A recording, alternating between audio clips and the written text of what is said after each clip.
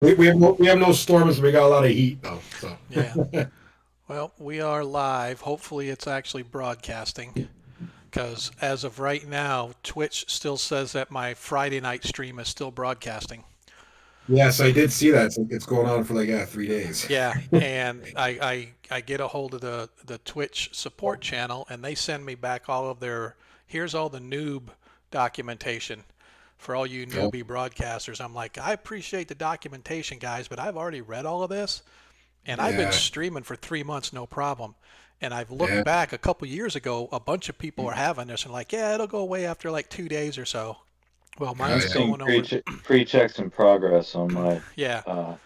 Twitch. And I'm Well, like, I'm hoping that because we're streaming now, that it'll fix the one that says it's still streaming because I can't export it. I can't send it over to YouTube. I can't put it on my channel for as a highlight or anything like that. It won't let me do anything with it. So Oh, I unpublished it and republished it, and as soon as I republish it, it's right back to, oh yeah, we're just going to keep right on time. So hmm. Oh, that's anyway, that's that's your Friday night one that's still going. yeah, Yeah. yeah, that's what it's saying. So So are you playing this Friday then? no, no, we No. played Every Friday. Yeah, we did Friday for about a little over 4 hours, Yeah. and so yeah, Yeah. so That's cool. So are we playing July no. We'll 5th? talk. Yeah, we'll talk about that as soon as we get live. But there's not going to be a stream next Monday because I'm going to be out of town. Okay, yeah, I figured it's Independence Day for you guys, so Yeah, yeah. it's not just that, but I'm actually going to be at a resort with my wife, and then we're going up to South Carolina to see my son and daughter-in-law. Oh, excellent. So yeah, we'll talk about that a little bit as we get going, as long as we can get everybody. I know that Adam said he's going to be a little late, so Okay. we'll see. So on Astral, they're just showing the inn. That's what I'm seeing? Is Yeah. that right? Yep. Yep. Okay. And did we end up going back to the inn? No, I don't think we did we? Yeah, we'll talk about that as soon as we go live. So Oh, okay, go ahead. music is started. Yeah. Okay. Yep.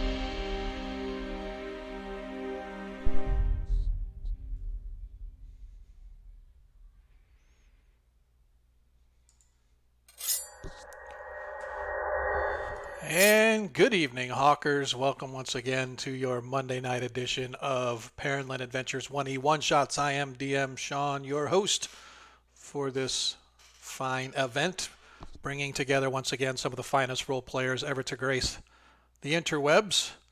Tonight we plan to provide you with much entertainment as we talk about our sad, sad story that happened last week, not only with the party but with one of our players out there playing Benjamin Franklin with a kite in an electrical storm and shorted out his entire neighborhood, took down the power grid wherever he lives, and therefore was unable to finish combat on his own.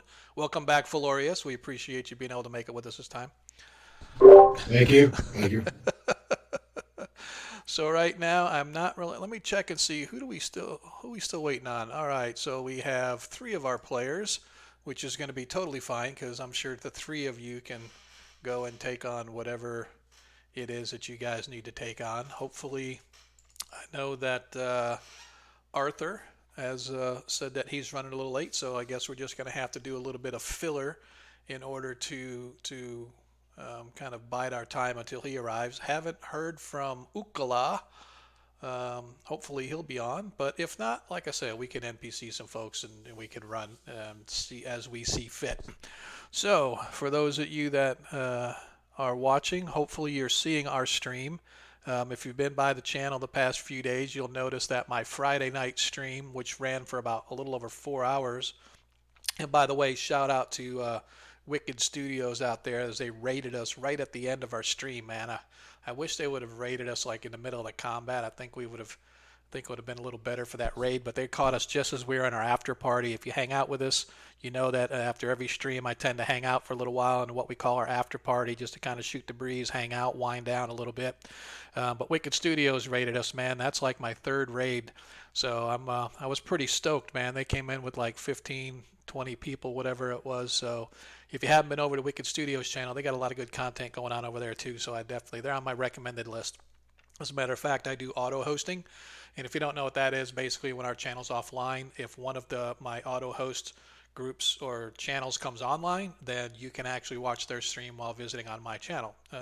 So it's kind of a neat way to help promote other content that's similar to yours. And so that's what we do. But yeah, for whatever reason, that stream is, according to Twitch, is still streaming. So I wish they would give me the hours, because you're required to, in order to get like partner or affiliate, you have to have X number of hours streamed over a 30-day period. Where right now I'm at like 69 hours for that one particular stream. So I have made like 2 months worth of quota on streaming just from that one channel. But it's in fact not true. It's only the UI, right? So it's not really streaming, because obviously we're offline and we're streaming here tonight.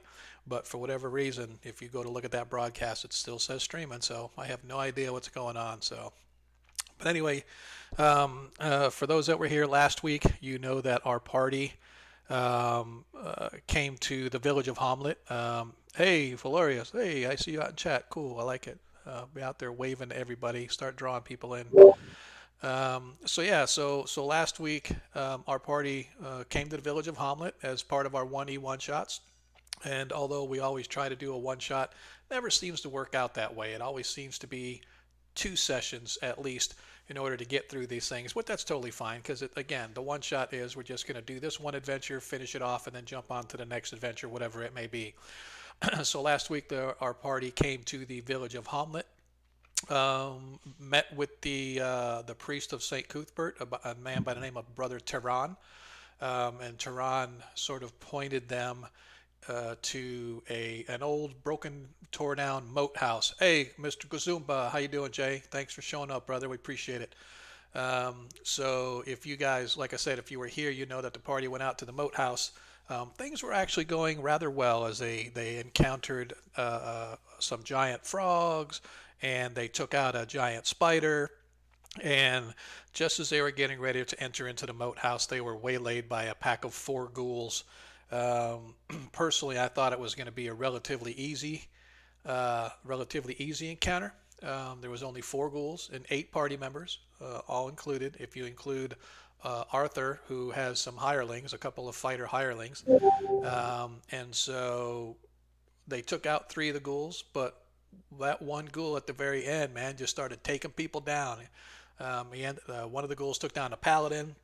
Nobody could get to the paladin because the ghoul was on top of him. Fortunately, the priest came running in and pushed the ghoul back from munching on the paladin.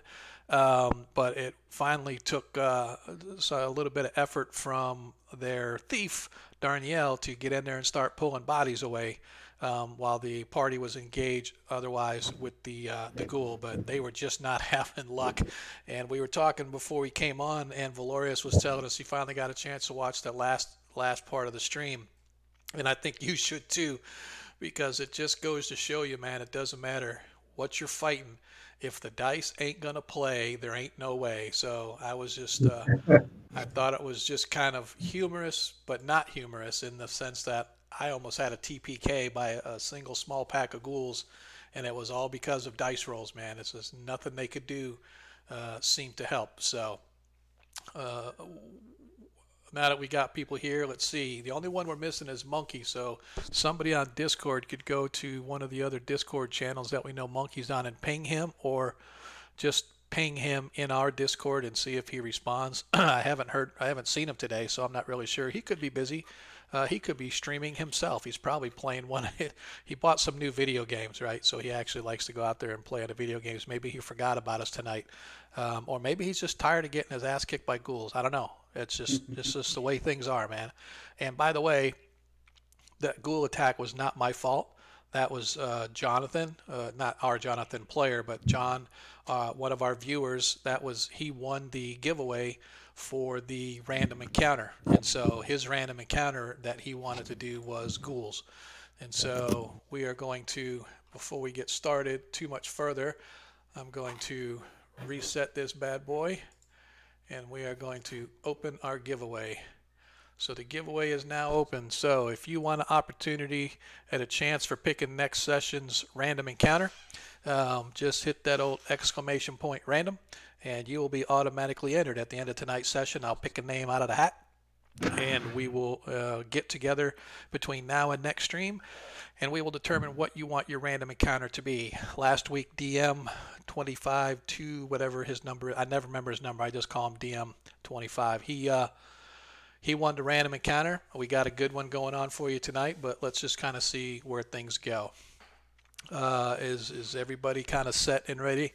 Adair, you good to go? Marcus, Valorius, Arthur, you good to go with your hirelings who helped carry you guys out of the swamps? Good to go. All right. Monkey streaming. He forgot all about us. What a chump. That's it. I'm going to take him off my follow list. I had him on my follow list, man.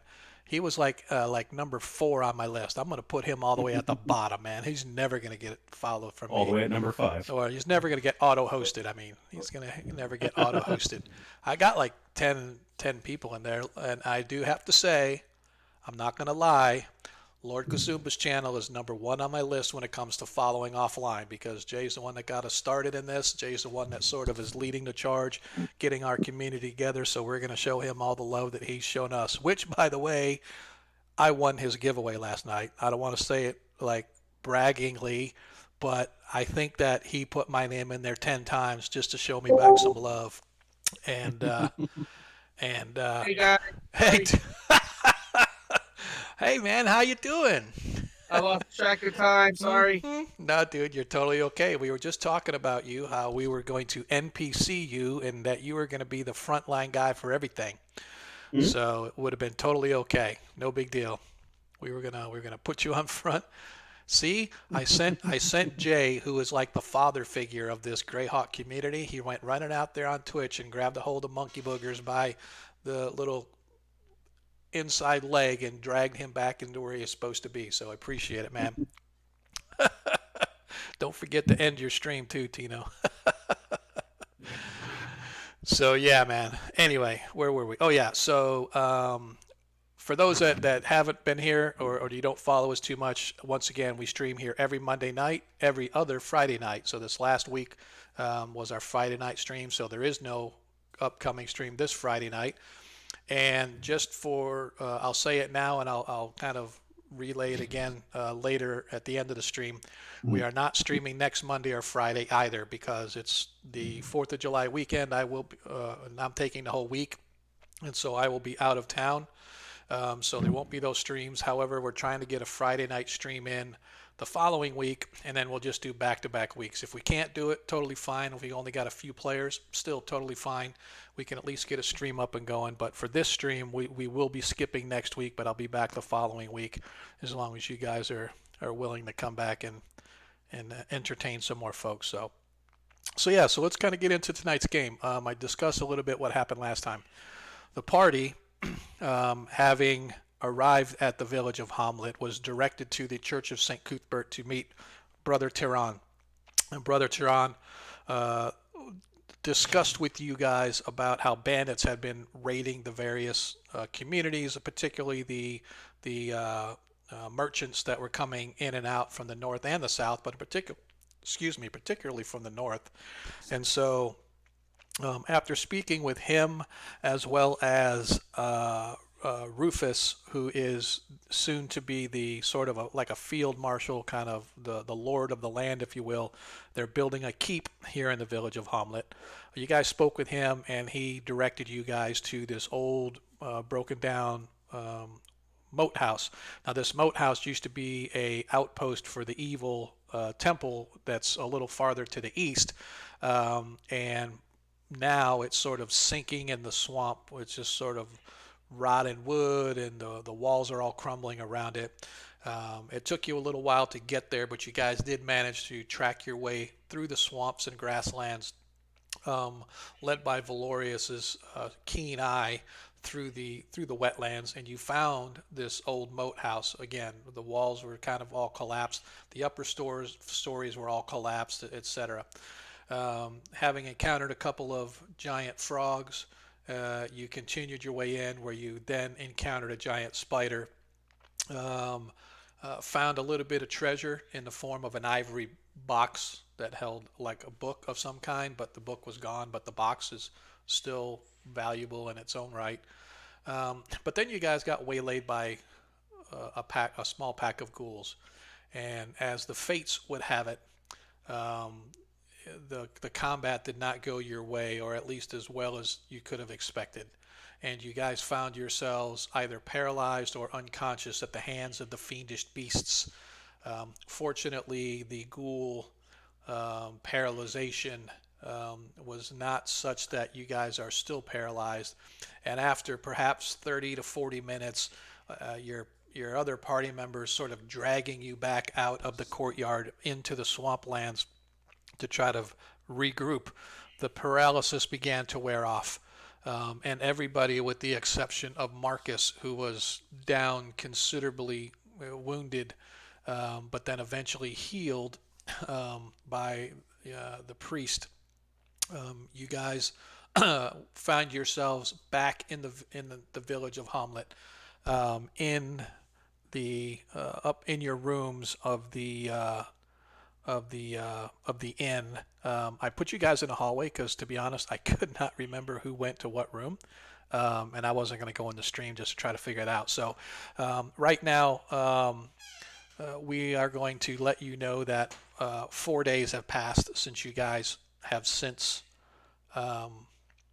first assaulted the moat house. Marcus has recovered. The healing provided by Brother Tyran sort of aided that along the way. You guys once again find yourselves in your rooms sort of contemplating what your next course of action is, and we're going to take it from there. So all of you are now there. We have Adair, we have Ukla, Marcus, Valorius, and Arthur. Your thief, who was with you, Darnielle, has elected to leave your company because he, in his words, he did not sign up to be a frontline combatant, and it's the last time he's ever going to have to drag a warrior out from underneath the feet of a nasty who is intent on slaying him while the rest of the party just let him lay there. And so, in his words, he doesn't want to be Marcus, and you guys just forget about him in the midst of combat. And so Darnielle has elected to take his skills elsewhere and has since departed Hommlet with a little caravan heading south, hoping for greener pastures. So, Okay. that said, this is where you guys are now. What's the plan? Let's role play. Let's do this. I guess he was expecting brownies and wood nymphs. He was scared. That's what he was. I wouldn't think he was scared. He's the only one that was willing to get up and drag me out. Right. Maybe I the rest stood of you over your should be. prone body and defended you as much as I could till I went down. Yeah. So our hit points are back now, Sean? So you guys get, it depends on how far you were down, right? So yeah, so you know what? I'm going to say that between Marcus being able to heal himself, Adair, I'm not Adair sure. can cast Yeah, I'm not sure. three cure light wounds a day. I wasn't sure if you had those or not, but between Adair and Tehran, you guys have been fully healed. The only thing you were waiting for is as I've discussed, for every point you go below 0, it takes you 1 full day of recovery, regardless if you're healed with hit points. It takes you a full day of recovery. So he was at -4. Right. He's at -4. Therefore, it's been 4 days that you guys have been waiting, and Brother Tehran has been praying over him, and eventually, the healing has worked, and Marcus is now able to get up and move about himself and sort of go through his normal daily routine. So Adair, if you would please mark down somewhere, I'm going to put it on my notes as well. Adair has a natural 20 gift from Calstaff. So if you look Yes, in very chat, good. he just redeemed a natural 20 for Adair. So Thank you. yep. So I better keep. And by the way, before we go too much farther, I forgot to explain this in my 5e game, but these gifts are good for this session only. They don't carry over session to session. So if you don't use them, you lose them. So And it does say that on the reward. yeah, I just want to make sure, because I like to mention it because a lot of times people won't realize, or sometimes the players didn't. So again, you guys sort of find yourselves in the tavern or in the inn, enjoying your recuperation. Well, we're paralyzed. Are we aware of what's going on? Yes. And just can't move? Yeah, that's correct. That is correct. Okay. As long as you're like awake. Like for example, Marcus took a pretty solid set of blows from that ghoul, and he was actually unconscious and paralyzed, so he would not have. But the rest of you, if you get paralyzed, I should say, you would know what's going on. So if they're eating you, yeah, you would know it, but you just couldn't do anything about it. Is that too loud for you guys? Yeah, I really wish. I try to keep it really low, but I really wish that Astro would get something where you guys could control your own audio, or I could control it for everybody so that everybody gets the same, because I see some people get it like really loud. But I like to have ambiance music, but I'll turn it off because as soon as I go to hear somebody talk, I can hear it like blaring in the background. So we'll turn it off for now. So, all right. So then, what do we wish to do now? As you guys find yourselves, Marcus, you realize that, in fact, Adair stepped across the ghoul who had taken you down. The ghoul was pouncing upon you to sort of finish the job, and Adair stepped in and slammed him with his, I believe, a mace is what you had? Yes. With his mace, and knocked the ghoul off of you. And he and Valorius were working their hardest to take it out, but the ghoul took down Ukla, I believe, paralyzed him. No, he didn't take me. Yeah, just paralyzed me. Yeah, that's what I mean. That's what I mean. Took you down in paralysis. And so the Adair and Valorius were trying to keep the ghoul off of you, and then eventually Darnielle, the thief, came up and just went ahead and grabbed you and started dragging you out of the way. So you sort of get the whole story of how the combat unfolded and what went on. Um, but be that as it may, like you said, it was like a pretty long time before you were moved out of harm's way. So yeah. So what do we want to do? Are we going to sort of regroup, or are we just going to leave town and say to heck with it? With our tail between our legs. What do we want to do? I think we go back. Oh, you're going to go back. Brave This souls. isn't. This is much worse than simple bandits if there are ghouls there. And We're going to need a new scout. We need medicine man. we should perhaps see if there are any, how you say, holy water or other items, blessed items we might use against the undead threat. So yeah, absolutely. It's probably possible that the church has stuff available, if need be, whether it be healing or holy or otherwise. Maybe we can ask Terran if he could help us with that stuff. Sure. Yeah. It's your world, guys. You got to tell me what you do. I'm not going to drive the show. You guys got to drive my show for me. Holy So- water isn't cheap. We should ask. Yeah. Yes, but we need to find shaman or medicine man to help go with us. Them ghouls, they bite hard. Yes, they do. I wonder if there is something that might grant us an immunity temporarily to such paralysis. We know not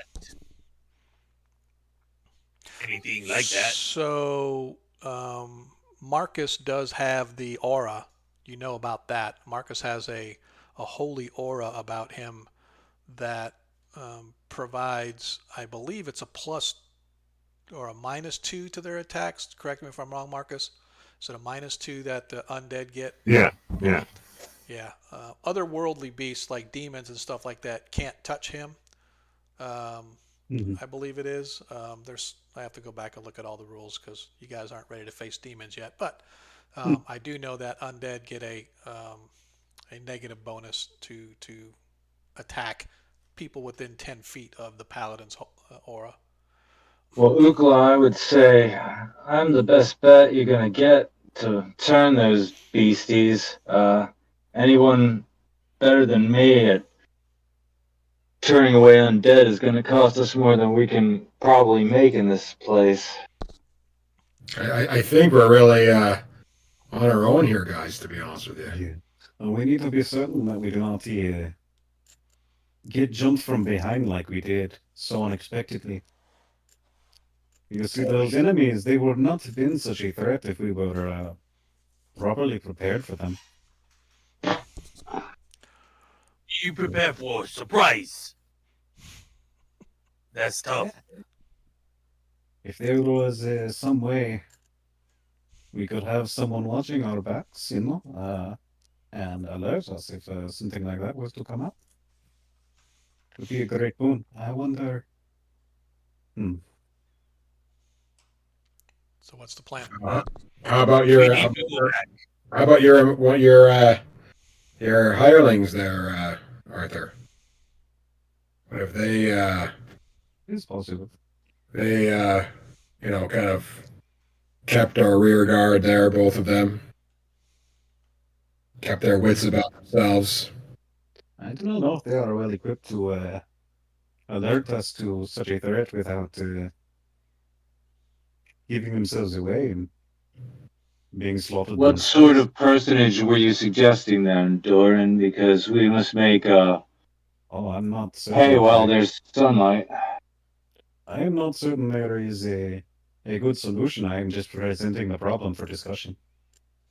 We can We go. go. Maybe we go back to guild and maybe they have more people to help us. Maybe. The guild is 2 weeks away. We can't go back there.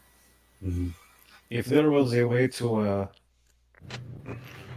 I don't know, perhaps secure the entrance so that we would hear something coming.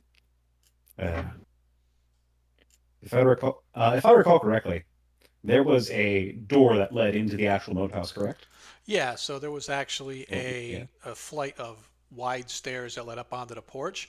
And the door was a wide, sort of like a veranda, one of those big, huge French doors, if you will. But one of them was like burst off its hinges.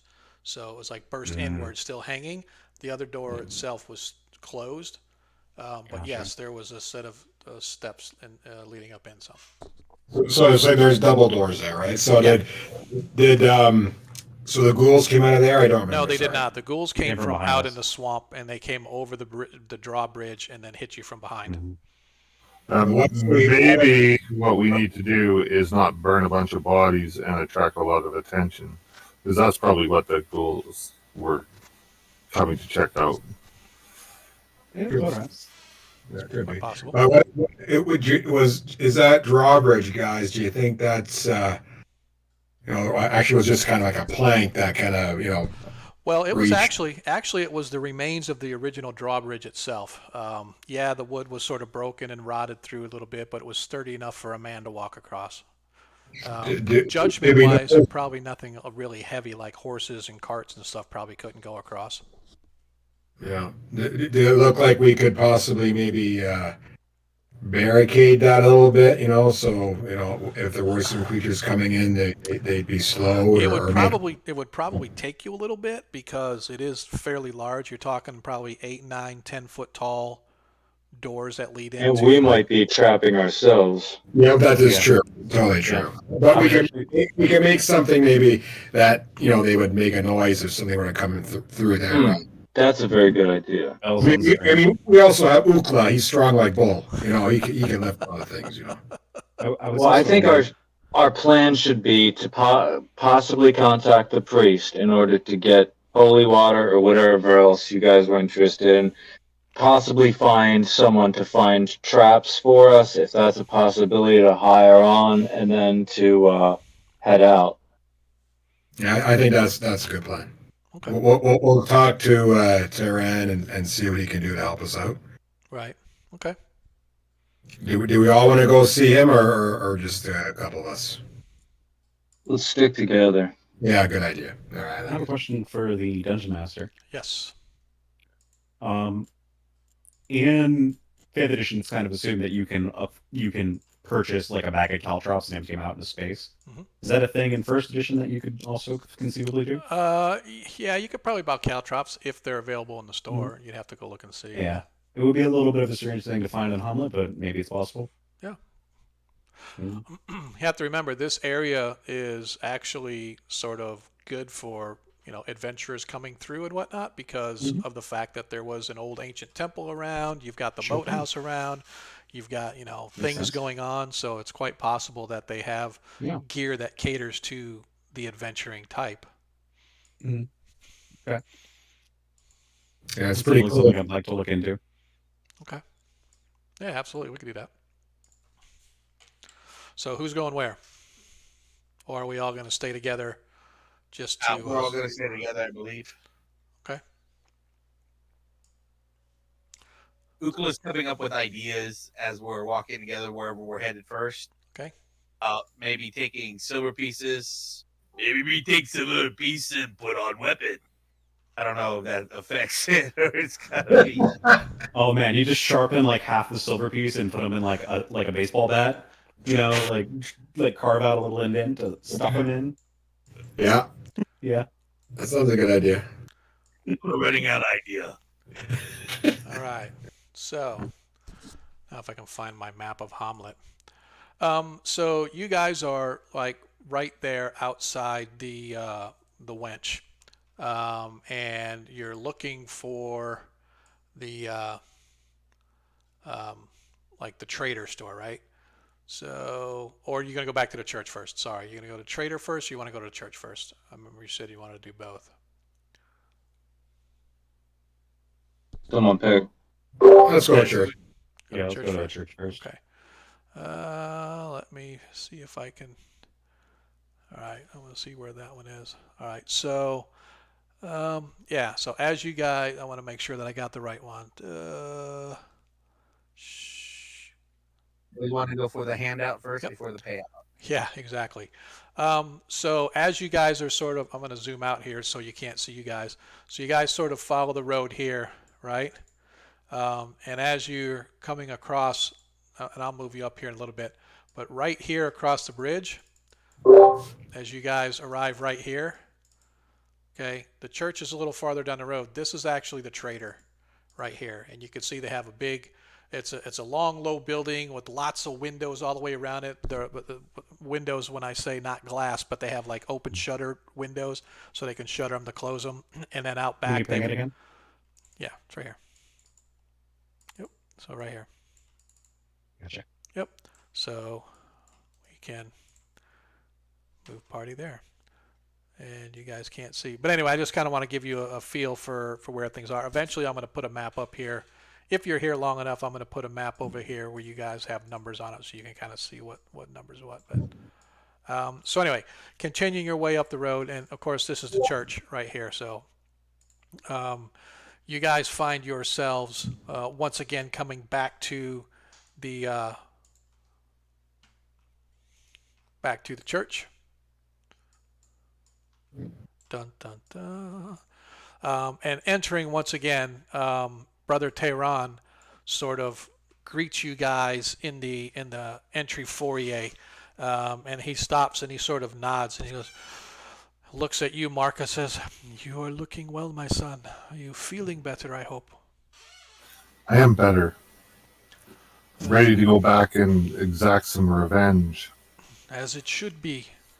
The Father shall be looking down upon you and giving his blessings to you as you go on your adventure. What brings you to see me? He looks at the group collectively, asking, "Why are you here?" We ran into some undead at the Yes. moat house. This is And, most troubling. Yeah, it definitely is troubling. That's for sure. As you know, that's what felled a couple of us. And we were wondering if you have any knowledge of, or any devices or anything that could help us take on any of these undead evil creatures. I can provide you with blessed water if this will help. That would verily be appreciated, brother. So each of you, he sort of goes back toward the center of the church where the main chapel is, and returns with several small vials and hands each of you a vial of holy water. And in addition, he hands Adair and Marcus each a potion of healing. Use these with judicious restraint, for if your divine energies begin to wane, you may use this to heal yourself or another member of your party. Thank you. Buckhout acknowledges your part in the balance, brother. Medicine man, how we use this water? This water is blessed, and if you splash it upon those of the demonic forces, it burns them like fire. Can I soak weapon with water and hurt? Probably not, because you won't get the full effect of the water splashing upon the beast. Any knowledge on how to fight these things? Ukla have lots of battle experience, but not against what we fought. They make me not move. Creatures of undeath have a connection to the negative plane of energy, and when they touch you, it causes your muscles to freeze up, some of them permanently. Other creatures can strip the very life force from you, leaving you weak and frail for years to come, if not forever. So the best way to fight such creatures is with overwhelming might and power, bringing down the might of the divine upon them, and don't let them touch you. You wise medicine man. Thank you. Is there? I think what he's saying is we need to work together. It is not just a matter of working together. It is knowing your enemy. The fact that you have discovered these beasts roaming in the swamp is most disconcerting. If it was bandits, this would be understandable. But creatures such as this, they must have a master somewhere. And I, I, I was just going to ask that, Tehran, if there's ghouls about, is there anything else that we could kind of, anything else that we could consider to be out there that could, be there a are fall? there are those who worship death, and there are those who would see these creatures run among us, because if they control them, then they can control the land. So I would be wary of a necromancer or someone with powers to control undead creatures. Okay, thank you. Mhm.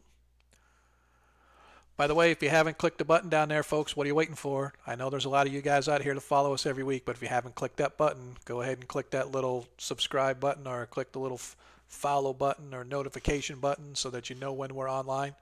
That way you can watch these guys go out there and do their thing every single week, and you won't forget, and you won't be on a stream somewhere streaming away, forgetting all about your buddies out there ready to go kick some ass. So Maybe they're scared. maybe it could be. It could be that half orcs get scared, and that's why they want to stream instead of go out there and kick ghoul butt. But that's just the way it is. So fair. It's a little fair. But I definitely appreciate all you guys out there showing us your love, man. It's kind of nice. So One last thing, Father. yes, my son. We lost a member of our group.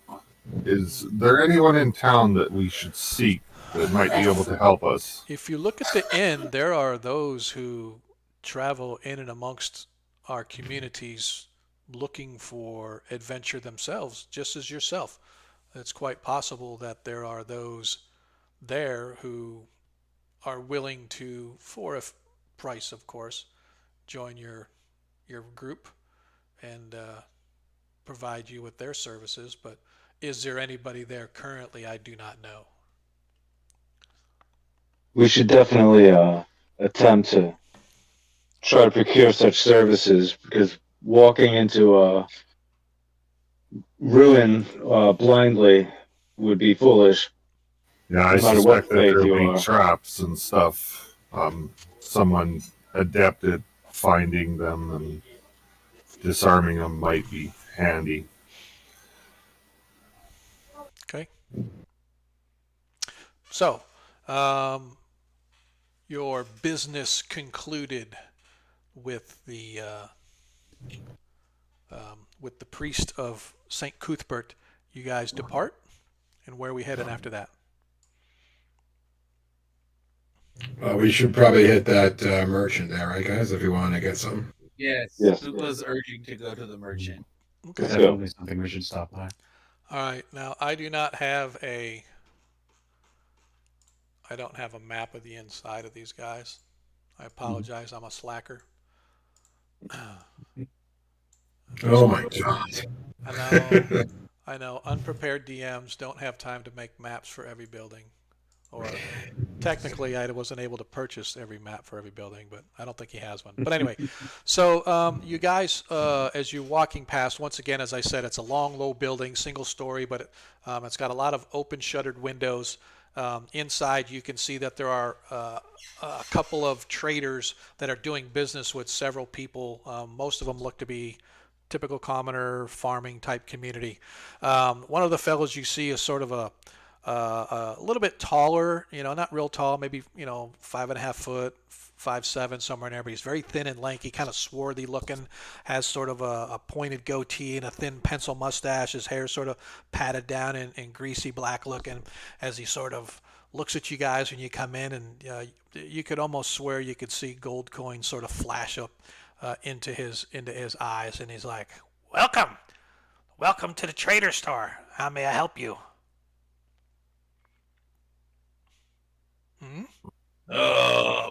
My name Ukla. I need weapon. Very powerful.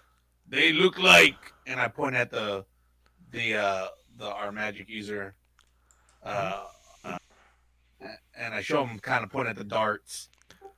Ukla need those. Oh, you want darts? Yes, they're very handy. Yeah, I have darts. How many do you need? Hmm. How many you have? How many do you need? How many How can much you? How many can you afford to buy? I will take 10 for myself. So the cost. What's the cost in the book of a? I think it's like 3 silver a dart or something. All right, so find that price for me, if you would. I have. I know 20 darts cost 100 silver. All right, so that is 5 silver pieces per dart. So it's actually 7 silver pieces per dart here. So for every dart you want, pay 7 silver pieces, and he can give it to you. Sure. Ukla. Oh, so that'll be so. If you want, so that for you, Arthur, if you wanted 10, you said. So that'll be 70 silver pieces for you. I do want to say that although you guys all did get experience last time and you did split treasure, I think, or at least I know Arthur kept track of treasure, you still have the ivory book holder that you guys can hawk if you want, but or you can keep it and try to hawk it somewhere else. Ooh, Calstaff's been following for 14 days. Boom! Let me scroll up. I think it was worth was it worth 50 silver or 50 It was gold? 50 gold is what you guys appraised it at. You don't know if you'll get that here in a smaller town, but for the right person, you could probably get it for. I'm sorry. I was going to say, Ukla, how many darts did you want? Ukla want 100 darts. 100 darts. He doesn't have that many. He got 10 to Arthur, and he's got another 20 darts he can give you. Yeah, 20 darts. Can someone help him with his wallet? It's 107. Wait. You said 20 times 7, 140 silver divided by, what is it, 20 silver per. So it'd be 6 gold pieces. And he looks at his shinies and takes out 6 gold pieces and hands it to him. Okay. Hey, Arthur, how much gold do we have in the kitty here for our group? Is it total between all of us? Yes. Oh, I have not been keeping track of your finances. Okay. Yeah. I understand. I can say that I have a few gold to spend, but Okay. All right. I'm going. I'd like to purchase a dozen. Dungeon Master. Yes, sir. I believe you shot off a few arrows last session after I got unceremoniously disconnected. Yep.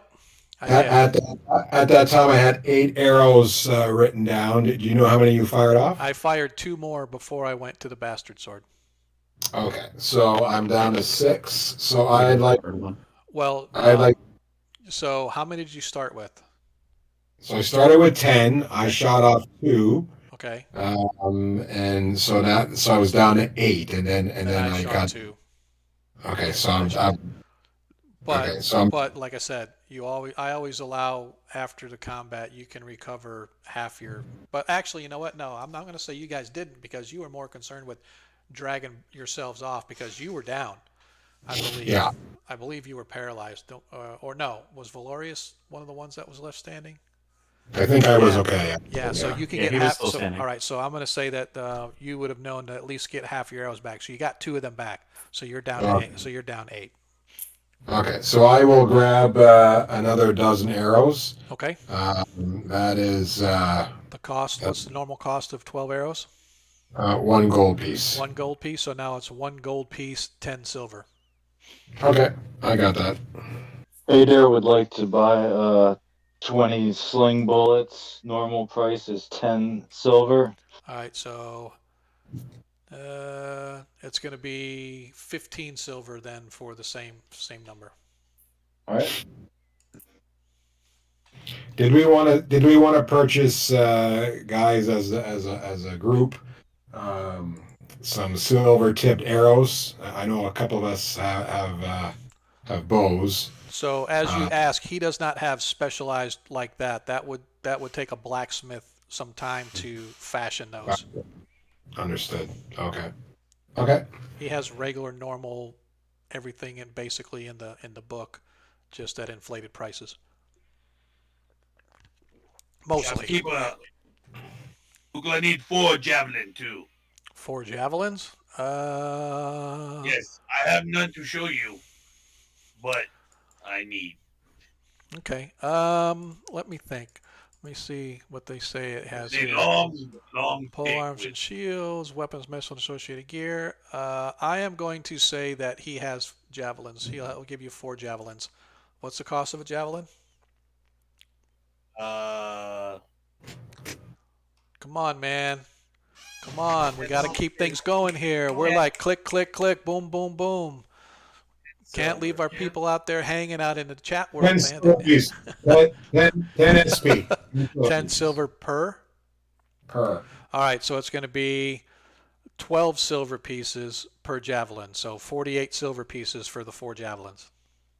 2 gold, 8 silver. Yes, 2 gold, 8 silver. Mr. No. Oh, You guys have a no No. money changer in house. Now, can I trade my chainmail in and get some bonded? You want banded mail?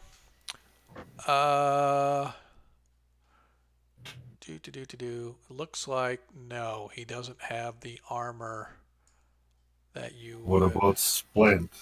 That's what I'm looking. Yeah, he just has. Oh, hang on. Padded leather, studded leather are in stock.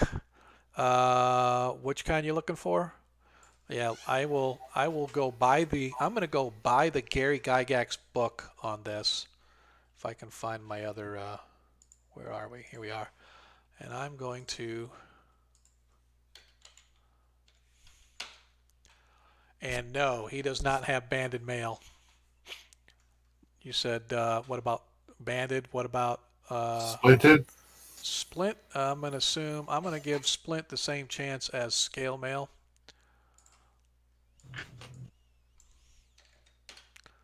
And no, he does not have splint mail either. All right, I guess I'm The only stuck ones with what I that have. the only ones that he definitely has are padded leather and studded leather. He does have one small ring mail chain jacket. It's not like the whole ring mail, but just the top piece. But the rest of the stuff is unavailable. But he does say, but if you want, I can order it for you and we can have it brought in. It's going to be a little pricey though, because it's got to come all the way from Altamira. It's fine, good sir. Okay. Thank you for your time. Yep. So, Doc, yes, they are in Hommlet. They started Hommlet last session, got their butts handed to them, and now they're trying to stock themselves up so it doesn't happen again. So, yes, this is our 1E one-shots. For those that just join us, 1E one-shots just means exactly that. We come in, we play an adventure, and then next time after that adventure's finished, we pick a new one to go to. We don't care about how we get there, where it's at in the world. We just go play. So, all right. Would any of my esteemed colleagues like to do any further shopping, or shall we go to the end now? No, there are some things I want to look at. Dungeon Master, Sir? could I perhaps find a few vials of oil? Vials of oil? No. Flasks of oil, yes. That's more what I meant, yeah. Like Yes. the kind that would perhaps shatter on impact. That's sort of like a given for 1E. It's always been you have a flask of oil, you turn it into a Molotov cocktail, throw it, and it That's sort exactly of what I acts was like that. Yeah, yeah, absolutely.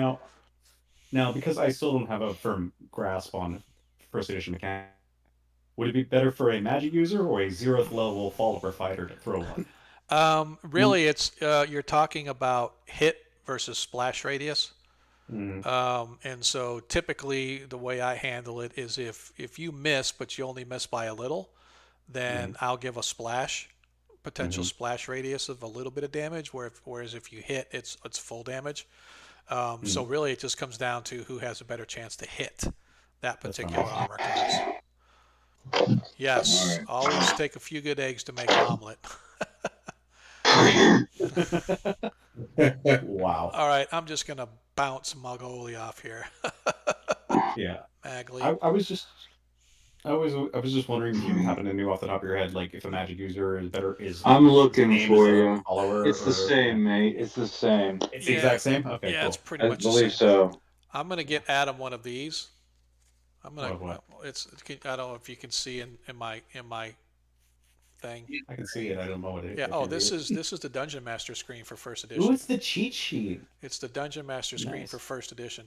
Yeah. Or if there's a page you could like recommend me to like memorize, I can do that too. Yeah. But Memorize Dungeon Master's Guide, page 74. 75, Hey, 76, 77, 232. No, just kidding, man. Just memorize them They're all, all dude. important. yeah. Just memorize them all, dude.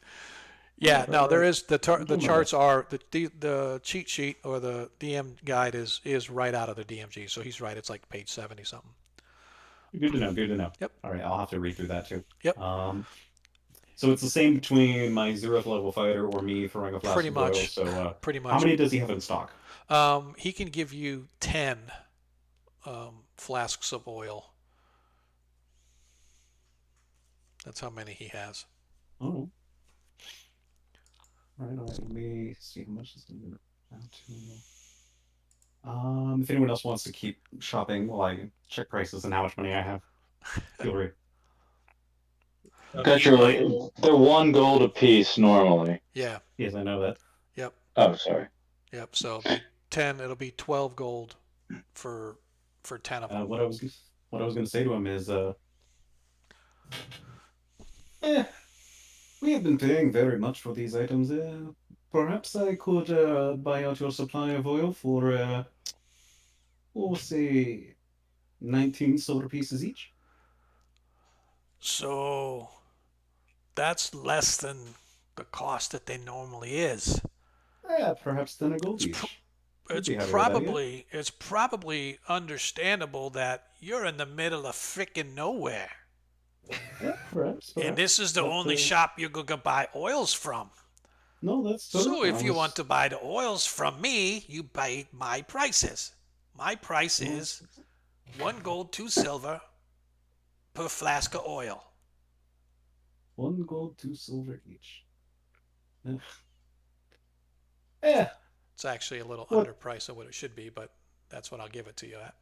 It sounds like he went down a little bit, so He I'm did. okay with it. I call it a win, and I'll say, in defense of your town, a gold, silver each, a little bit of markup there. 1 Sure, gold, it's worth it. 2 silver.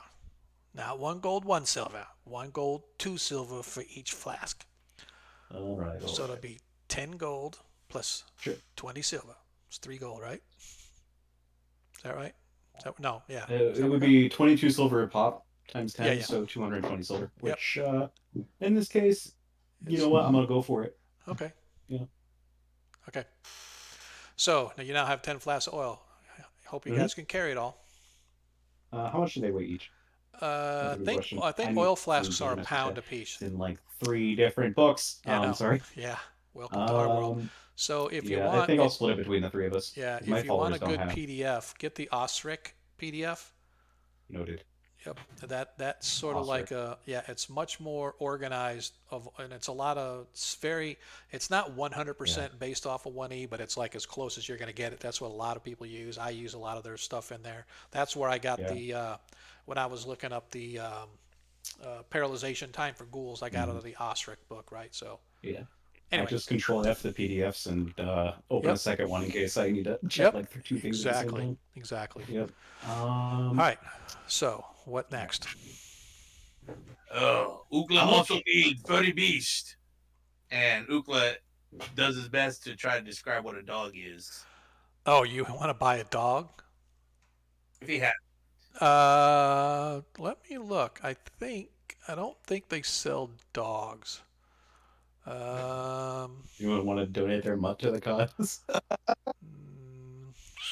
guess he's doing his best to explain that he wants more like a dog for fighting, you know. Do you know anyone in town who could bring one to sell to us? So as a matter of fact, he does have some hunting dogs out back for sale. And when he shows you these dogs, you can see that there's like 4 or 5 flea-ridden, very mangy, mongrelly looking dogs, and they're all chained up into the backyard on leashes of long leather leashes, long enough that they can move around, but they're not long enough that they can get to each other. And as you guys walk out back, and he's like, that one there you can have, and that one there you can have. Those are the 2 best hunting. These other ones are okay, but those are probably my 2 best hunting dogs right there. I give them to you for a gold if you want one.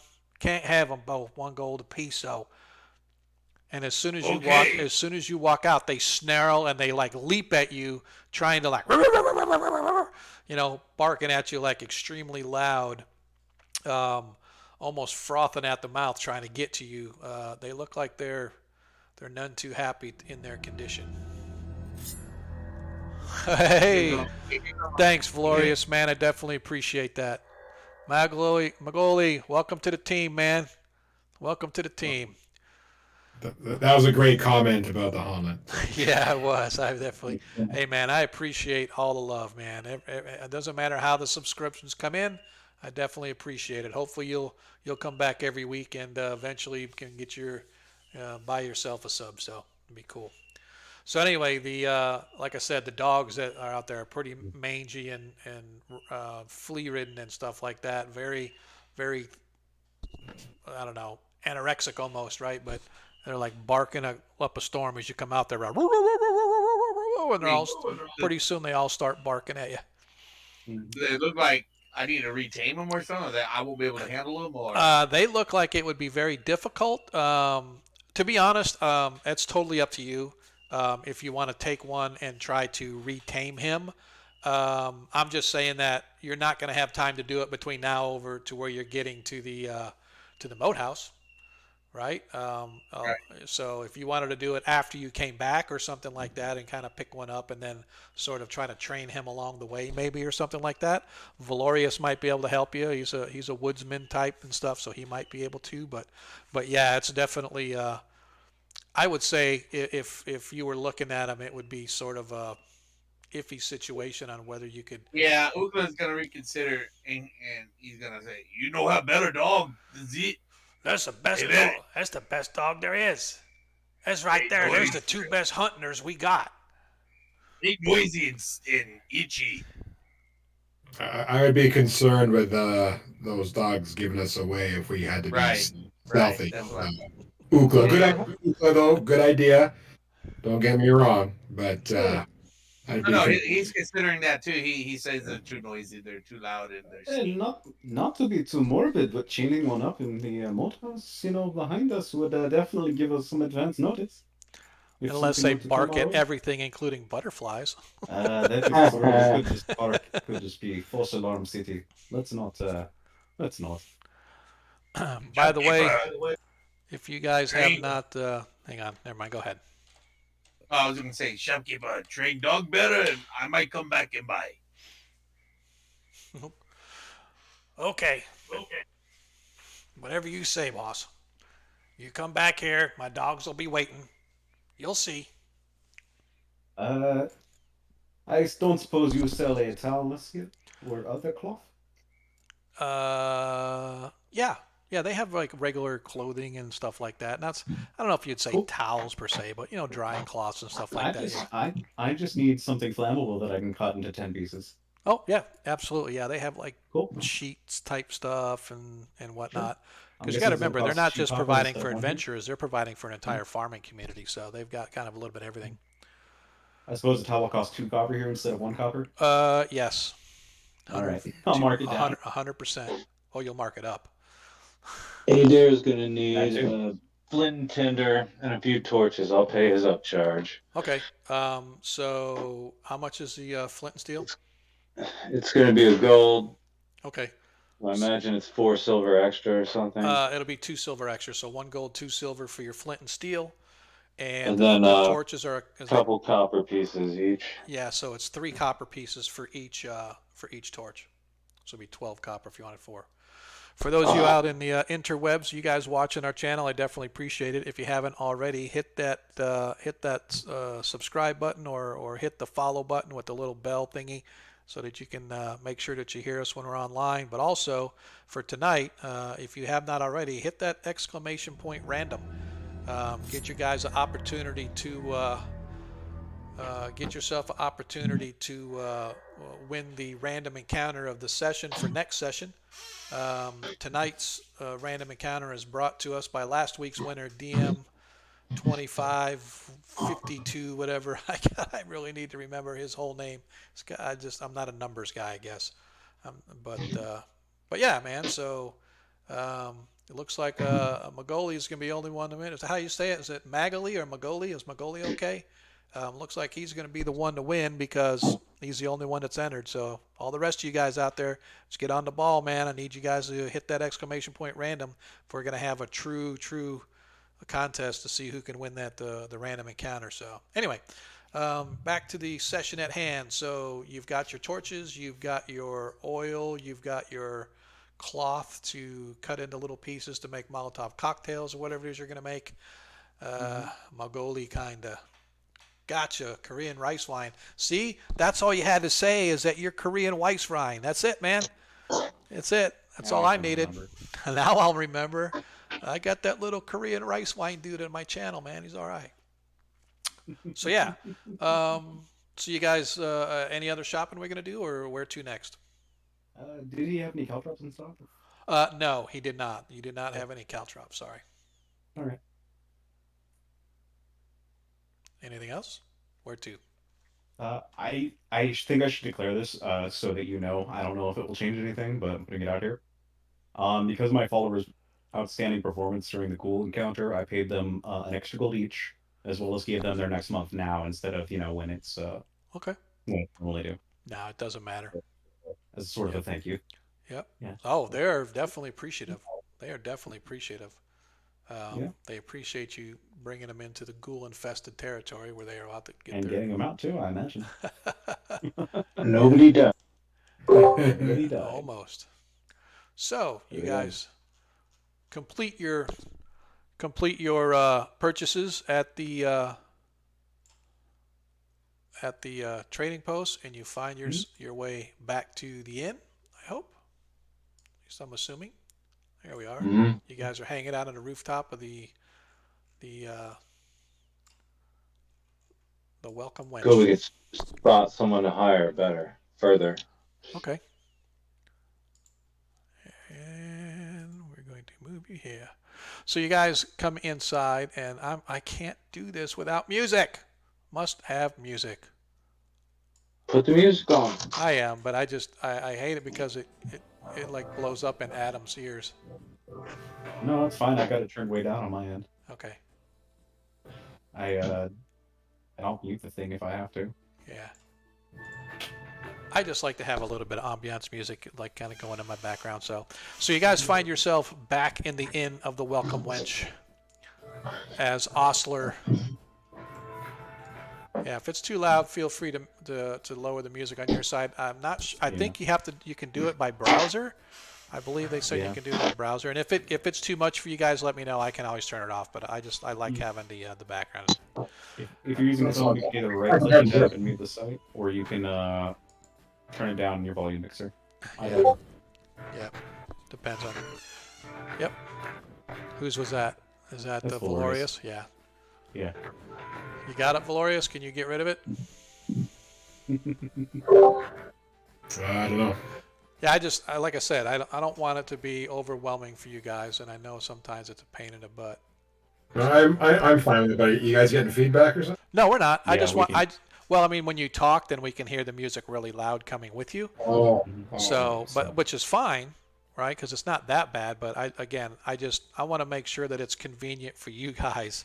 That if I have this background music, that it's not like blowing you away. So, I just want to make sure that you're able to kind of get through it too. So you guys find yourself back at the Inn of the Welcome Wench as Ostler is behind the bar serving the crowds of people, even though it's relatively early in the day, maybe about 9 o'clock, 10 o'clock at the latest by now. There's still people in here. You can see that there's one of the ships that from the crew that's building the keep is in here. You can see that over in the corner behind you, not in the room, but right here in the corner, you can see that there is some individuals with a little card game going on, et cetera, and stuff, and they sort of nod to you as you guys come in, as you recognize some of them as farmers. But one fellow that is sort of new as far as your eyes can see is there's a fellow sort of leaning back against there with cards and stuff, and he's chewing on a toothpick, and he's got sort of leather gear on. And you can see that he has like a couple of blades tucked into a harness around his chest and stuff as he sort of tips his head to you guys and then goes back to playing cards. You can also see that there are a couple other people in here that look like they might not be locals, just by the way they're dressed, the fact that they're sitting by themselves. So there definitely looks like there could be opportunity around, depending upon what you guys are looking for as far as hirelings. Doesn't take a diviner to know that's our man. I whisper the Adair whispers to Arthur. Yeah, perhaps. Maybe we should. Or not. Introductions. I don't know. Okay. Yeah, we should definitely interview anyone we want to bring with us. Ah, shit, I'm slipping into the other character. It's all right. No big deal. Gentlemen. You're walking over to the table? Yeah. Okay. I think it's going to be one or two of us, though. Right? Okay. So Valorius and Adair, you guys sort of walk over to the table, and you can see there's 4 men sitting around the table. They've got a little small pile of coins in there, not too much, some copper, maybe a couple silver. And as they sort of look up at you, the guys that are, as you walk up on, are sort of put their hands close to their vest, as if they're worried that you might be spilling the beans on what cards they've got. And so they're like, table's full, as they go back to sort of playing their cards. And the fellow across the way is like, now, gentlemen, every man's coin is as good as the next. Do you care to take a seat, either of you? As long as you have coin to lose, of course. Gambling's not my game, but Then you are at the wrong table, sir. I think we had a different sort of stake in mind. Is that so? As he sort of puts a card down and deals out a couple around the guys as they start talking and tossing in their bets and stuff. So he looks back. Would you like to talk to us after you've had your fill of hands? I've had my fill now. As he folds and he stands and he follows you back to your table. Goes, I am Furnock, new to this part. What can I do for you, gentlemen?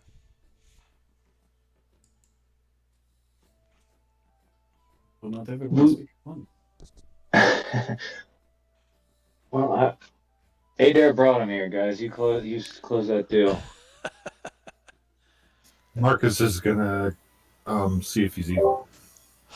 You detect no evil from this man at all.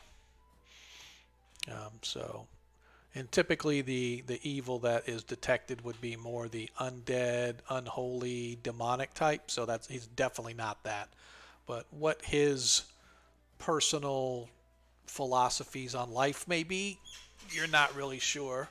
Although based on his garb, you can rest assured he's probably had his fair share of scrapes with the law. Well, my friend, we are looking for somebody that can help us out on our let's call it an adventure of some kind through the moat house. We're looking for somebody that can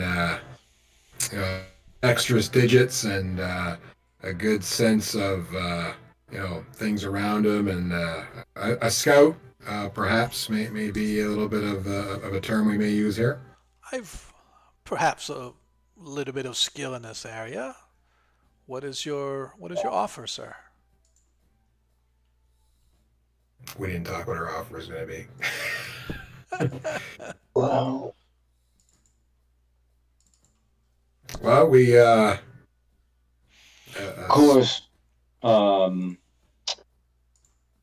my comrades knew what our last party member with the same skill set was making. Well, Sorry, gentlemen, I if didn't I didn't if quite hear what you said. I'm sorry. Oh, I was just saying. no, Did how much? Darnielle. Oh, I'm sorry. Yeah, Darnielle was with the group, so his take was whatever the cut was divided equally amongst everybody. So Darnielle was getting one share of whatever you guys got. I was gonna have Ado say whatever the standard fare is. Sure, we could come to some sort of arrangement. More than what you were going to make in that poker game or cards game. Yeah. Well, I mean, if you're willing to provide me an equal share and at least one ale, I'm sure that we can come to an accord. I think I'm fine with that, brethren. How about yourselves? Everybody else? Yeah, I see no issue with this. So, what is this? Where is this moat house, you say, and what will I be expected to do? Are you skilled, perhaps, in the detection and disarmament of the various sort of I traps you might find in a place like this? I have seen my way around my fair share of protective devices. Yes. Ah, well, those skills will come in handy then, because that is what we 4 to 5 hours travel down into the wetlands. Into the swamps. You're going to. Do you see this perfectly cleaned attire, well manicured fingernails? You expect me to go traipsing through the swamp with you? That's right. It's going to take 2 ales then.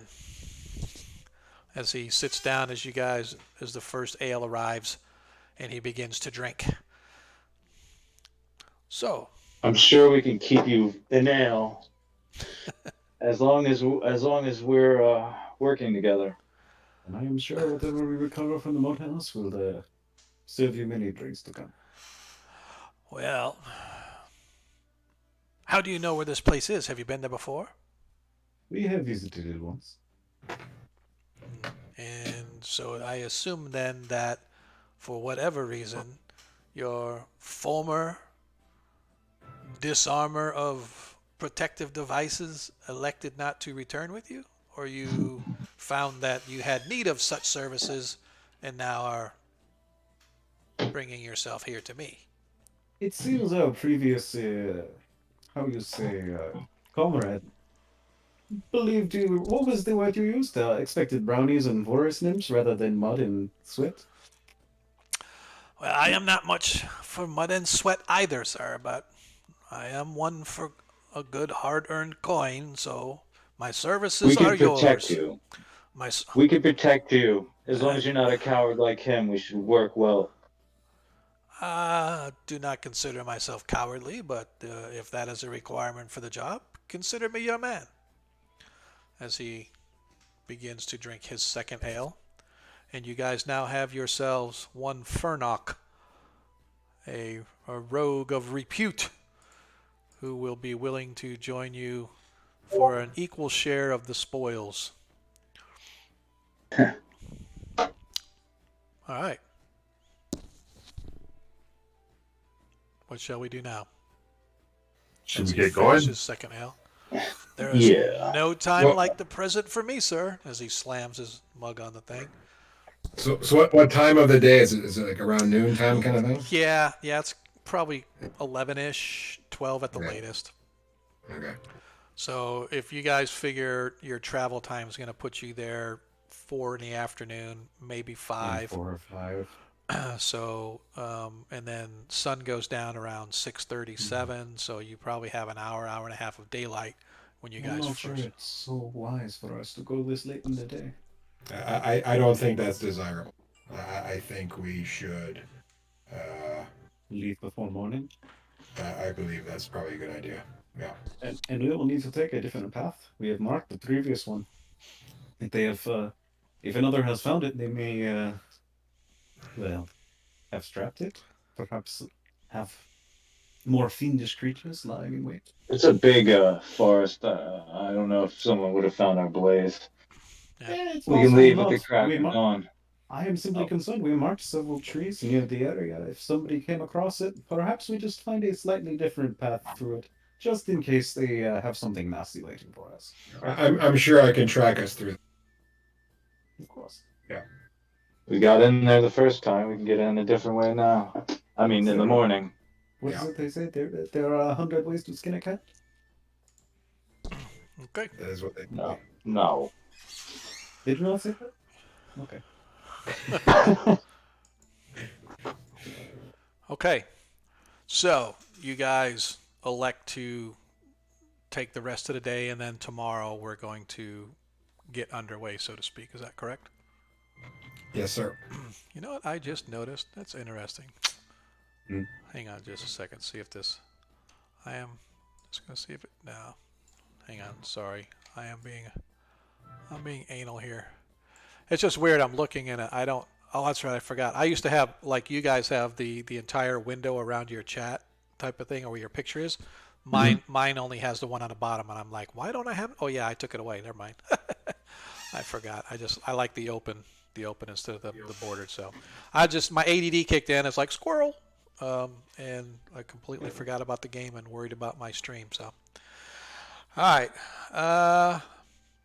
Hey, Cat5, appreciate you showing up, man. Hopefully you'll be come around next time too, man. Every Monday night we're here. Well, I lied. Next Monday we're not here because I'm out of town, but normally every Monday night right here at 7 o'clock. If you haven't already followed, please give us a follow. If you want to show some real love, go ahead and hit that subscribe button. But at the very least, give us a follow, man. So hit the little notification button on there, and you can come back and check us out. So 1E is really just like 5E, except that people die in 1E. So that's probably the biggest difference. So, or they get knocked down and get their butts kicked by a paltry little ghoul. So, well, we'll see what happens this time. So, you guys come to an accord with Fernok the rogue, and you go about your business for the rest of the day. And in the morning, you guys gather once again, and this time you see that Fernok is now dressed out more. He actually has full-fitted leather armor on, including his breeches all the way down to his boots. You can see he has a dagger stuck in one of his boots, and it really catches your eye because it glitters with like a gold filigree on it with the gem set in the pommel. So it's a very nice looking dagger. He has a short sword that's at his hip, and he has a leather backpack sort of slung over. And he just sort of nods to you guys. He's got this little floppy hat on. He sort of kind of nods to you guys. He goes, "Good morning, gentlemen. I see that you are early risers such as myself. I would ask that one of you," and he hands it to Adar. He hands you a scroll tube. He goes, "As a show of good faith in my willingness to join your group for an equal fair share, please hold this for me and cast it if you need to. That is a good fellow. This will protect you from any magical spells that may find their way in your direction." Ukla is like, "Who you?" And he looks at the party. Who he? Yeah, Ukla wasn't there when they were talking to him. He was at the table. He wasn't at the table? I thought he was. No. Oh, my apologies. I had you guys all there. I thought you was there. I'm completely missed that one. So, but he does hand you a scroll, and as you look at it, Adair, you see that it is a scroll of protection from magic. Which, Brilliant. yes. So basically, if you look up the spell protection from magic, I don't know if it's very similar to protection from evil. I think it's like gives you a bonus on your saving throw or something like that. Who's giving us this? The thief that just hired out with Oh. you guys as a show of good faith. Ah, As a show of good faith, since he's going to be in the front scouting for you guys, he asks that you sort of hold on to his scroll and use it judiciously if necessary. understood. And what was his name again? Furrock? Furnock. Furnock. Furnock. Yeah, we can go here.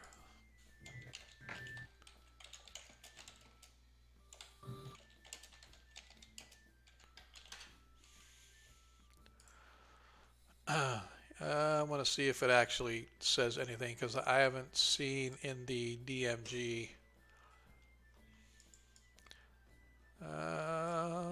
Yeah. Oh, there it is. So this one is. Yeah. So this one is just going to give you a plus. A +4 on your saving throw.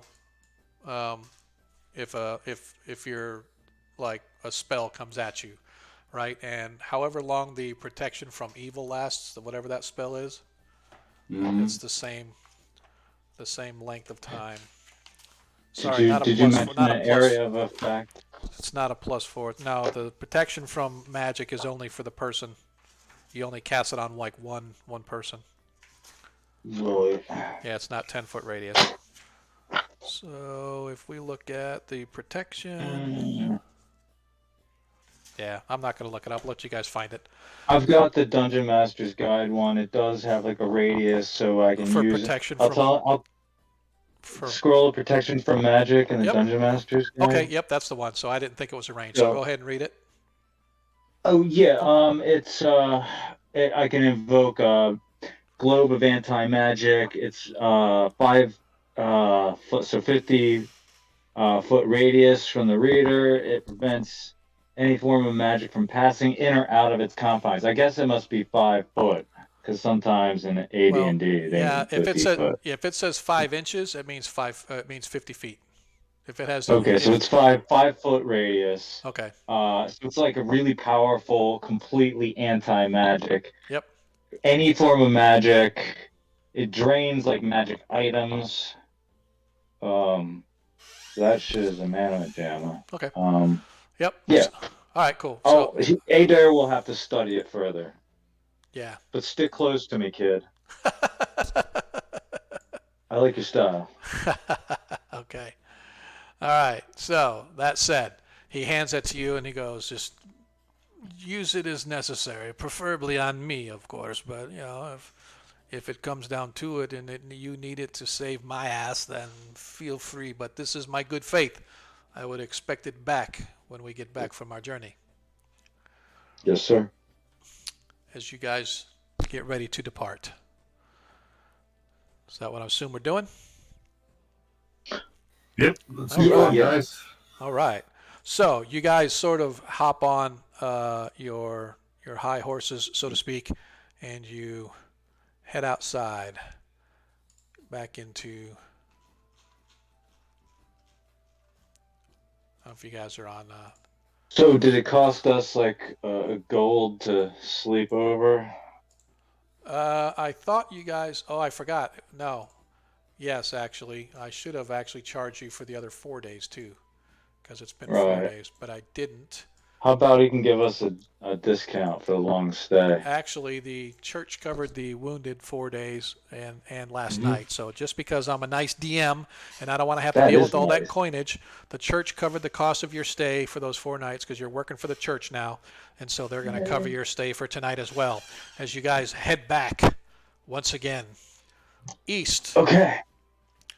So let's zoom out to the God's level view of Hommlet so everybody can see the village of Hommlet. By the way, maps by John Pinter. If you have not seen him, the dude is amazing for VTT maps. As you guys work your way this way, heading east, traveling once again under the clanking and the grinding sounds as they're building the wall and setting the foundation of the wall for the keep that's going to house Lord Rufus and his cavalry. You guys continue on to the road east. Once again, it is dark as you slowly move your way as the moon begins to fade in the distance and the very first cracks of the sun begin to burn through the haze of the morning mist to the east. You see the woods begin to slowly rise up before you in the darkness, eventually sort of enshrouding around you as you start to head further and further east into the woods, where it once again starts to turn into a little bit of a swampy water. Taking the lead up front, your newfound compatriot Furnock sort of leads the way, checking for anything that may like waylay you guys along the way. Every so often, though, he does have to stop and turn back and say, kind of give you a shrug on, where are we going now? Right? I need Valorius to give me a percentile check, as he is like your guys' tracker heading through the woods. Do we want to mark this trail too, or do we want to leave this one unmarked? Or do you want to just try to find your marked one? Yeah. Hang on a second. The dungeon master has to. Oh, what's up? I'm sorry. The DM is. Where are we? There we go. DM just had to ban somebody. Sorry. It's all right. Yeah, there's a couple bots in there. There's two of them right now. Yep, there he is. I'm gonna have to make you guys my ban hammers. That's what I'm gonna do. I'm gonna give somebody some moderators so I can do ban hammers. Crimson, Shane. By the way, Shane was supposed to be playing with us tonight, but he bailed. He says he saw what happened with the ghouls, and he's like, "Can't touch this." And he said, "No, ain't gonna happen." So if you guys die tonight, you go ahead and blame Crimson Death Shane because he was gonna play, but then he bailed. Right when you guys needed him, he bailed. But that's okay. If he gives me a 20, I'll forgive him. You heard it here first. So you guys continue to move in. Again, are we going to follow the old trail, or you want to mark a new one? Yeah, I like the idea of maybe skirting our old one a little bit, just kind of knowing where we are relative to it, but never actually going. Yeah. So, what do you guys think of that? Sure. I think that's probably the safest thing we can do, because we probably be more likely to find where we need to go to, but we are not going to fall into any traps they set. All right, this is More really likely. killing me.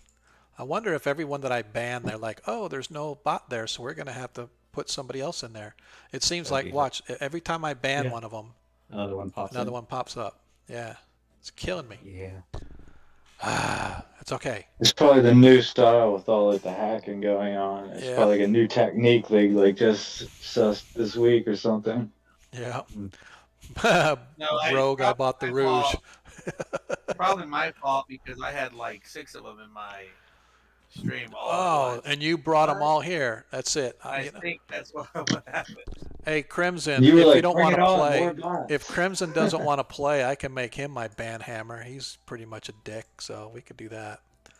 I'm kind of watching the chat anyway, so I know, that's fine. Nah, we're good, man. I really Alright. think it's the more I ban, the more they show up. They're like, challenge accepted. So, again, I just want to clarify. Are we going to go ahead and try to follow the old markings, or are we going to sort of skirt, like you said, the new ones? Yeah, we're gonna skirt the old markings. Okay. Mm-hmm. So I am going to need, 85. I guess I should, all this time I'm waiting on him to roll, and I look up and there it is. All right, so you guys slowly make your way through the woods, every so often having to stop to recalibrate directions as Farnock leads the way, although Valorius has to go up there and actually be the trail master, just so you guys aren't lost. It takes you about as long as it took you last time. Fortunately, it's maybe even a little quicker this time because of the fact that you guys know how to get there. Eventually, coming into view once again, you can see the moat house. I don't know. I am going to hang on just a second, just because. Check out the world, folks. I want to make sure that what I'm going. Yeah, I have to do something here. I apologize. I'm so glad that like nobody's dropping out. There's no like thunderstorms happening. I know. Mhm. It's kind of nice. Let me do this. I had some things set up on this map that I was playing with, and I forgot to remove everything before I got you guys here. So I do apologize. But all right. Is that everything? All right, cool. So let's go ahead and bring this back. All right, people can see the map again. So you guys, I'm going to zoom out so you can see the whole. As you guys show up. Dun, dun, dun. You guys arrive, and I am going to add one more guy on here.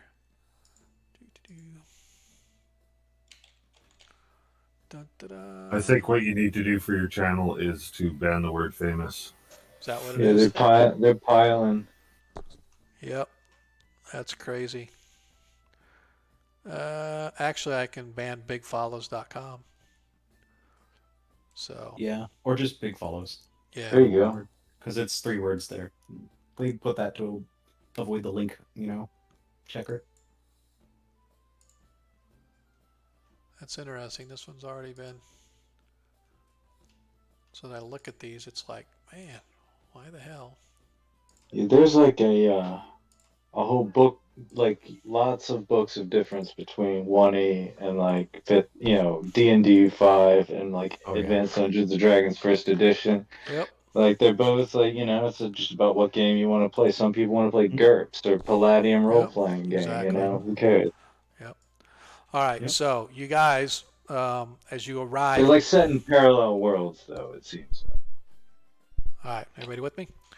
All right, you guys find yourselves back at the moat house as you come up and you sort of kind of creep your way in. You see that the remains of the giant frogs are still littered about here, but the one thing that you do notice is that it looks like they've been partially skinned or cut up much more than what you guys done. Looks like something has carved something out of them. Maybe some meat or something like that, but it doesn't look natural. It doesn't look like an animal ate them or even the ghouls or anything tore into them. It looks much more precise, like sharp-edged items carved through these to carve off large chunks of meat. So something civilized was looking for some something to eat, looks like. It was nice of us to feed them. Yeah, well, yeah. So I that may give good evidence that there is some sort of brigands or bandits or something here. There is definitely something here, and now they know what we've been here to. We should be on guard. So, how will we want to proceed?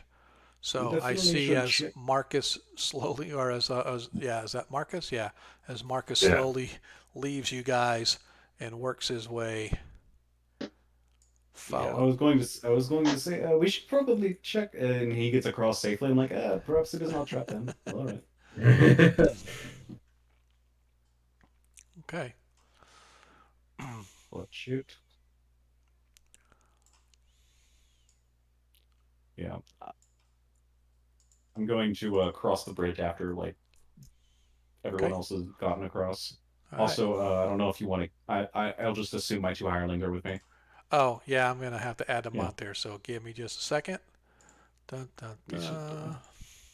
We should check the tower again in case there was something lying in wait for us. No. Yes.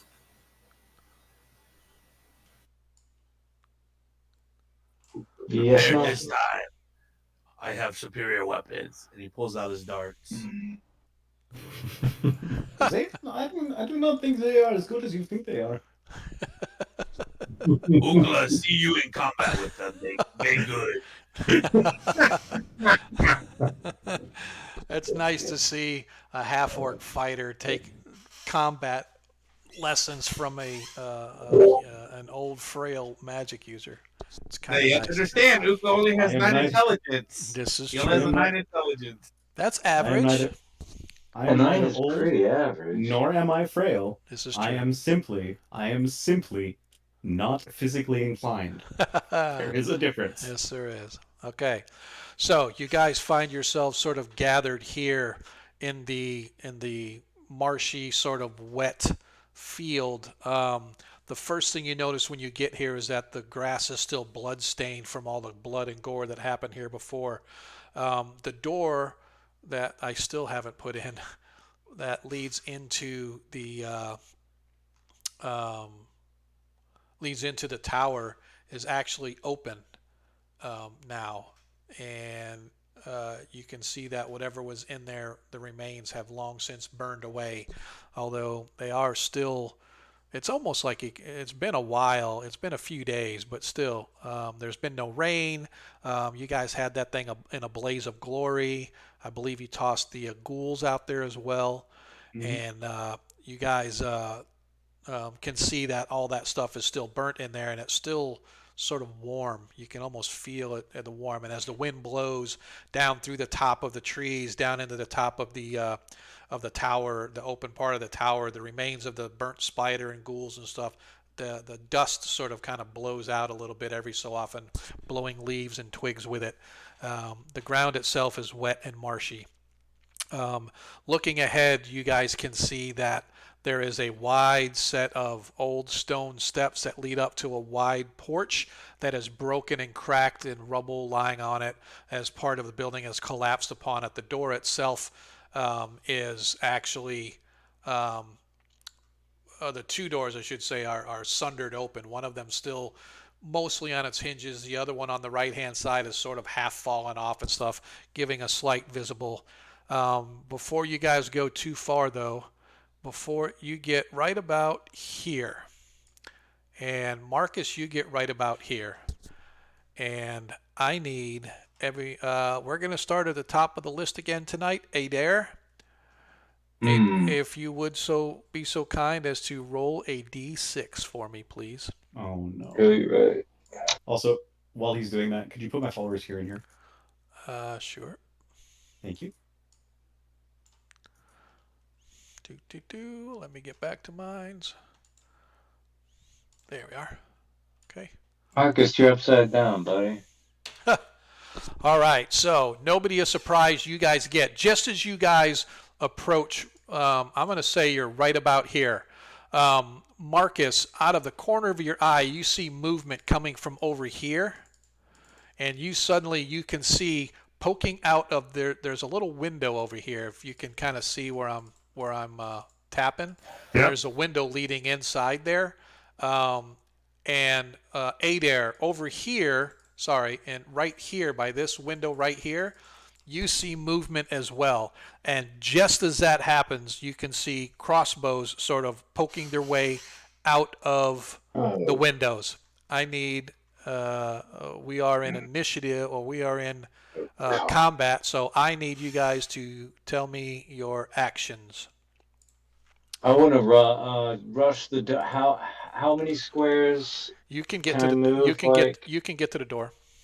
I want to, and there's like windows here. Like, are they arrow slits as well? So if you got, I know you can't see if you're looking on Astral, but if you look on the VTT, you can see I've got it open.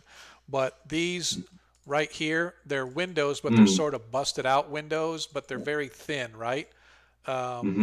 So you can definitely get to the door on your first. Hang on just a second. Let me see what the. Oh. Yeah, I want to like run, like try to get. Yep, you can definitely get to the door. Okay, so Adair is running to door. I assume that is what Marcus is doing as well. Yep. Okay. Let's see. What about Ukla? You guys, as What's that, sir? He's gonna run toward the door as well. All right, you could probably get to. You could probably get to right about in here, give or take, right at the base of the stairs. So if you guys all want to kind of rush up there. So if you wanted to rush up there as well. Is that right? I just want to make sure. I'll be like, come on, and like motion everybody, like try to get in the door. Yeah. Obviously, No. everybody's doing that. Okay. One there too. Yeah. Okay. Now, can I make it there that fast? My movement's 6. Yeah. It's technically it's like 60 feet, right? So that's really not that far for you guys. Trouncing through the mud and the muck, though, are you going with them, Arthur? Yes, I'm going to be going with them, and so are my followers. I'm going to tell them, shields up! Okay. Watch out for the arrow slits. And I don't know, is there a dodge action equivalent in first edition? No. Okay. So my followers, depending on how you rule it, they have the weight to be like 12-inch movement. Yep.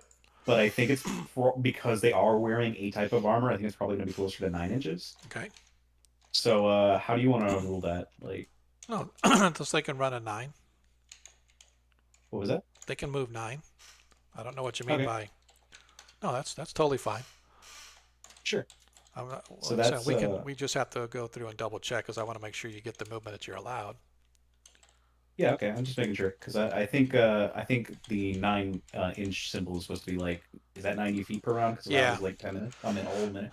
Yeah, Or 9 something. inches is like 90 feet or so. So back in 1E, you could really go pretty darn far as opposed to like the 30 feet nowadays and stuff, where it's a little more Gotcha. action economy. Here it's a little more wide open, and then I only moved 30 feet, so Yep. So, and the reason I want to say that is because Marcus, I'm going to go ahead and put all these guys on here because I don't really care right now. So let me go over characters. So we're going to go do. One, 3.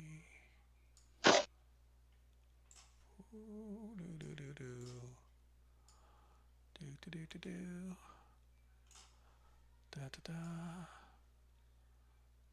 Da da da.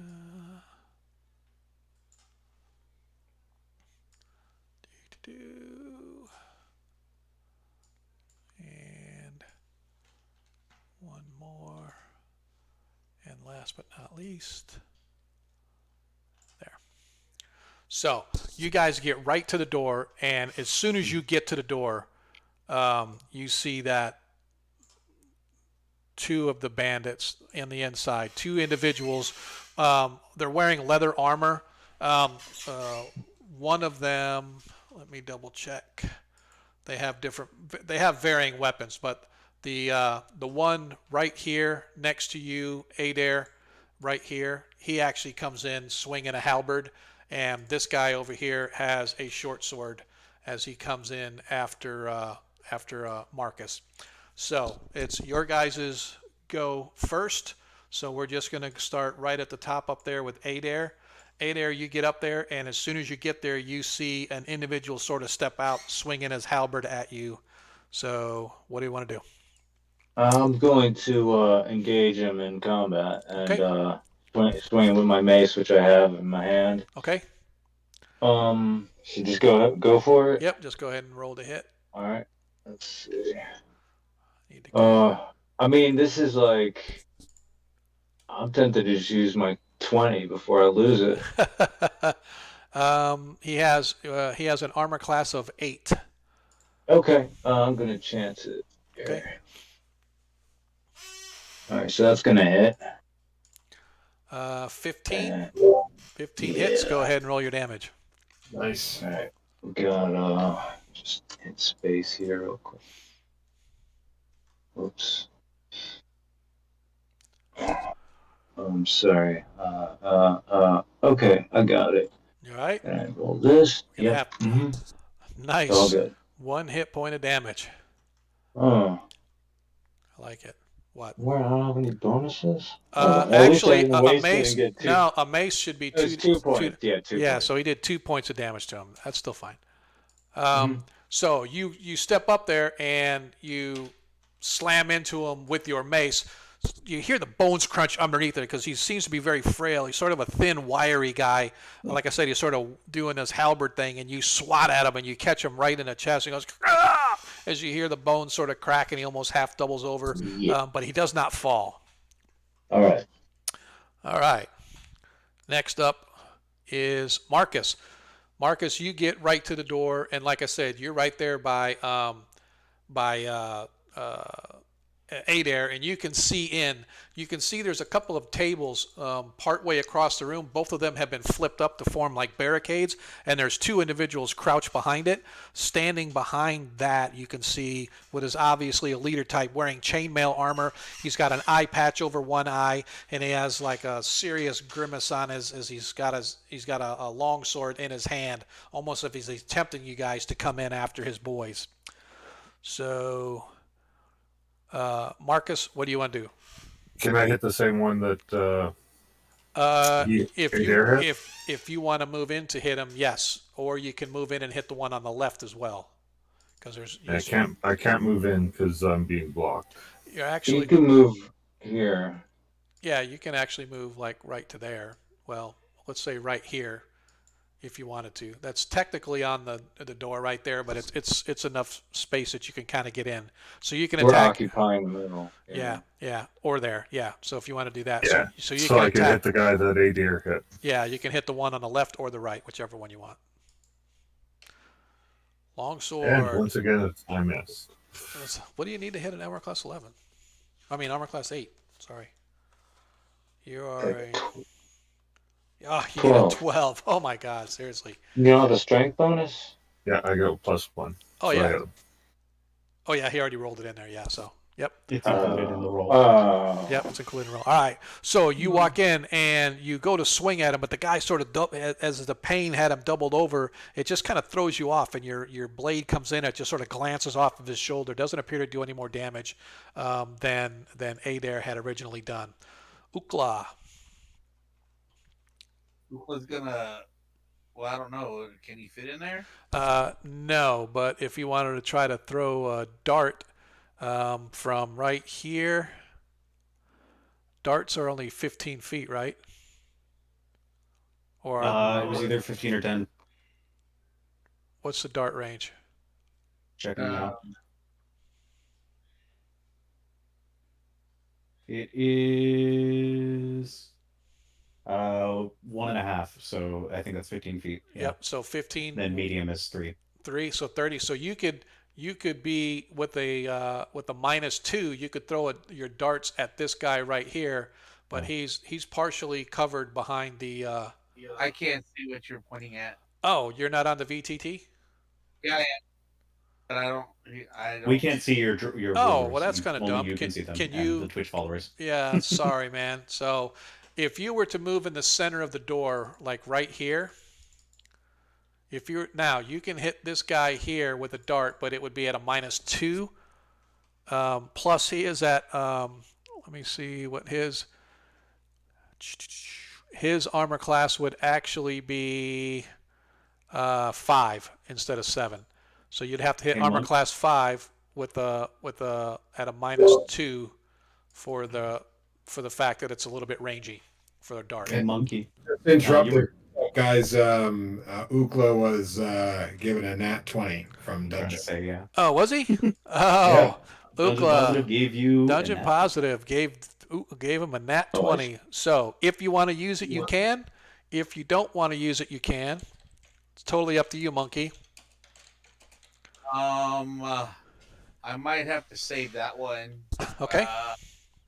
Yeah, unless I think. Hey, if you want me to use it now, tell me, and I'll use it right now. Can we use it after we fail or not? No, really? you have to. Okay, No, that's a lie. That is a lie. You can use it. You can use it to replace any roll that you want. So if I miss with a natural 1 as a DM, and you want to give me your natural 20, you can do that. Okay. So yeah, hey man, I definitely appreciate it, Dungeon Man. You are okay, man. And he says you can use it whenever you want, Ukla. So it's totally up to you if you want to try to get him now or not. It's a low damage dice. So you might want to save it for your like melee weapon. Yeah, exactly. I'm going to do I get 3 shots? That is or correct. one? 3. You get 3 Yeah, shots with darts. Yeah, I'm gonna do that. Okay.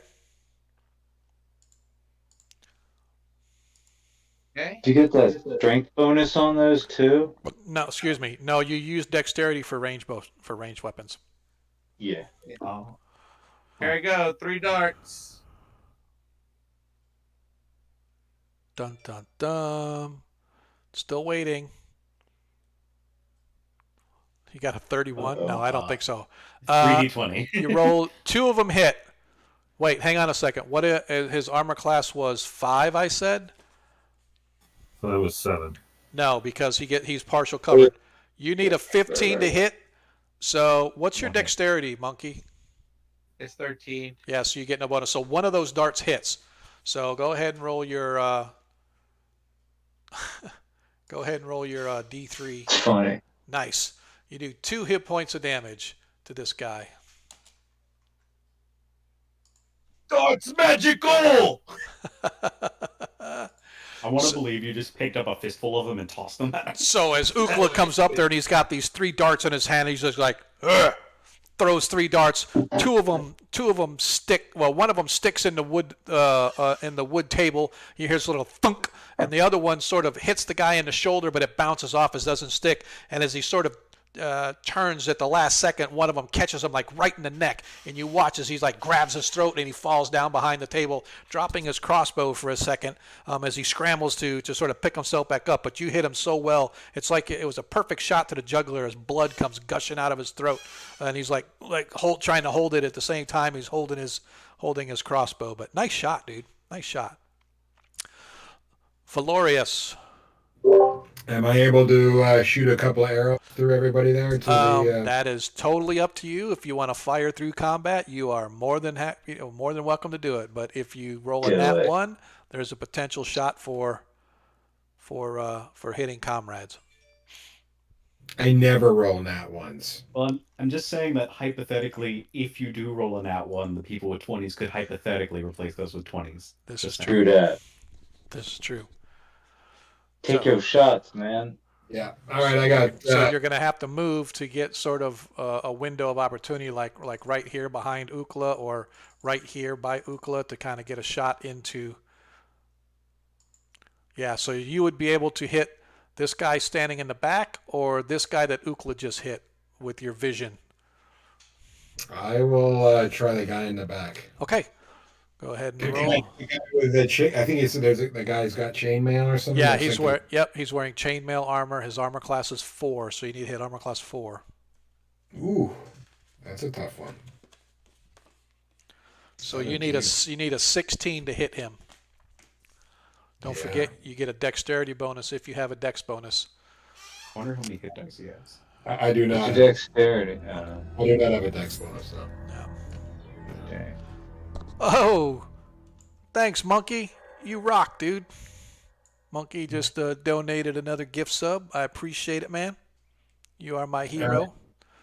I'm shooting my bow. Ready? All right, 2 shots. 16 hits. Oh, what? 16 hits. As one of your arrows hit, go ahead and roll Uncanny. Go ahead and. Oh no! That's one Jesus, damage. I'm giving you my roll. No, that's not. That's a damage D6. roll. That's a damage No. roll. Can you give me a 20 on the I hammer? thought that was a fumble. yes, No. do that. No. Good. All right. Sorry. All 1 right. point of damage. Let's go. All right, so go ahead and fire your second arrow. 9 misses. All right. So you guys watch as Valorius sort of rushes up there, gathering in the door as well. Fires 2 arrows. One of them catches the apparent leader as it clinks off of his chain. What you can see is just like he grunts as he kind of grabs the arrow and snaps it off and throws it on the floor. Apparently not too impressed with your shot, Valorius. All right. Arthur. You and your two boys. Right. I can choose who I'm affecting with the sleep spell, right? It doesn't really say like one way or the other, so I'm asking you for a ruling. You cast it, and it has a particular range, and then I Yeah. believe it's a 30-foot cube. You don't get to choose who it affects. It affects So, Mhm. the highest level of hit points first, and then it Okay, goes so down from there. it goes highest down instead of down up.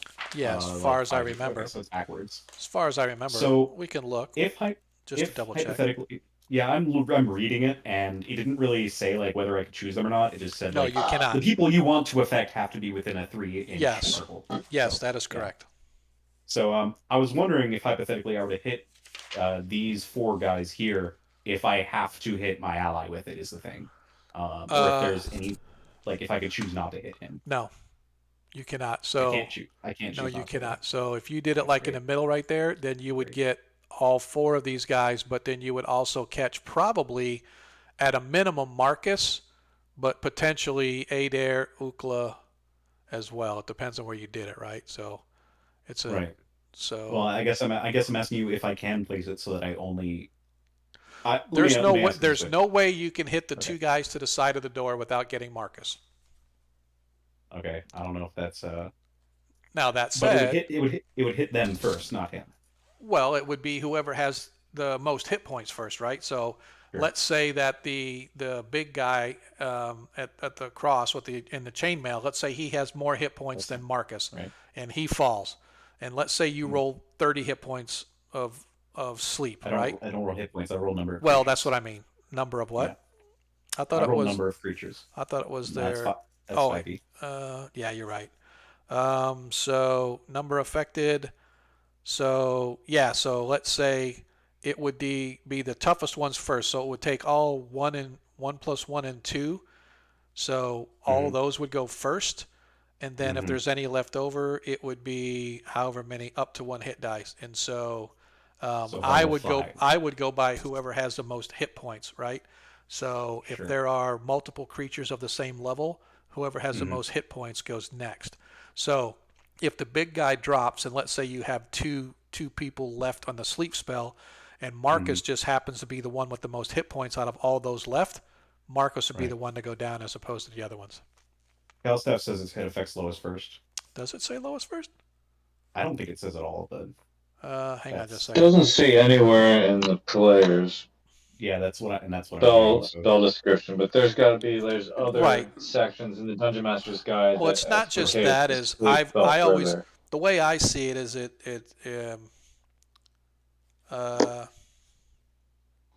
I really think that our DM needs to make a decision, and Yep, Yeah. that's it. That's Like- what I said.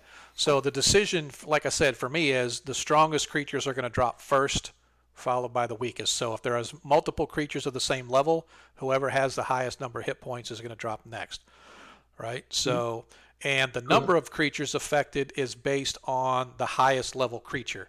So if the highest level creature is a 3rd level and everybody else is 1st level, then you would go to 1 to 4 creatures, and it doesn't matter how many there are.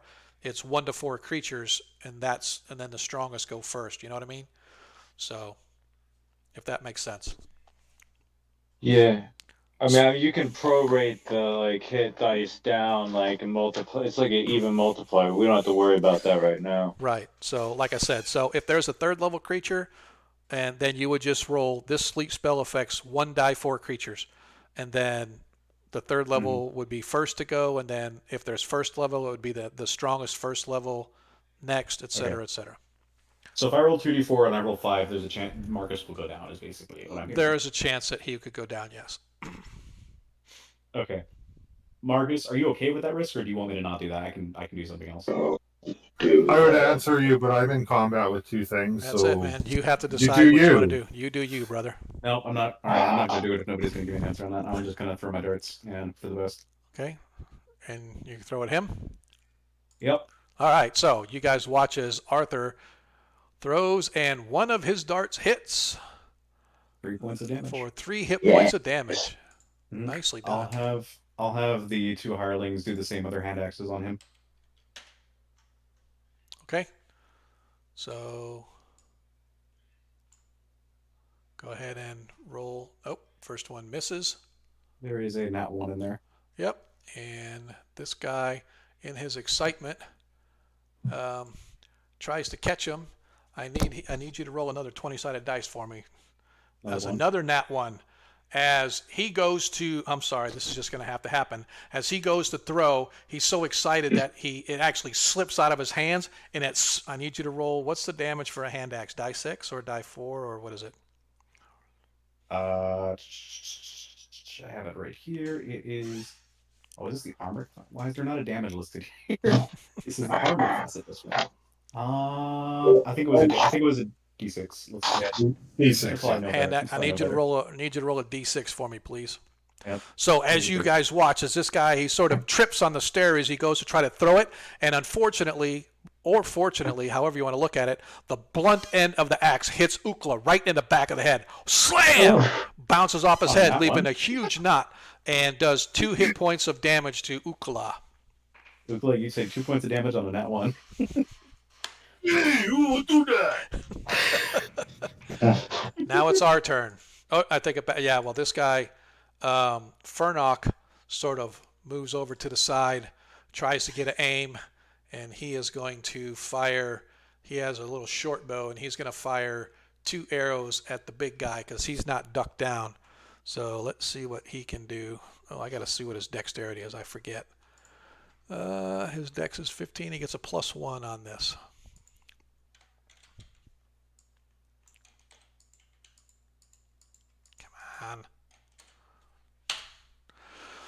Let's see. The first arrow flies past the guy and it shatters on the wall behind. But what about this one? The second one as well goes flashing past him and unfortunately misses him as well. Yeah, I needed a 17 to hit. Bummer. As he misses, which is now brings it. I've got to put him on here so I don't forget. Now bringing it up to my guys. This guy over here. Huh? Yeah. Sorry, I was talking to myself. Sorry. I didn't mean for you to pick that up. I got the names mixed up when I was. This is Marcus that I have highlighted right there. So right there is Marcus. Adair is here. Yep. All right. So this guy right here, as he has his crossbow out, and he's going to fire at Fernok. Let me double check Fernok's armor class. Okay. Where is it? Yep. Armor class 4. As the guy immediately dies. Yeah. 19. It's Fernok. He actually let me double check because these guys are only like first level, so it's not like that bad. Yep. As he hits, he only needs he needs a 17 to hit him, and he hits with a 19. Oh, blimey. As Fernax suffers 2 hit points of damage from the crossbow. Let me take that off his sheet really quick. So, where are you? Yep. Okay, -2. All right. So he suffers 2 hit points, like I said, of damage. As the guy in this room, right here, points his crossbow out this little window, and I'm going to roll a d4, and it's going to be a 1 or a 2 is going to be the shield man. 3 and a 4 is going to be Arthur, as he shoots his arrow at Arthur, or his crossbow. Arthur, what's your armor class? My AC is probably 10 right now. You don't have no dexterity? No, I don't think so. You need to have like 18 dexterity for that? No. What's your dexterity? What is your dexterity? My dexterity is 13. All right, so you get no bonus. So you have no armor, no nothing. So he needs an 11 to hit you. That's true. Isn't he right beside him? I thought this guy was kind of blocking the wall. Well, he's out the window, but he still missed. It doesn't matter. He was aiming at you as he was trying to get, because he sees you wearing clothes of a wizard. So you've definitely attracted his attention. However, unfortunately, he can't get a clean shot on you. When he fires, it just sort of ricochets off the wall next to you, and you realize that there's a guy in the window behind you. This guy over here is going to also take a shot at Fernok, as his arrow misses. So these guys all miss. This guy right here tries to swing his halberd ineffectively, though, so it's going to be at a minus. I'm going to say he's going to be at a minus 13 as he swings and tries to hit Marcus. Unfortunately, he can't hit Marcus, even though he's the only one with a clean shot. This guy over here with his long sword swings at Marcus. A 9 as he misses. This guy up here fires his crossbow at Marcus, because he's like the only one that they got a clean shot on. As a 10 as he misses. And this guy over here. He could shoot at me. Huh? They could shoot at me, I guess. Well, I mean, there's not really that much of the closest one, I mean, like right there in the doorway is Marcus. The other guys are sort of shading you. So the last one sort of fires his crossbow, although he's like half gurgling, trying to hold on to himself. As everybody misses. Everybody misses. Wow. As you see the leader screaming as his guys are, "You bunch of dunces, get your ass in there and take them down. You saw what happened to them last time. They're weak. Let's go." And now we are back to, what are we going to do? Adair, what's your action? I'm going to try to push him forward so my melee companions can move through, if at all possible, and just hammer on this guy. All right, so if you want, so you're either going to try to push him through, and that's going to be your attack action, if you will. Okay. You're going to push I'll just through. Try to kill him. Okay, so you're just going to attack, okay? Marcus, what's your action? I'm going to spin around that guy and attack him. The one to your left? The one that he's not attacking, yes. Gotcha. Yep. So he's attacking on the right. You're on the left. Okay. Ukla. All right. What are my options? So your options are to try to get into the room to attack somebody, or just continue to throw your darts from where you're at. Okay. Yeah, Ukla's probably going to want to get in since he thinks somebody hit him in the head with a whatever. Okay. All right. So you're just going to rush into the room. Anybody in particular you're going to want to attack, or are you just going to go for the guys behind the tables, or what are you going to do? Yeah, he's gonna get his sword and shield out, right, to push through, and if he can, he'd like to move here. Okay. On this guy. Okay. And attack this guy. Okay. All right. Sword and shield. All right, Valorius. Okay, I'm going to charge you with my bastard sword. Okay. Will I be able to run up to this guy hiding at the table? Yeah, you should be able to make it. Yeah, absolutely. Okay, depends on who gets initiative first. Arthur. I'm going to cast my sleep spell such that it only affects the two. I know I can't see them on my map, but I know there's one here and there's a crossbow here, based on what you've described. Yep. So I'd like to cast it in between them so I can hit both. Okay. And that way I won't hit any of my allies. Okay. And are these windows? They were described as small, kind of like arrow slits. Well, they're bigger than arrows. They're bigger than arrow slits, but they're. Okay, right. So what I'm asking is, like, could you cover one feasibly with a shield? No, they're a little bigger than that. Okay. All right, cool. I mean, you can definitely block it, but I don't think you could completely get rid of it. All right, cool.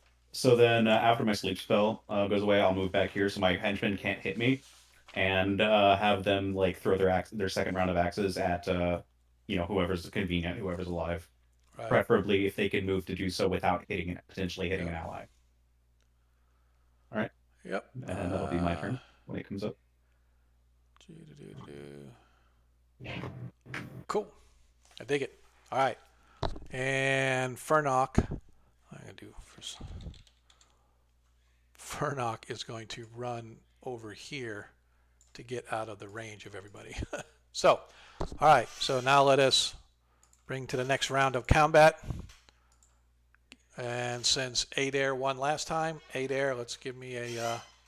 Okay. I dare you to beat me. I dare you. Somebody give him an N20. Nope, No. nat 20 don't count. So there is sort of a opportunity attack in 1E. Yeah, there is. So and it's more like if you're moving away from combat, not just if you're moving through or something like that. You have to be engaged with somebody and then turn to run or move or whatever the case may be. But yeah, let's see. At least I think I have that right. See, there's a lot of these. God, Cass. There's a lot of these little. I mean, basically Cal the only Steph, why are free you gonna make attacks me you bounce get- you, man? It'd Dude, be like, I'm listening. Go ahead. oh no, like the only free attacks you get is like when you're moving out of combat. Right. If like the other person is not engaged, I'm not even sure about that last part. Yeah, exactly. And that's why I said it's not like 5E, where if you're like just moving past somebody and you're moving in and then out of their range, you actually have to Yeah. be engaged with them in combat and then turn to leave that combat, right? And they can't be engaged with somebody else. So if you two were fighting the same person and you're still engaged with him and then you decide to break off, I would judge that he couldn't opportunity attack you because he's still engaged with the other guy, right? Stuff like that. So I think that's the best way to do it. yeah. So, all right, cool. So now it is our turn as these guys actually get their shots first. So I'm going to do all of my crossbow guys first. So the first crossbow is aimed at Furnock as he misses. The second one is also aimed at Furnock because that's the only angle he's got. And a nat 1 as he definitely misses. No, he doesn't shoot anybody. He can't hit his own guy because he's in the room. This guy right here is going to fire at I don't know which guy's name it is, whichever one you want to name it, the one that's right behind you. We'll say that one's Stefan. Stefan gets as Stefan sort of throws his shield up as it catches the crossbow bolt, and it just sort of flicks it away and snaps off the crossbow bolt. That the tip of it still sticking on his blade.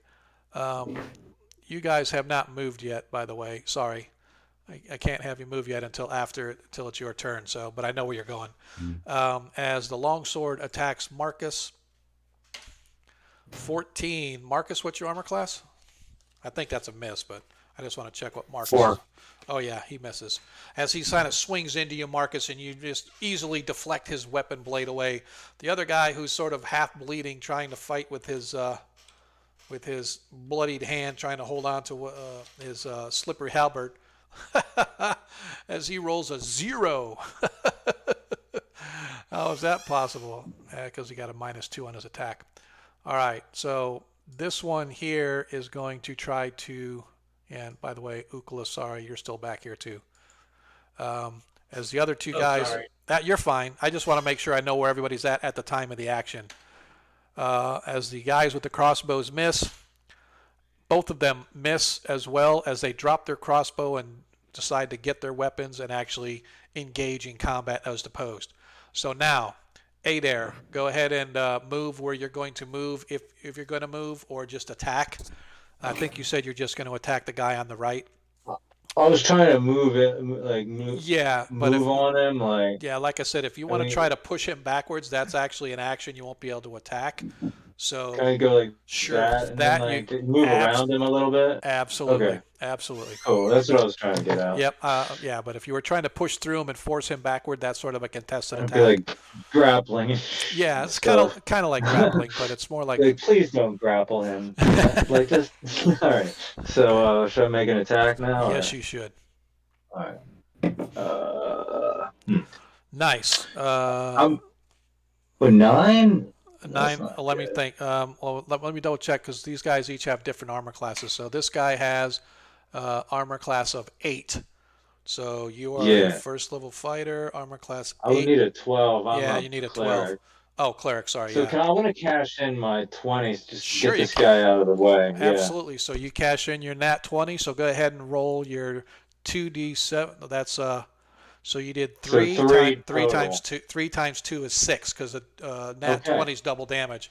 So you guys watch as Adair goes in there and says, "Enough of this!" and swings his mace down, crashes right through the guy as he throws his arm up. You watch him as his arm shatters as the bone sort of gives way, and it doesn't stop the mace from coming down and crushing him right on top of the head. As this fellow, this poor fellow, who all he wanted was to feed his Not family. poor. Enough of this. He wanted, all he was there was to help feed his family, but the evil, wicked cleric of Adair comes running in and crashes down and destroys his family's livelihood as this guy drops. This is a matter of perspective. Yeah, we were talking about that the other day. Also, Arthur, please name your other guy Jean-Claude. Oh, I wish, but no, they already have names. Maybe if I get a third one. Yep. Okay. Okay. All right, so that's up. Marcus, you go ahead and you guys watch as the same time Adair moves away. Marcus sort of dances around this other fellow, trying to swat at him with a long sword. The fellow misses, and he ends up on the other side of him. Go ahead and roll your attack, Marcus. Marcus is going to say, Heronius, guide my blade.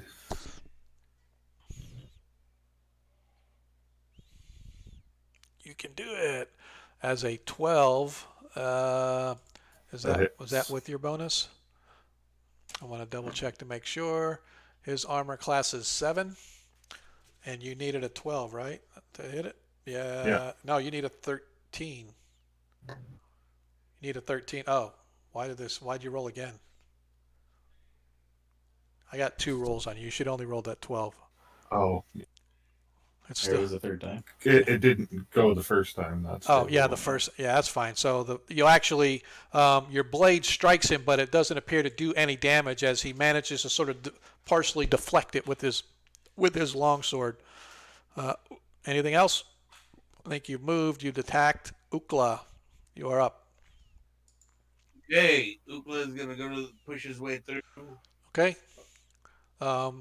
Now, you actually pushed your way through. You said you were going to go to like right here or something like that. Well, if we had him here and you here, as soon as you get in there, you go to swing on the guy, and you just as you get in there, you watch as Adair's mace comes crashing down on top of the poor fellow, and he collapses in a dead heap right at your feet as you arrive. So your action is basically forfeit because the guy that you were going to attack is dead. Oh, that. So he's like, Yep. yeah, you die. Valorius, as you come crashing through with your blade, where are you off to? So we got a guy right here, right? You have one on your left, and you've got the 3 guys at the other side of the room.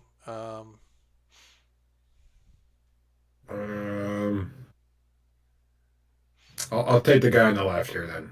Okay. Go ahead and roll your attack. His armor class is 7. Don't worry about it. Don't worry about it. Hey, man, I gotta let you know. All right, Arthur, go ahead and cast your sleep. Roll your sleep for me, please. All right, I believe it is 2d4 for these guys. That is correct. Well, no, it's not.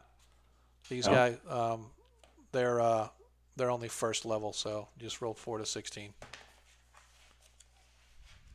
Oh, okay, so 44. Gotcha. Yep. Well, that'll be 9 for Yep. those 2 guys, so that's All right. 2 of them down. Yep. So these guys, I'm just going to do that just because as they're down. Now, what is the, I need to keep track. Mm-hmm. How long is it? It's so many rounds? 5 rounds. It is 5 rounds? All Yes. right. So this is round And 0. it also takes 1 full round to wake up, as I Yeah. understand it. Yeah, that's fine. That's, Yep, we're Yeah. good. All right, awesome. Nicely done. What Yeah. about your 2 followers? well, as I mentioned, they would try to throw hand axes at whoever is most convenient, preferably without hitting an enemy All right, so it would And- probably be or an ally, preferably without hitting an ally. yep, this so- guy right here. You think so? All right. Yeah. 2d20s. Yes. Against armor class 7. All right. So that's 9 a and a 10. 10. So Both of them. I didn't Oh, yeah. roll that Sorry. I first one. forgot That the was other for one. the Yep. You're yeah. right. You're right. Sorry. And a 2, as both of your hand axes sort of glance off the back of the guy, but unfortunately, instead of hitting him with the blade side, it hits him with the handle side, and it just sort of thunks on him, doing more stun than anything, but it doesn't really hurt him at all as both your hand axes miss. Can I move a bit, or do I have to No. declare where I was going to move? No, I mean, typically you declare where you're going to move to when Okay. you're casting your No. spell, but I do know you said you were going to move to get out of their way, but I don't know. Like, I'll give you the benefit of a doubt on where you wanted to move to. No, I didn't declare it, so Okay. we'll No, just that's call it fine. here. This is All fine. right. As you guys see the Furnock comes up, once again firing 2 arrows.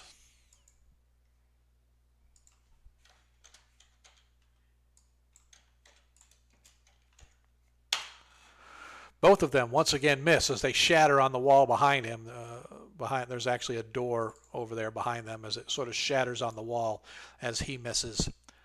Now it is theirs.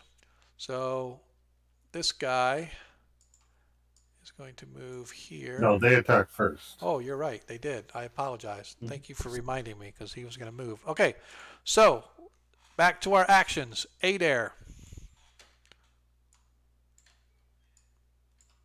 That would be. Yes, I need to re-examine the situation here. So, Guys need I'm to pay gonna attention to the combat now. No going watching Facebook or whatever it is while we're gaming. No, sir, I'm not. I was just muted. Yeah, we're good. Let's see. I'm gonna try to wow. I'm gonna try and cast Bless, I think. Okay. Adair is going to cast Bless. I like it. What about you, Marcus? I think I'm in combat with somebody, so I don't Okay. really have a choice. Well, it's true. I mean, you could break combat and do something else or whatever, but yeah, absolutely. Okay, so once again with your blade or your attack. Ukala, you are now free to roam about the building. Yes, I think I'm going to. Think Ukla is going to notice. Does he notice those 3 guys over there by the tables? Yeah, absolutely. Yeah, as soon as you walk in, you saw the tables are just turned down to form like barricades, and 2 of them were sort of knelt down behind it, using it partial cover to fire their crossbows. But they have since thrown those down and they're drawing their blades. The other fellow is standing tall behind it. You can't miss him. He's standing under his chainmail, screaming at his guys to take you guys out before he takes them out himself. You don't kill them, I'll kill you myself. Okay? You're going to go up and... Who's going to charge the guy with the eye patch? Okay? We'll just call him the bandit leader. Oh, okay. Just because that's how I roll. All right, Valorius. So did I hear that some guys are sleeping? Well, not that you know of. Oh, okay. The magic user definitely cast a spell, and yeah, the magic user casts a spell, but you don't necessarily know he casts a spell or what he cast because you were inside engaged in combat. Can we talk a little bit since these are 1-minute rounds, or is that not a thing? I mean, yeah, you can. You can like yell out and say stuff as you're going or whatever, like over there or over here, or I got these 2 back here, or stuff like that. Yeah, I would allow that. Right, so I could have said something if I wanted to, like, sure you could. And they are put to sleep now. And he's just kind of like looking into the window, like peeking inside to make sure the guy passed out. Yep, absolutely. Yeah, we could do that if that's what you wanted to do, sure. Sure. So yes, so then in that case, Valorius, Arthur would have told you that yes, there's at least one of them he knows has fallen. He's cast a spell of sleep upon him, but it won't last forever. Okay, but everybody's conscious right now. Say again? Sorry. Everybody is conscious right now. Yes, everybody that you can see in this room, except for the guy that's dead, is conscious. Okay. All right. Well, I think I'm going to have to move up. I'm going to move up to the table here to this first guy. Okay, sounds good. Should I move? Should I move now? Or? No, we'll move when your turn is. You know what I mean, though, right? This Yes, guy. sir.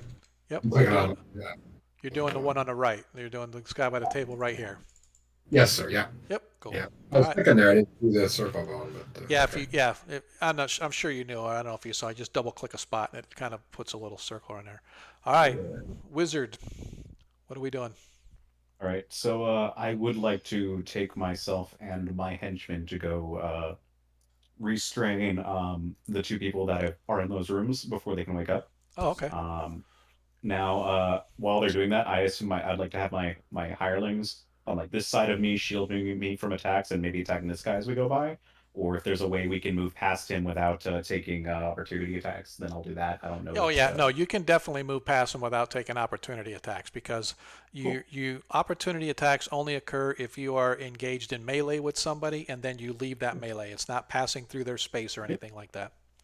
Sure. Can I just have them attack the first two guys that we move next to then, if they're enemies? Sure. Yeah, you can Cool. do that while you're Assuming moving. they're still alive, yeah. Yeah. All right. Okay. Cool. That'll work. So you're going to restrain. Sleeping. All right. And you guys see that Furnock has decided to draw his blade. And he is going to attack. All right. So, since I won last time, Ukla. Let's see. Hang on a second. Let me clear the chat history. Let's see you give me a die 6 roll there, sir. Beat a 3. Bet you can't do it. Bet you can't do it. You are probably right. Yeah. Roll a 1 so I can say you're all surprised. I rolled. Hasn't come through. Dang. Mhm. Did it come through? Nope. Okay, I'll roll again. He had a problem when he did it too. That's kind of weird. It's I not have to coming- refresh. All right, let me refresh.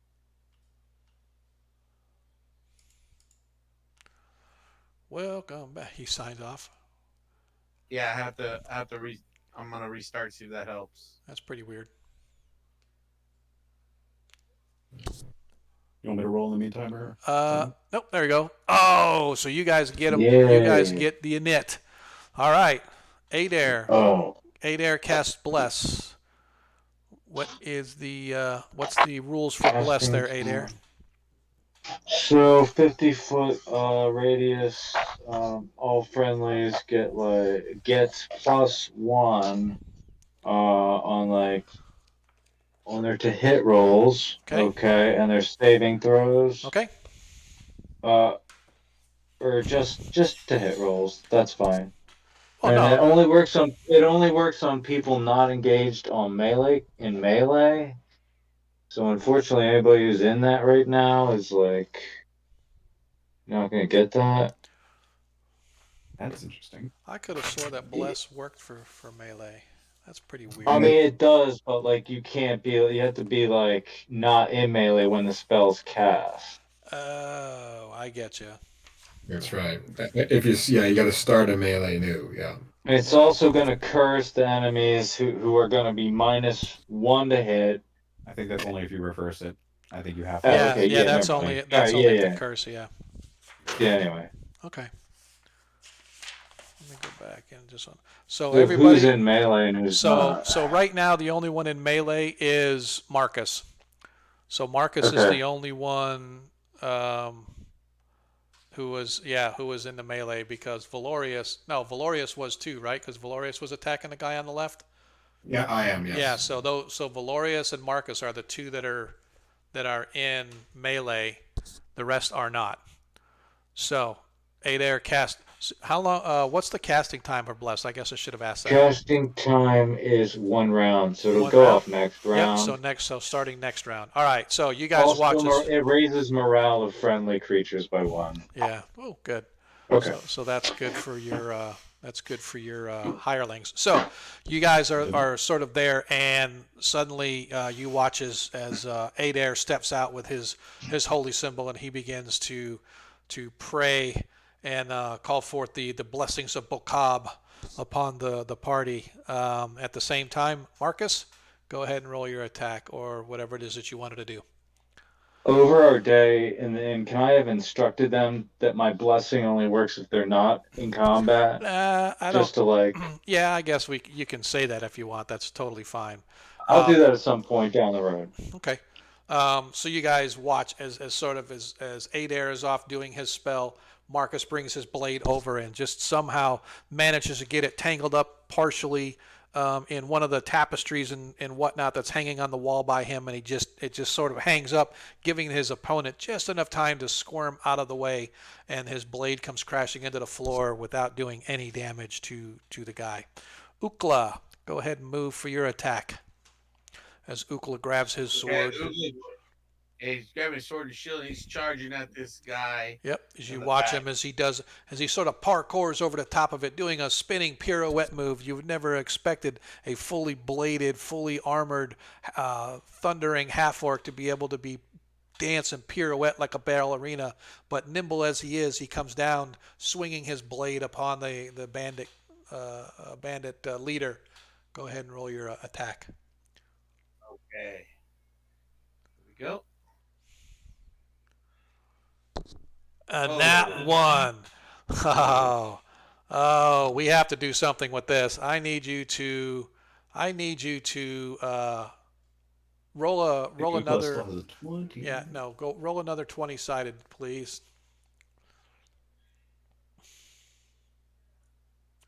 13. So as you jump over the table and you go crashing down, you feel your blade slip out of your hand, and it sort of slips down, and just before it crashes onto the floor and goes skittering away, you manage to grab it, but unfortunately the bandit leader was moved well out of your way as he just sort of laughs as you go sort of stumbling past. You go stumbling past and you slam into the door here, turning around as you see he sort of faces you as he grabs his blade with a smile on his face, ready to take your life. Valorius. All right, so I'm gonna move up, charge with my sword, and take on that guy by the table. All right, go ahead and roll. His armor class, I believe, was 7 as well. Yep, armor class 7. There's a 9 as your blade goes slamming down, and he sort of dodges you, but a big, huge chunk of this rotted wood goes bursting away as the heaviness of the bastard sword carries through, but unfortunately does not find any body with which to strike. Okay, Arthur. All right. So- do you want me to? So I guess Yep, we're gonna it's- run past this guy. Yeah. They'll make their attacks against him, and we'll walk to the doors wherever they are. Yep. So, Yeah. I have 9 inches of movement, so I think I should probably be able to get to the first guy. yeah. Do you want me to make the attacks for them as they pass the bandit? No. Oh, yeah. Sorry, I forgot. Yeah, go ahead and do that. Go ahead and do their attacks, and we'll leave them up here for a second. Right, 13 and a 7. Both of them miss. All right. As you get to this door. They also have the same movement as I do because I really don't have them carrying much gear. Yeah. So I imagine they'd probably be next to me at least. Yep. So if you click, you can open that door. Sure. Should be able to. It doesn't display anything for me. I still can't go inside. There's like a wall in the way. What? Oh, hang Yeah. on. Doesn't matter if the door's open or not. Yep. This is because of stupid DMs. DMs are dumb. Give me uno momento, please. Let me go to edit here.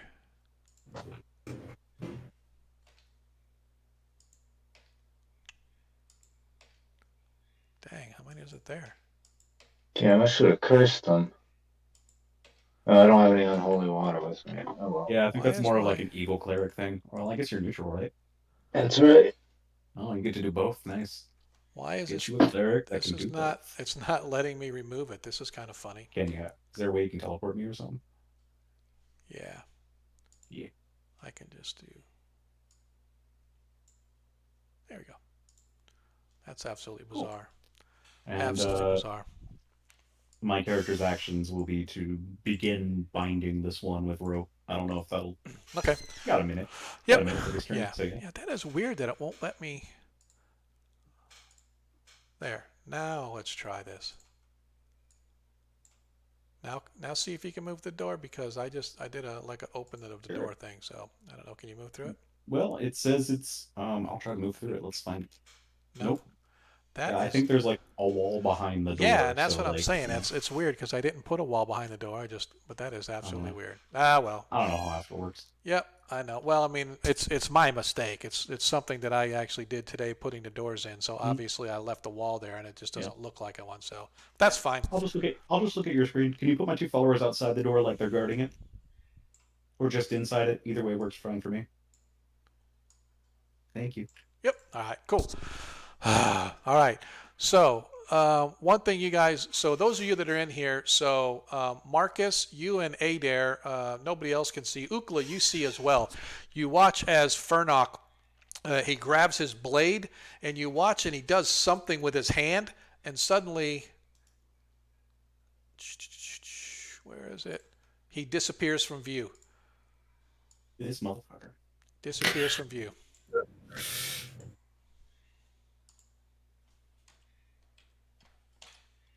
I didn't see it anyway.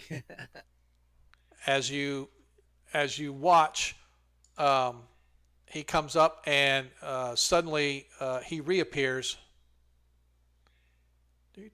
Where is he? He reappears right here by this guy, and he stabs at him with his blade. But unfortunately, as he was becoming where he came seen again, the floor creaks loudly where he steps. You hear this, and the guy to his right sort of ducks down just as the blade would have clean and severed his head. As Fernok lets out a curse, "Damn wooden floors!" As we now go back to our guys. So now it's my turn. I believe. Yep. So my turn. So this guy comes running back out here. Seeing Fernok, he is going to attack Fernok.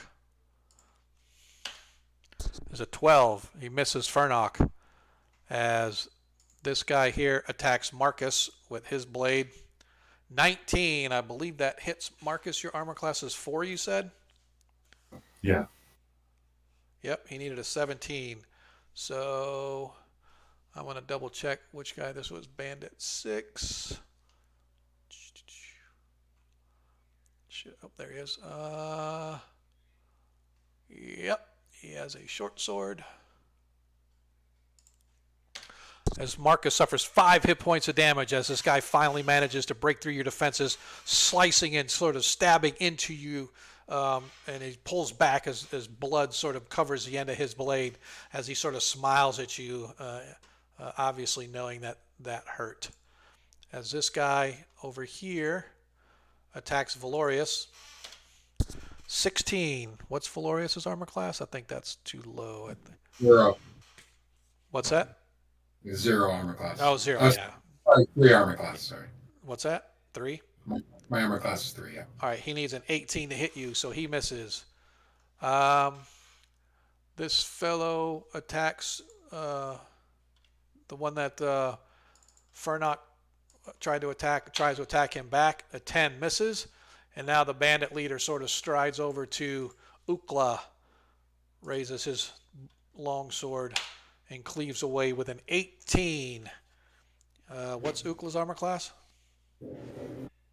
Oh, he probably hit, but it's a 3. A 3? Yeah, he needed a 17 to hit you. So he hits. All right, I go down. As Ukla suffers 3 hit points of damage. Cool. We good? Yep. All right. So now we are back to our depicting of our actions.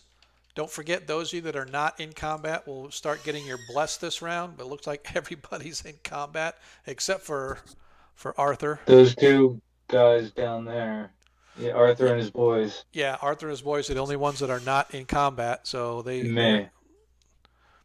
are going to be, or in melee, they are going to be the only ones that are beneficial of the and this is round 1 after the spell. Okay. No, actually, this is round 2 after the spell, right? Did Ukla say he's down? No. He could I have. thought the same thing. Yeah, Well, I said- think he's down 3 now. Yeah, he said, I could go down.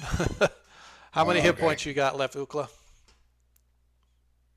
6. 6? All right, cool. All right, so Adair, actions? Okay. Is there a penalty for attacking across like the table? No. Because it's flipped Okay, and it's narrow. It's not like a big wide one.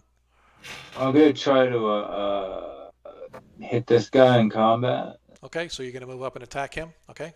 Yeah. If possible. Yep. Oh, yeah, absolutely. Yeah, you got plenty of movement. You get up there. Okay. Just don't move your character yet until we actually Okay. go. Sorry. Yeah, Yeah. because I always forget where he's at. All right, Marcus, I'm assuming you're still attacking. Dude. Yeah. Unless you wanted to do your own. Obviously, you could self-heal. Ukla, you are attacking the bandit leader. Yes. All right, Valorius, same thing, Same. attacking that guy. Same guy. Yep. And Arthur, I'm. this will be the round that you would spend tying this guy up. Oh, I thought that would have been my action on my previous. No, because you had to run all the way over there to get over there, and then by the end of this round, you'll be able to have him tied Okay. up. Got you. I thought I would be able to do my full movement and then also do a thing. You know but, what? Yeah, I'll okay. let you do that. No. I'll let that. I can see Okay. that because you got good movement. So yeah, I'll allow that. Yeah. In this Yeah, round. I could have, and even if it wasn't, I could have dropped my bag to just do it, have even more movement. Now that this guy's restrained, I'm going to walk out, look to Stefan on the right, and hand him the rope and say, "Yeah, take this. Restrain the other Sleeping Beauty. We have work to do. Come." And I'm going to.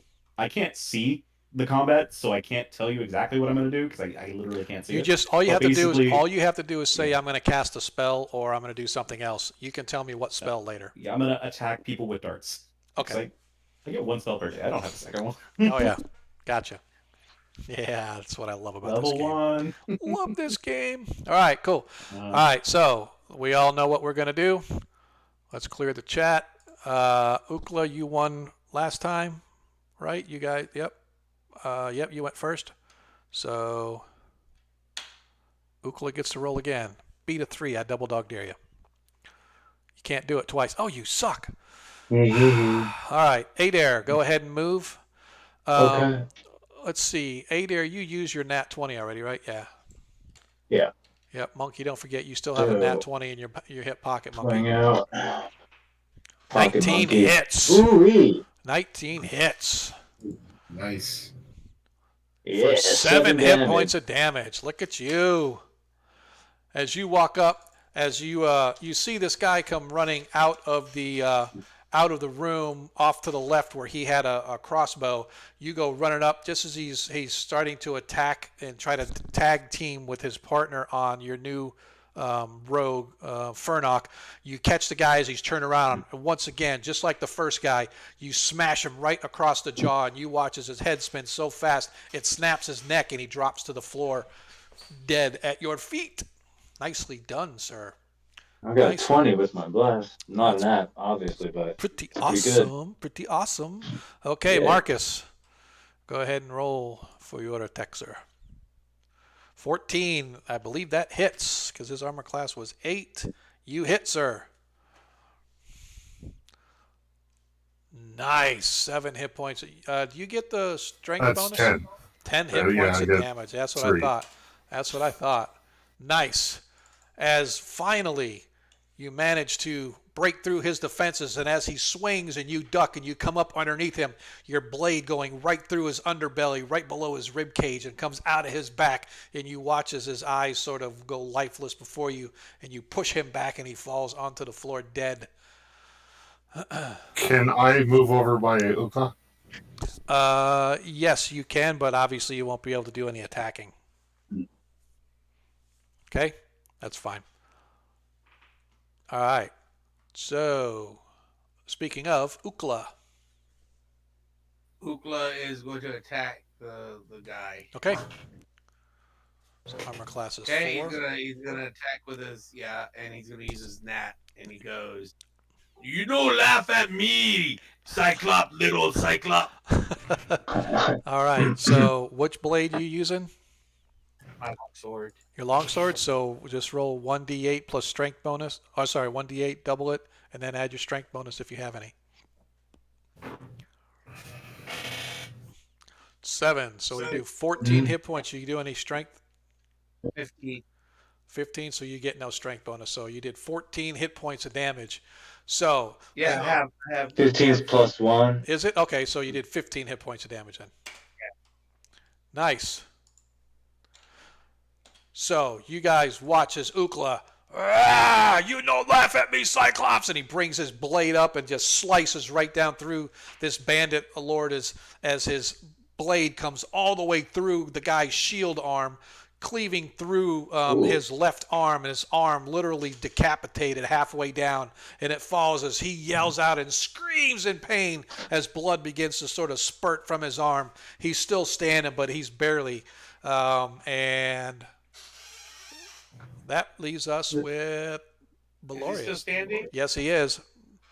His arm's flopping around. Yeah, on the but you ground. cleave all the way through his arm, sort of half flopping around, almost all the way severed. It's barely, let's say, it's barely hanging by the tendons. He could kind of swing it up like a club with you if you wanted to. But yeah, So as his arm falls down, Ukla says, "One eye, one arm, now one leg." nice. All right, Valorius, go ahead and roll. Oh no, I'm not rolling. Oh, there we go. Ah, damn it. No. As you go to, what's that? Oh, as you go to swing, once again, the guy on the other side of the table sort of dances away, and hearing the bandit leader sort of scream in pain as you swing, he sort of spins around and sees, and his eyes go wide. Well, they're maintaining. As they're definitely like can tell that they're a little bit nervous now that their captain is like staggering, has been almost cleaved in two by the half-orc barbarian looking dude. All right, Arthur. Yep. Could you teleport me out of my little box? I can. Thank you so much. All right, now that I can see, I think this is going to be my most opportune target. Okay. So I'm gonna throw my darts at them, and I'm gonna have believe he can reach him to make attacks, but Yep. I think he'll do that after I throw my darts, just Okay. so he's not at risk of being hit. Okay. And this guy will go restrain. I can't think. There he is. He'll go restrain the other guy. So darts first. Yep. Okay. I believe the darts are 10-foot range. 15 Is that foot. true? 15 foot range. 15 feet. All right, perfect Yep. from here. Let's see. Wait, double check what his armor class is. I think it's an 8. His armor class is 7. So a wizard, magic user, armor class 7. You need a 14 to hit. Okay, well, all of those will miss. Then. Yep, all 3 darts miss. All right. And Buddy here's gonna go try with a sword and see if he gets any more luck. Okay. Nope. Nope. Pretty much not. All right. All right. So now Fernok has decided he's just going to stay where he's at. 19 as he hits. 2 hit points of damage. As though he doesn't take him down, he wounds the guy, and you can hear him yell out in pain as the blood sort of starts dripping down. And now, that was it. And now it's, oops, my apologies. Let me make sure I'm back on the map with you guys. There we go. Sorry, folks. Once again, for those of you guys that are out there in chat, I know I've been ignoring you a little bit as we go through combat, but you guys have not followed us. I'd appreciate a follow. If you want to show a little more love, don't forget the subscribe button is there. We're here every Monday night, 7 till 11:30, 12, 1, 2, 3, whenever we decide to get through our combat. But we definitely appreciate all the love you guys get. Tell your friends about us. Hopefully we can just kind of start increasing this crowd as we go. If you like 1E, if you don't like 1E, that's fine. We still have fun. But every Friday or every other Friday night, we have a 5E game that goes on here. A different group of adventurers, but they're still all the tops in the business. So we appreciate you guys hanging out with us as these guys try to take out the bandits, which is going a little better than it was going last week's combat when you guys were fighting the ghouls and stuff like that. So that's Everybody loves AD&D, whether they know it. Yes, or not. this is true. Everybody loves it, whether you know it or not. And if I didn't already say, Mogoli, definitely appreciate you cheering those bits, man. Every little bit helps. If you guys cheer enough, we actually have special badges that we associate with your name and stuff. So there's all kinds of things, man. You can catch us on YouTube, catch us on Twitter, hit our Discord, come over to Discord, chat with the players offline, during the in-between game times. Yeah, man, we got all kinds of stuff going on. So just trying to build ourselves a little community here. Hopefully you guys will hang out with us more often. So now that you guys have gone through your turn of actions, now comes the bandits. There are the two are sort of the flunkies and the one leader who is mortally damaged. I mean, he is severely damaged. Ukla having almost cleaved his arm in two. But unfortunately, it leaves him just enough to start his, wailing death throes as he's trying to fend you guys off to either escape or at least kind of kill you or whatever the case may be. Hey, thanks, Magoli. See, Magoli's got the right idea, man. You guys just sit. Just have fun. If you see something you like, cheer for it. If you see something you don't like, cheer for it to bring it to our attention, right? So either way, we get you guys cheering, but we definitely appreciate it. All right, so let's go with the bandit leader. He's going to actually do his attack first, as he has the look of death in his eyes, literally, as he is going to go after Ukla, and a 5 woefully misses, as the other two try to attack. Woefully misses, as one is attacking Valorius. All 3 woefully miss, as these guys are. I'm going to roll for morale for these guys. Oh, here we go. Oh, man, there we go. Nice. Okay, they're all sticking around. All right, they're going to stick it out to the end. So let's go back to the top of our decision tree. Adair, what do you plan to do this turn? Okay, try to move around the table to back up Okay. our thief, and then hit this guy. All right. Right. So you're going to go over here then? Is that where you plan to go? Like in this square Oh, right gotcha. here. Okay. Yeah, we could do that. So you're going to jump up on the table. I am going to judge also that you are not in combat right now. You are not in melee. So when you get up there, you will then get your +1 attack for the bless spell. Oh. Yeah, I mean, no, it lasts for 5 more rounds. Yeah, well, what I'm saying is, okay, it had to be, I'm sorry, never mind. I was thinking Yeah, it's like on the cast. at the casting of the so- spell. Gotcha. Okay, that's Yeah. fine. All right. I'm so- supposed to I realized too late that I was supposed to sort of cast it before we rush Yeah. into a door or something, Right, so. gotcha. Okay, Marcus. Oh. I'm gonna attack the bandit leader. Okay. And Ukla, bandit leader as well.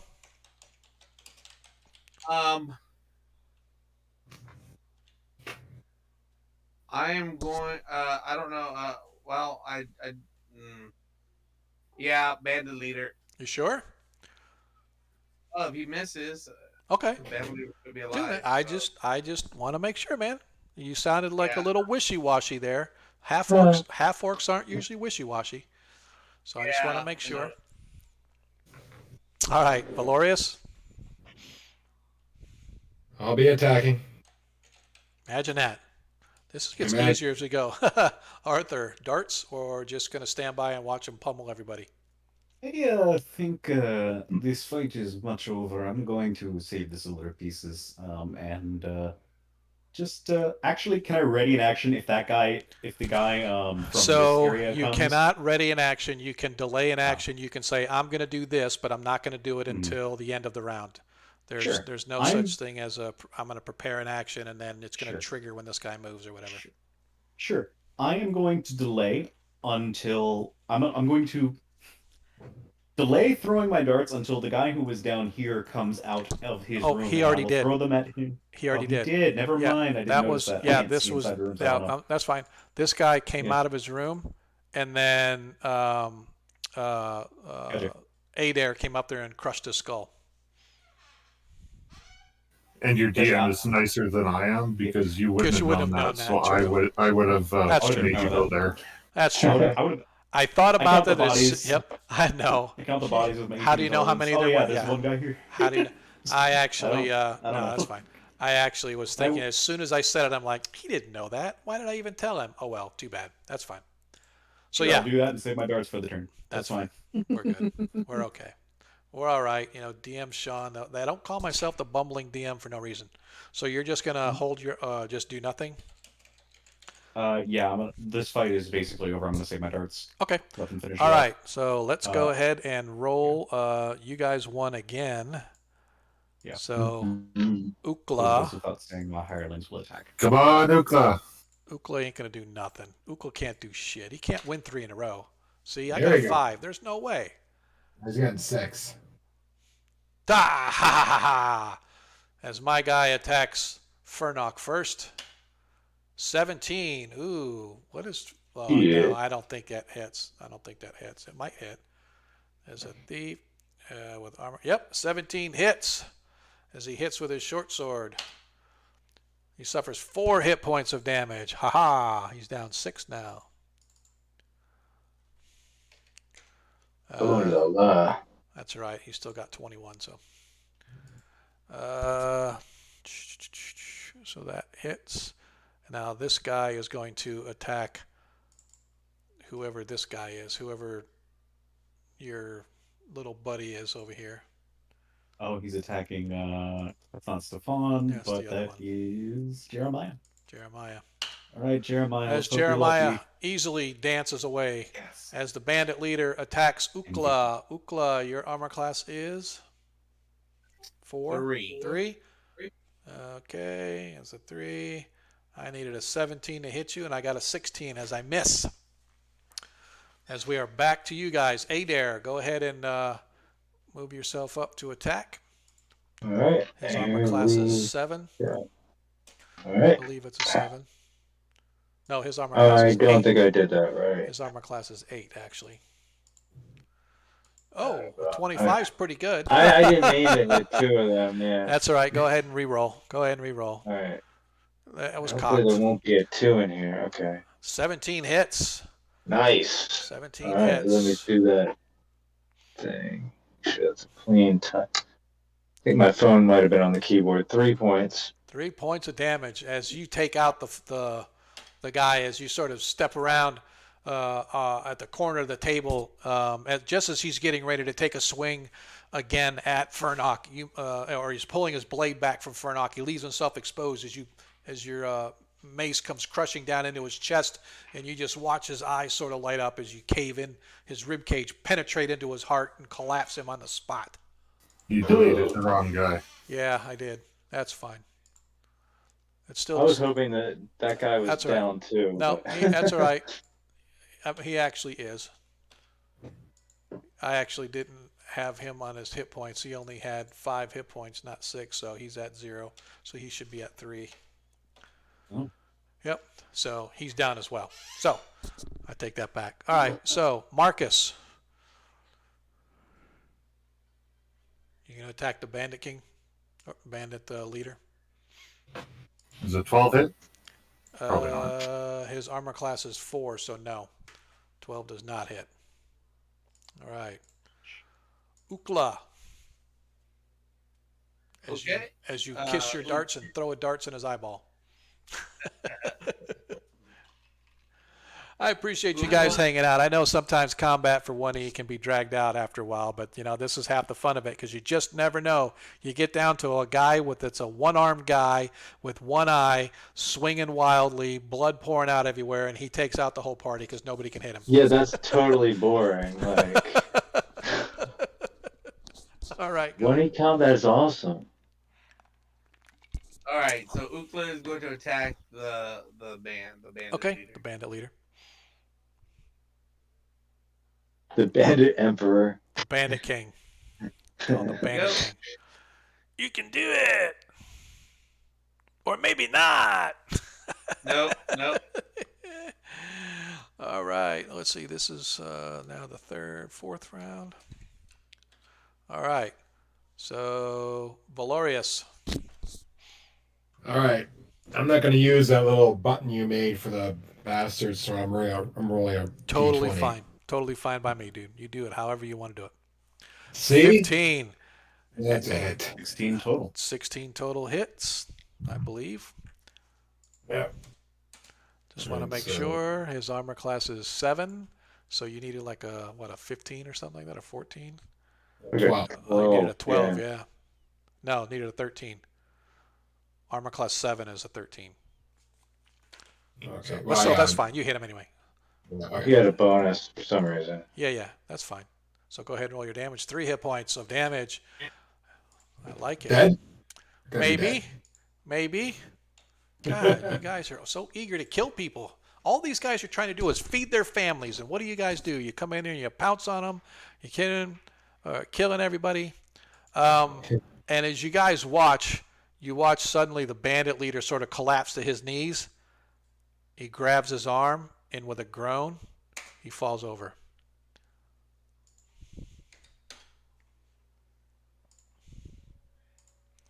As combat has come to a close.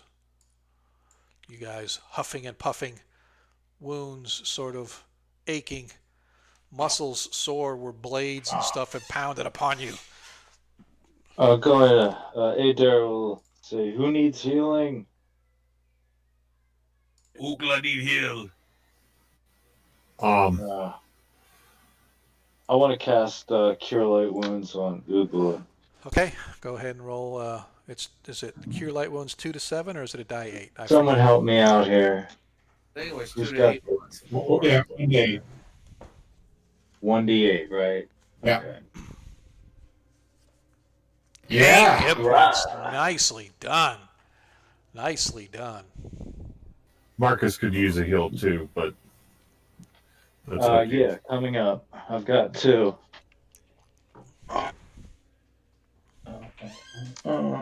Nice. 7 hit Nice. points back to Marcus.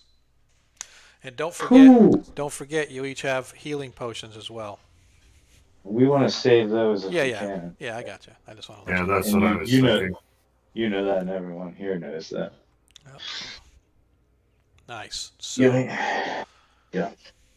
Wow. And good rolling. Wow.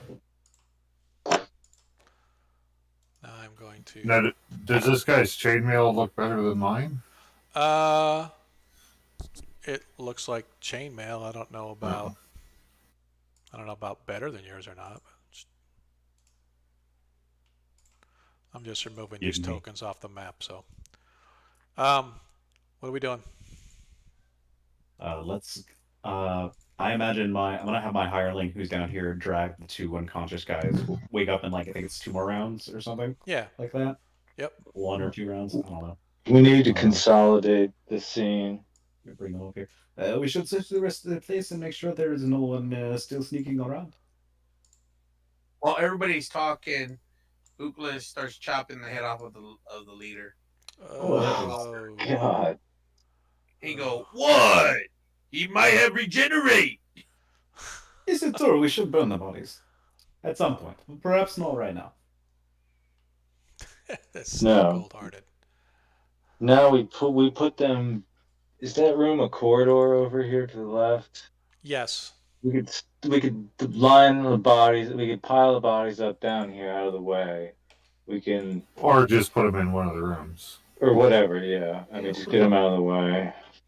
Put them in a room with no windows, or windows they could not crawl through if they suddenly animated as ghouls, perhaps. Use a spike to keep the door shut. Do you So have we a need to spike? search the bodies. I have to double check that, but I think that I do. Yep, I've got 10 of them, so I can definitely spike some doors shut if we need to. Nice. All right. So, where are we going? They were searching the bodies. Okay. Yeah. So, on searching the bodies, so there are a total of 10 of them altogether, right? We are going to do it this way since it sort of gives this is how many they have. Let me clear. So this is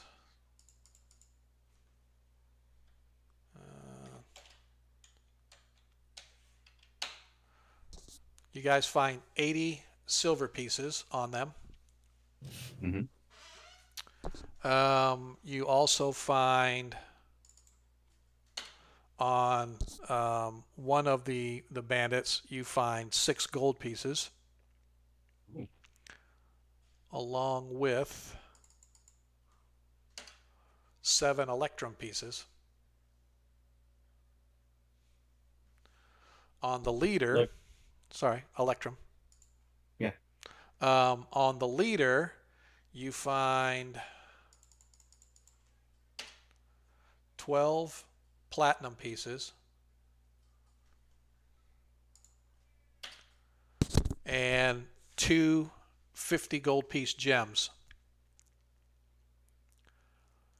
Additionally, around his neck, he's wearing a very nice gold chain that's worth 200 gold. Ooh. I didn't damage it, did I, when I cut his head off? What's that? I didn't damage it, did I, when I cut his head off? You'll have to find out when you get it appraised. Mm. You might only get half value for it. Oh snap! I don't care. At least I have enough money to like sleep in an inn for a week. Finally. Yes.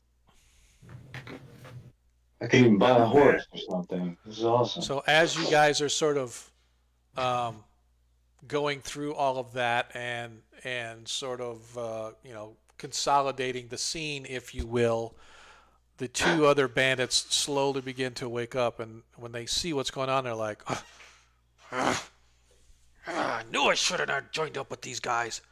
And they just sort of You very much shouldn't have. what'll it take for you to let us go?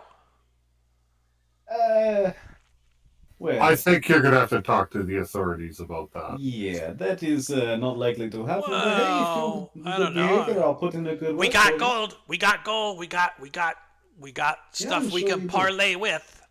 Oh, I'm sure you do. But you'll I'm sure never you do. find it without my help. So if you let me go, I tells you where it is. You can have it all. I just want out of here. I am not interested in allowing you to go free. I don't think any of my friends are either. Suit yourself. Yeah. We'll search the place high and low. We find the gold, we find the gold. We don't find the gold, we don't find the gold. Suit yourself. But the truth of the matter is, you are going to prison. And if you cooperate, I put in good word. If you do not, then, well... Yeah. You've heard the story before. Yeah, I see you are experienced in these things. So, what do you want to do? Can we search the rooms up here? Sure. Yeah, you just tell me where you want to start. Mr. Rogue. I removed all of the lighting and stuff like that just because we were having issues with the doors. So I know you guys can see the various rooms and whatnot, but just know that you can't see anything yet because it is dark in here. It is gloomy in here. So for those without any dark vision or anything like that, it gets extremely dark as you get into the house. Where you're at right now, you do have some light coming in from outside because the doors open as well as some of the windows. But as you get into the interior of the house, it does get darker. Arthur, you did note that when you went into the room where those 2 individuals were, that you, hey man, hey Corvus, what's going on, Jacob? How you doing, brother? Appreciate you stopping by and checking out the real edition of games. He's in my 5e game, so I'm able to talk. Corvus, give me your 20s. You're not in this game. Yeah, see, I gave 20s to their game. Yeah, exactly. Yeah, a little late now, dude. So anyway, as you go down the hallways and stuff, it's very dark, right? But I'm lighting a torch. Oh, okay. Me too. All right. So as the torch lights up, you guys can see that you're in what used to be a very opulent kind of a room, almost like a gathering hall of whoever owned this particular place. You can see that there's 2 hallways, one running south, one running west. You can see that there is a closet in the northern corner, and there's also a door up there where Ukla is standing, leading into. From the view on the outside, there's probably some kind of a tower on the other side of that door, and that's what it looked like anyway, like a big square tower on the top end of the top end. So that's kind of where you guys are right now. I would like to have my 2 hirelings kind of positioned here in the center of this room, with the 2 bandits we captured, like hogtied basically at their feet, swords ready in case they attempt to escape, so Okay. they can kind of like, you try to get out of here, you're gonna get coup de grace, Yep. Gotcha. that Okay. sort of thing. That's fine. And that should also give them line of sight if something's coming through this way, they can holler. Okay. Cool. Yeah. So where are we gonna start? What do we want So, to do? Mr. Thief, if you were them, where would you hide this? Say hot shwood for someone you just met the other day. As he sort of walks over and wiping his blade and putting it away and putting a bandage on him, he goes, I don't know, probably someplace you wouldn't think to look. I mean, wherever their sleeping quarters are, I would probably put it not there. That would be my first choice. So that if anybody caught me sleeping or came rummaging through where I was living, that's not where my treasure was. So, but it's probably on the first floor here somewhere. That'd be my guess. You're not going to want to have to go upstairs or downstairs or anything to try to get it. You want to be able to get it and go. So probably one of these rooms on the first floor, just not wherever they was sleeping, wherever that is. Do you mind checking the doors for traps? Sure. Just in case. Which door? I guess we'll start on this side and work our way to the other side. Well, this side doesn't tell me much. Move your character to where. This door here. Me. Oh, so Ukla says check this door up by him. Somebody else wants to check the doors down here in this hall. So which one do we want to start? I'm going to need to know. Why don't we check what's behind this door? Because we know there's like a tower or something there. Just to have our corner, like, that we're going to be sitting in, like these guys are going to be sitting in, safe. Make Okay. sure there's no one hiding back. That's fine. And then we go from left to right throughout the rest of the building. Yes. Doors look important. Does everyone think that's a good idea? That's fine. Sure. That sounds good. Yep. Okay. Okay. So let me see. All right. So. Yeah. As he sort of, as Fernok comes over, he investigates the door very carefully. He's like, it's not trapped. And he looks at Ukla and says, after you, muscle first. Can I just do a quick check of the ground around the door if there's any kind of fresh footprints or traps? Sure. Yep, absolutely. It looks like there's this door actually, as you look at it, this door looks like the floor has been swept every time the door opens, and it has sort of this arch, looks like the door has been opened numerous times. So it looks like it's a well-used door. So they whoever was in this place probably came in and out of here several times or numerous times. Okay. Any kind of footprints or anything? Or just yeah. I mean, there are footprints, including the combat footprints you guys just went through. But again, it looks like it's a well-traversed area. Okay. Well, I'll just mention that this door looks well and often used. Okay. So who's going to open? Ukla looks at you and says, "Oh yeah," as he's opening the door. Yes, look used. Okay. So you open the door and you go inside and you see that it is some sort of a remains of a tower chamber of some kind. You can see that there are several bedrolls spread around the place. The wall is like covered in like old peeling plaster and old looks like old scribbles and paintings, and it looks like any number of people have been in here doing their own little scribbles on the walls and stuff like that. Although it doesn't really show it, the southeastern corner down here is actually partially collapsed, leading to the outside. And you can see that it looks like you can enter and egress this room from this southeast corner as well. But again, this looks like the bandits' sort of hideout, if you will. There is a fireplace in the north wall that looks like it has been recently used. There's an old cooking pot kind of sitting in there with nothing in it.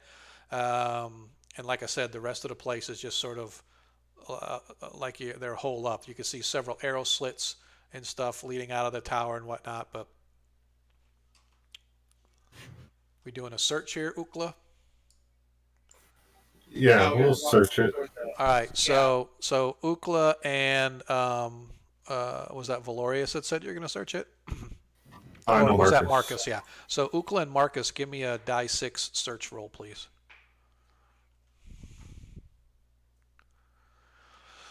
So Ukla, as you are sort of investigating the room, over on this wall, you peel away the plaster and you find what looks to be the remains of an old door. And it doesn't look like that plaster or anything has been removed in a really long time. So most likely the bandits themselves didn't even know about it. Oh, Marcus, look like secret door. Where's Sneaky Well, Man? should we search the rest of the place so nothing sneaks up behind us before we go down? I Well, we think don't that know would it be goes wise. down. It's just a wall thing. I'm showing you the thing on the wall that looks like a door. Ah. I don't know if it goes down or up or what. I just know there's possible Yeah, we doors. should- I'm showing you. We should at least open it. Make Where's sure there's Sneaky nothing behind Man? That chick for Yeah. trap. Okay. So he comes in as Fernok comes in and searches for you, and he's like, no traps on this either. Hey, this wrong-minded fool put a hex on us for 1,500 platinum pieces. I just didn't want you to miss it or anything. Do Keeping what? it legit. Corvus. Oh, Crovis I'm trash redeems talking. it. I didn't want you Oh, to miss that because I'm gotcha. honest. Yeah, well, that's fine. Yeah. A natural All right. one doesn't count for well, yeah. I mean, well, natural one's typically just for combat anyway. So thanks, dude. Give it I to appreciate it. you. I got a nat 1, so anytime. DM got This a nat session. 1. Thanks, Corvus. Appreciate it.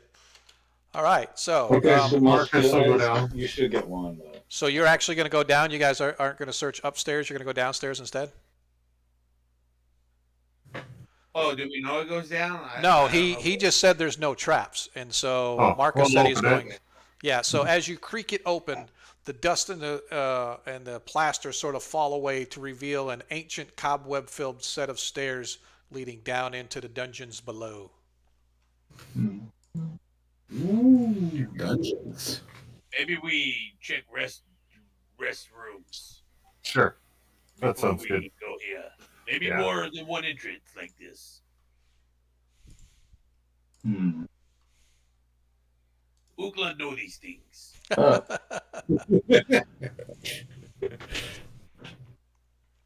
Okay. All right. So where are we going from here then? If we're going to check the rest of the upstairs, Are these more stairs down? where? Yeah. So as you Where, go in, before you even get there, you hear a loud sort of rush of creaking, or not creaking, but squeaking noises coming from beyond this closet area. And as you sort of poke your head around, you can see that it looks like there is another flight of stairs leading down in here.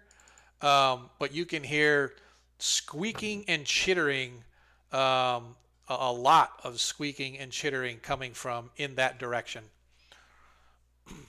Sounds like rats. Yes, yeah, of the large variety.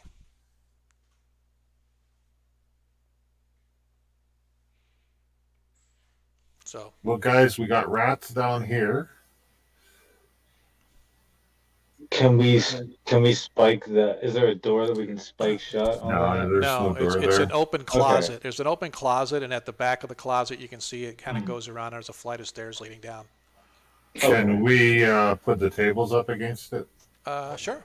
Yeah, absolutely. So it takes you guys a few minutes, but after a little bit of huffing and puffing, you manage to stack the tables, at least in some set of a way that would at least deter, probably not block anything that really wanted to come through, but at least it would deter rodents and whatnot from sort of escaping that way. Okay. All right, left or right? Right is right. All right, let's go right. So here? Was that right? Is that what I... Is that where we're going? I Okay. was talking about hallways, but sure. Well, We I gotta mean, check that, so. yeah, that's what I mean. You said hallway to the right, and they went to the right. So once again, Fernot comes up and he runs a quick check on the door.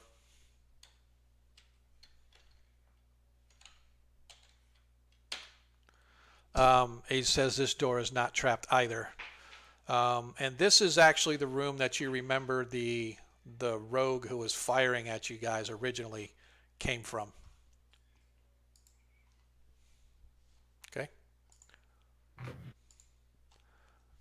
Let me go to my key here. I mean, I'll help search. Search this you room. know. Okay.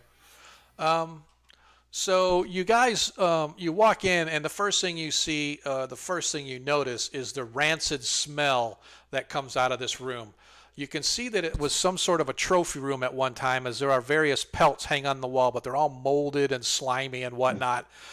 You can see that there is a huge, like what looks to be the remains of a bear pelt covering almost the entirety of the floor.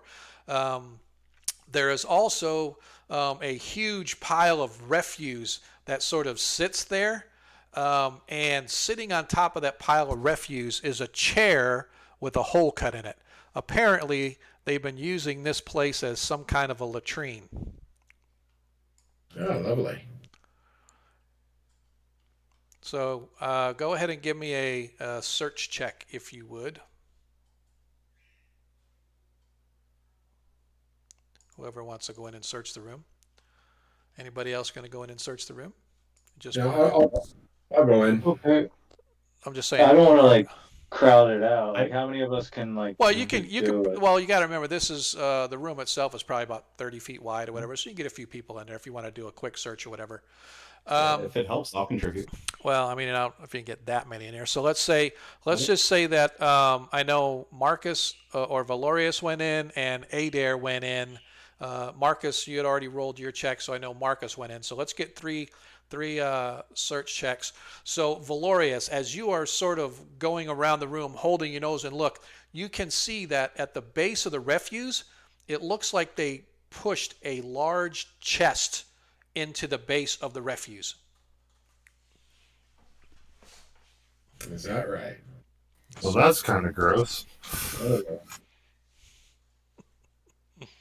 Well, can I pull it out of there? Sure. Do I want to? Yeah, go ahead. What's your strength? Yeah. Okay, so you guys watch as Valorius, right? Valorius goes and he grabs a hold of this box, and the slime sort of covers on you. He's got to put his hands in the muck a little bit. And you know it's not all feces and urine or anything like that, but it's just mud and muck and grime. As you sort of grab the box, as he's sort of gagging and pulling back, suddenly Valorius, you feel this searing pain in your left hand as you watch as these little maggot-like creatures suddenly swarm onto your arm, and they start burrowing themselves into your flesh. Tonight's random encounter brought to you by DM522 whatever. As Valorius sees as these rock grubs suddenly leap off of the thing, and they start burrowing themselves into the skin. Gord Downey, no. Oh, what? What are we gonna do? What are we gonna do? So get a torch on there or something. Anybody got a Yeah. torch? Yeah, Marcus has the torch.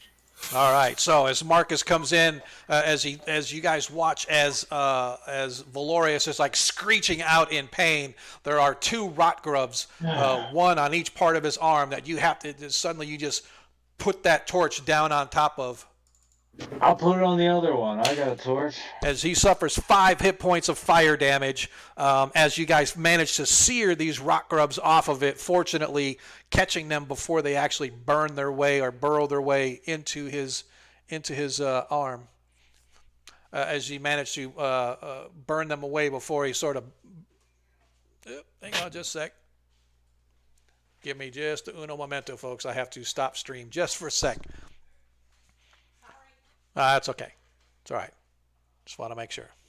And we're back. Sorry. We just had a wife coming by and stuff. I just want to make sure she's not on cam. As you guys manage to catch these two just as they're starting to burrow their way into his flesh, screaming out in pain. Ah! Put the torch on there. Managed to sear them both off. Fortunately, It looks like Mhm. after a second of waiting, you got him. They haven't Thanks, guys. they haven't Thank you, guys. continued to burrow. They haven't ADM, you Appreciate might you. want to lower your camera a little bit. It's cutting Yeah. your face off. Yeah, I know. I see it. I got it. Okay. That's because when I first pushed it, there we go. Gosh. Yeah, we're good. Good. Thank you. That's a battle story. That's a battle story to tell, live and tell about, huh? Yeah. Yes, sir. So you can see that they have this feces, slime, muck covered chest that Valorius has managed to pull out, and it's sitting over here in the corner of the room underneath the window. It has a padlock on it. The padlock itself is locked, but it is rather large. It's like a steamer chest, right? It's a pretty large steamer chest with sort of little hump lid made of wood, iron banding, etc. The worst thing is putting your hands in the muck and the mug as you manage to. Mr. Rogue, do you mind checking this? Murdoch. Curious. As Can I he- see your arm? As you sort of looks. And I'm Looks gonna at you. lay on hands on Valerius. Okay, you get Give him 2 hit points back. points. Yeah, Thank you very much. Thank you. nice. All right, so. People always look down on the first level lay on hands and whatnot. But Yes, sir. All right, so he gets the 2 hit points back. So let me. He is going to be extremely careful as he sort of goes around and he checking it for traps. Oops, wrong dice. As he goes to sort of check it for traps and he's trying to be very careful, suddenly coming out of the wood, you watch as another one just burrows it into his hand, and he screams out in pain as you watch, as right in the palm of his hand, there's one of these little worms that's got a little lamprey-like clumps onto it, as it starts burrowing itself into his skin. Almost before he can grab it, he's like screaming in pain. Anybody got a torch? Yeah, I still have a torch. All right, so as you guys go, and he manages to put it out. Where is it? I don't know why I keep hiding it, but as he also suffers 5 hit points of fire damage as one of the rot grubs managed to find its way into his hand, but he does look and say, "It's not trapped!" As he's holding his hand in severe pain as you guys cauterize, killing the little white critter before it could burrow its way into his heart. He is very thankful. I am going to use my sword to try and open it. It's padlocked. Oh, it's padlocked, so he Yep. needs to. He would have to lock do it. He would have to do an open locks. I guess I'm gonna need to give him this potion. He actually has, with that -5 gives him -11. He actually has 16 hit points left. Oh, he's alright. Yeah. That's twice what I got. All right. So Valorius, I know you saw, but Valorius also has a nat 20. Yep. Make sure that Thank you, Yep. Magali. Yeah, man. Let me get these. I got a couple of them I have to Our viewers are awesome. Dude, man, I'm telling you. You got the best ones around. Yep, so far. That's what I like it. That's what I like it. And Magoli is good to go. Gave you guys all your points. All right, cool. I mean, he can try to unlock it, but he's looking at you guys right now. He goes, "Not until you clean that thing off. I ain't touching nothing." How about Ukla just hits that lock with his halberd? Yeah, you can try. If there is anything glass-like in there or otherwise fragile, that could risk damaging it. Maybe Yeah. we should clean it. Maybe we Very should clean it up interesting. first. Here, and I'm gonna toss them a towel. Exactly right. But a towel for this reason. Wet it in the swamp water if you want. Maybe rub your hands first, though. They seem to like hands, you know. Just put something on. But nobody has metal gloves. I'm actually shocked that nobody Oh, does. it's got Well, gauntlets on. I mean, there's You ways know. that you can move it out of here. It's a steamer chest. It's got the handles on the side. It's got the paddle lock, et cetera, et cetera. So What do you guys want me to grab? Can we take one of the bodies of the people we killed and throw it over there and have the grubs go onto the body? you can Yeah, try, but typically the rock grubs I would say go for fresh food. But Maybe we should go for smashing the lock. maybe we should try picking it first, at least, just in case there's something in there that might be broken. Hmm. Yeah. You know? But I thought we were worried Um, about more just- grubs. That's all. Do we have enough water to clean it? That's the question. there's plenty of water in the boat. We can go look in the other rooms and see what's in there. Where's the chest right now? right now under the window at the south of the wall. Have water. Is there? What now? I'm Water? gonna. Yes, Ukla have water.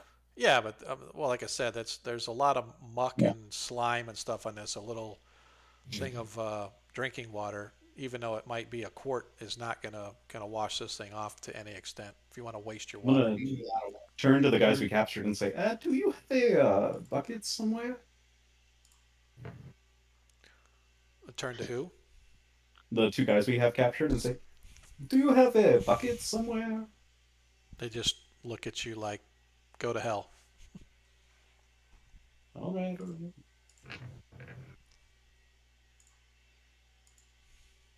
Have them open lock. You check the guard or the boss to see if he's got a key. Actually, I should have said that when you that was my fault. While you were searching him, yes, you guys managed to find a skeleton-shaped key on his person, along with his gems and coins. Yeah, that may be it. Probably. All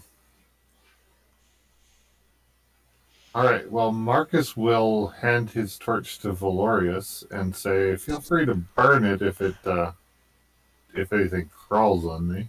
Oh, I am ready. Okay. And he is very carefully going to open the lock. All right. So you carefully, and it clink. The padlock falls open. So it fell off, or it's still. It's on, but it's unlocked. I am going to take his towel and wrap it around my hand. Okay. And take the padlock off. Okay. The padlock comes off. Fortunately, no rock grubs assault you. And the chest Okay. is now Unlocked. free to be opened. Okay, I am going to use my sword to push the lid over. Okay. The lid sort of it takes a little bit of oomph to kind of get it and all the muck and stuff going onto the back as it all slides off. Inside, you can see that there are bolts of fine cloth, all sort of wound and bound and folded just so. Also, you can see that there is a crystal flagon along with some goblets that look to be an extremely good, nice, expensive set. You can also see that there is a wooden box inlaid with ivory and has ivory handles. Also, you can see that there are 4 arrows, and looking at the arrows, you can see that they have arcane inscriptions down the arrows themselves.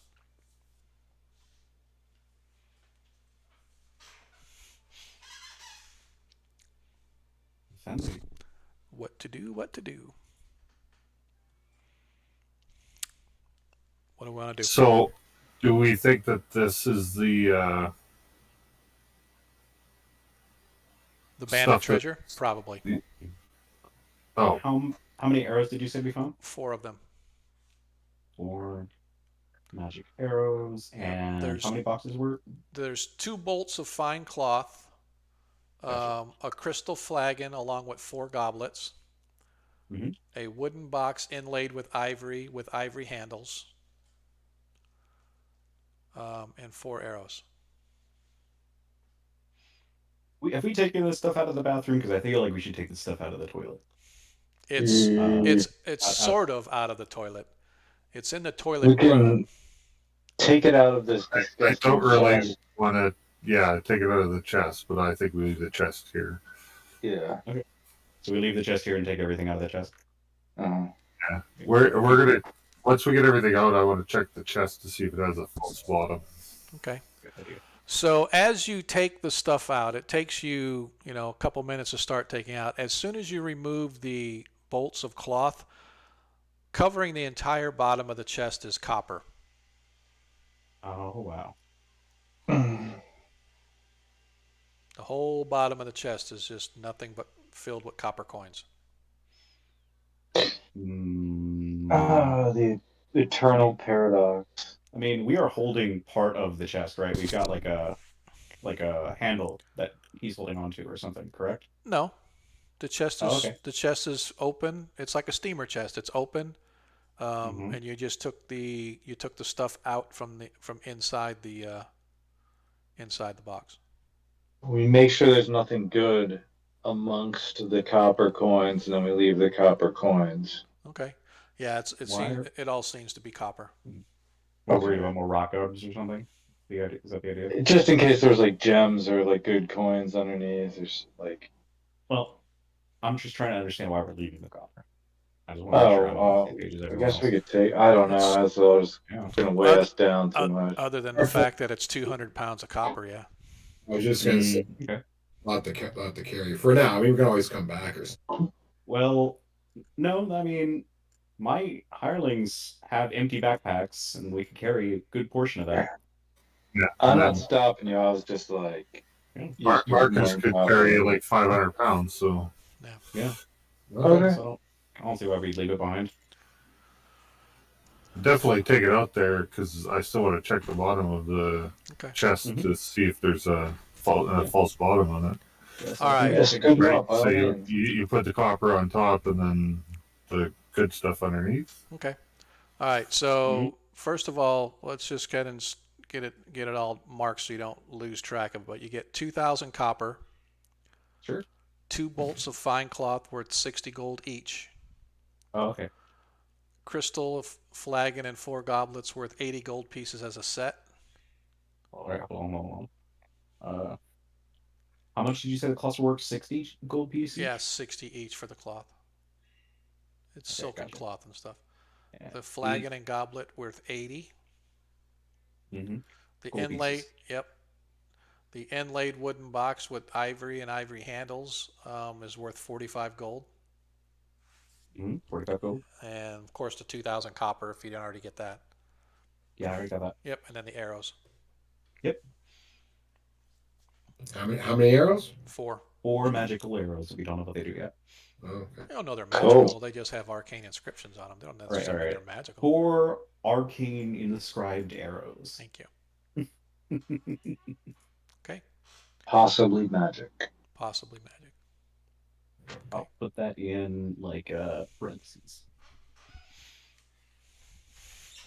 Marcus. Okay.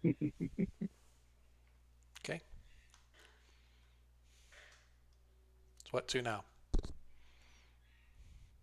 So we check the bottom of the All chest. right, go ahead and give me a search. 1d6 for a search, please.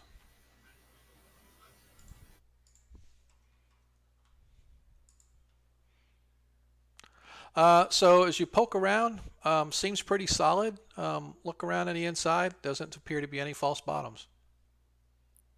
Does the chest look like it would be worth anything if it was cleaned up? Yeah, it would probably be worth a little something. Maybe a couple silver Okay. here or there or something like that. But it's pretty bad Okay. shape. It's pretty worn, and now it's Yeah. been soaked in poop.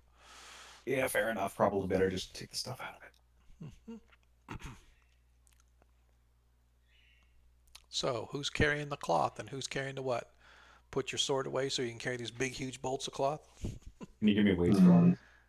No, I don't necessarily have weights and Sure. stuff, but it's pretty bulky because if you've ever been to think of it if you've ever been to like a Michael's or a Joann's or even a Oh, sure, Walmart, yeah. and you go in the back and they got Yeah. those big bolts of cloth and they roll I them know what you're out. talking about. Yeah, so you're probably, again, it's probably not that big. They probably weigh maybe 5 pounds at most Yeah. each. They're just Gotcha. kind of bulky. They're probably about 3 foot tall. They're just a little bulky. Oh, okay. Would it be possible to fold something like that up without damaging it and putting it in a backpack if you were to take it off the spool or Um, whatever? well, I mean, yeah, I mean, yeah, you Okay. could probably do that. I would say it would be, again, it's not going to hurt it to fold up cloth, right? So just a matter Yeah, I of, wouldn't expect. Well, I'd imagine if it was in this little chest, it probably was folded up already. well, it was Yeah, part, no, actually, it no, would. the chest itself is rolled up on the spool, so they're kind of flat, and then it's Okay. like a flat piece of wood, maybe, I Right. don't know, a half inch, 3/4 thick, and they roll it Yeah. around it, and then you set it down kind of flat, but it's in a steamer chest, right? Right. The steamer chest is 3 to 4 feet wide, couple of feet Okay. high, right? So it's like a steamer chest, like if you're going Very on long a on chest. an ocean cruise in the old 1920s and stuff, those big steamer chests. So it's kind of, it's a few feet Yeah. wide, so it just sits right down in there. Yeah, I my could image of a steamer carry chest one is of like a foot and a half. Gotcha. This makes more I'm sense. not trying to tell you guys not to take it and stuff. I'm just saying that Gotcha. yes, you can take it off the spool and you can fold it up and get it into a backpack. But again, it's volume wise too. Yeah. It's going to Yeah. take up that whole backpack, and now you're talking about Mhm. 2,000 coins that you want to put in backpacks and stuff. Sure. So So what we can do, Dungeon Master, if you'll allow it, is I can have my two hirelings with their basically empty backpacks fit whatever they can fit inside there, and I've got a large sack, two small sacks. We can put a bunch of stuff in there probably, and we can either alternate who's carrying it, or I can have the hirelings do it for now. yeah, that's fine.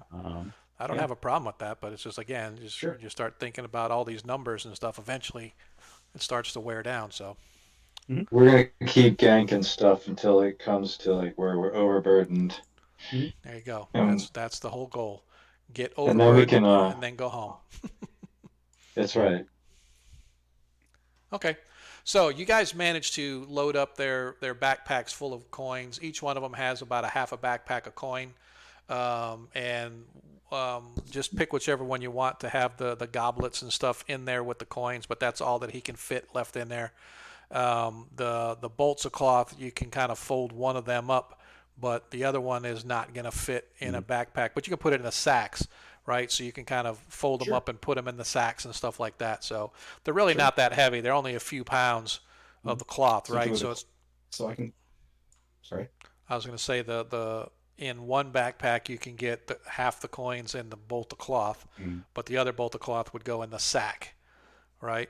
So he's Sure, got, that makes sense. yep. So anyway, yeah. So let's see where to now, or what are we going to do? We're going to keep going. Well, I would say that if we finish a mission, return. If we haven't finished, we need to just keep searching. Yeah, everything that you think you've found in this particular room, it seems you think you probably have found it. There's a small room next door. We could Okay. try it. Yep. So which one do we want to go to next? This one over here? Yep. Okay. All right. So once again, you guys bring out the master trap finder, and he searches, and he's yep, no traps on this one either. As he goes to slowly pull the door open. This room, very much like the room he just left, is sort of old and dusty and cobwebby. Fortunately, there's no mound of heaping trash or anything. It looks like it was probably a bedroom of a minor person who used to live in this particular building. You can see that it's got even it looks as if somebody had like stayed here recently, almost, just because of the fact that you could see there's the remains of a burnt torch hanging on the wall by the far window. You can see that the plaster and stuff on the wall is sort of cracking, just like the the tower room where you guys. So again, it looks like an old bedroom, whatever. Most of it's been cleaned out, other than what's already been described.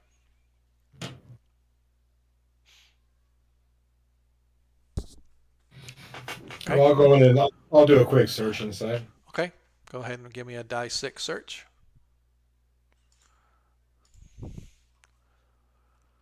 I'll give it a toss if this isn't Okay. right here. All right, A tier. All right. I'll check. I'll check that torch. Okay. So as you grab a hold of the torch sort of crumbles away in your hand as all the blackness goes away, and actually there's a silver rod.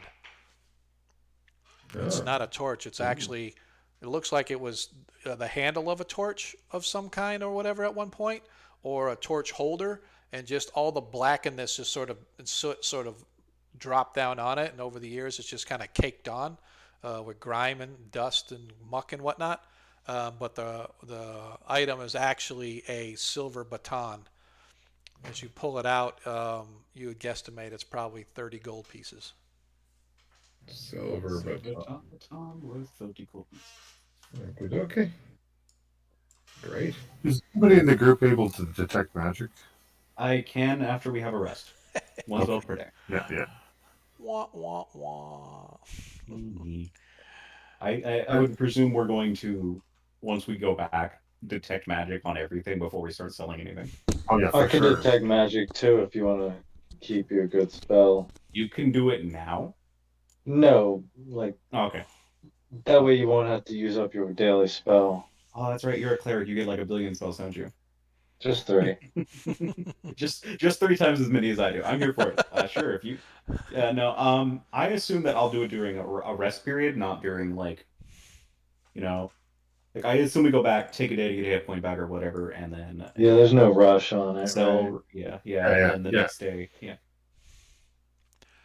Man, look, we got like people just hanging out with us tonight, man. I definitely appreciate it. It's pretty good. Got a nice little group of viewers going. Again, don't forget to tell your friends out there. Invite them all in. Come, let them check out our game and stuff. We're like the #1 game in town. Well, almost, but we're getting there. Slowly but surely, we're working our way up. So I appreciate you guys hanging out with us as long as it's been. So, all right. So you guys sort of finished investigating, checking out this room. You find what you have found. Where to next? The room up top. Okay. Let me go. Are we gonna have him check for traps again? I assume. Yeah. You guys, bunch of chickens.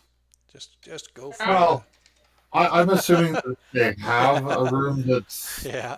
trapped. Then Okay. it's probably the one that has the treasure in it. Okay, that's fine. So you open this up, and it opens into a larger room. It looks to be what used to be some kind of a kitchen. You can see the remains of moldering foodstuffs, and a kitchen work table are here. You can see that God, he's already in the room. All the way across the room where the fireplace is, right where you're at, Marcus, you can see there's actually what looks to be on the corner, like right here in the corner. Looks like to be a cask of something, and it looks like it's never been opened. So the cask is still sealed as you walk in. Like I said, you can see in the left-hand corner there where you're standing. There's a cask of some kind. Looks like all the pots and pans and everything have long since been raided and are gone. Has this room been used recently? It doesn't really look like it.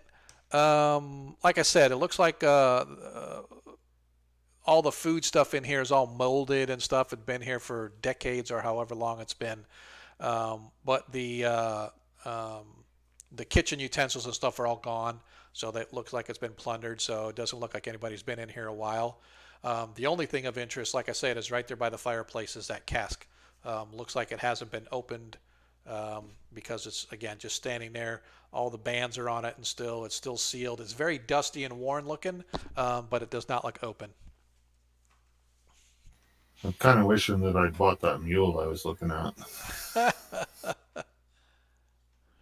All right, we'll come back to the cast, I guess. Okay. All right. Try the next room.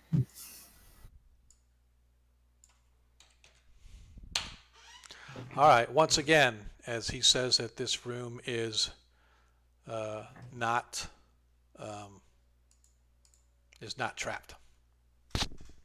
So stepping in, you can see that this is a pretty large room. The remains of cots and plain wooden chests indicate this was once some kind of a barracks for some of the guards that used to help protect this place. Undoubtedly, the human sort, based on the size and some of the things that you guys can see. Overhead, you can see that the ceiling has partially collapsed into the southern half of the room. There is still partial ceiling from upstairs on the north half of the room. You can see that at the far end of the room, there looks to be a chest, although it is partially busted open on the top. You can't see what's inside from where you're at, but there is some kind of a chest over there. Okay, sword drawn. I'm gonna go up to the chest. Okay. And see what's inside. I'm gonna go. All right. Perhaps. So I need Marcus, please, to roll a die 6. Roll a die 6. Roll a die 6. I was too late. Roll a die 6. Roll a die 6. Roll a D6. Roll a D6. All right. So you are not surprised. However, as you go to approach the chest, you hear this loud like, and some of the rubble moves and sort of falls away, and you watch as this massively large lizard comes lumbering your way. As it comes out of the rubble, and it comes rumbling your way. All right. Well, Nobody is surprised. We're on our action phase. Marcus, what's your action?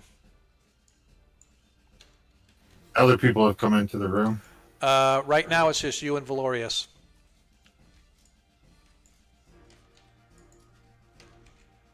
What's the No, action? back Clear out the of the room. doorway. Clear Back the out of the room. doorway. You're going to back out of the room? Yep. All right. So you guys managed to back out of the room and close the door behind you. You hear the collapsing of rubble as this creature apparently is moving through the room, but it doesn't seem to follow you, although you can hear it right on the other side of the doors. You hear this loud hiss, and there's sort of this, a little bit of a thump against the wall, and dust and plaster sort of fall from the ceiling above you just slightly as you watch the door sort of bend inward and outward. It does it a second time with a pump. And then after that, it goes quiet as you can hear it sort of walking away, going back to wherever it was on the north side of the room.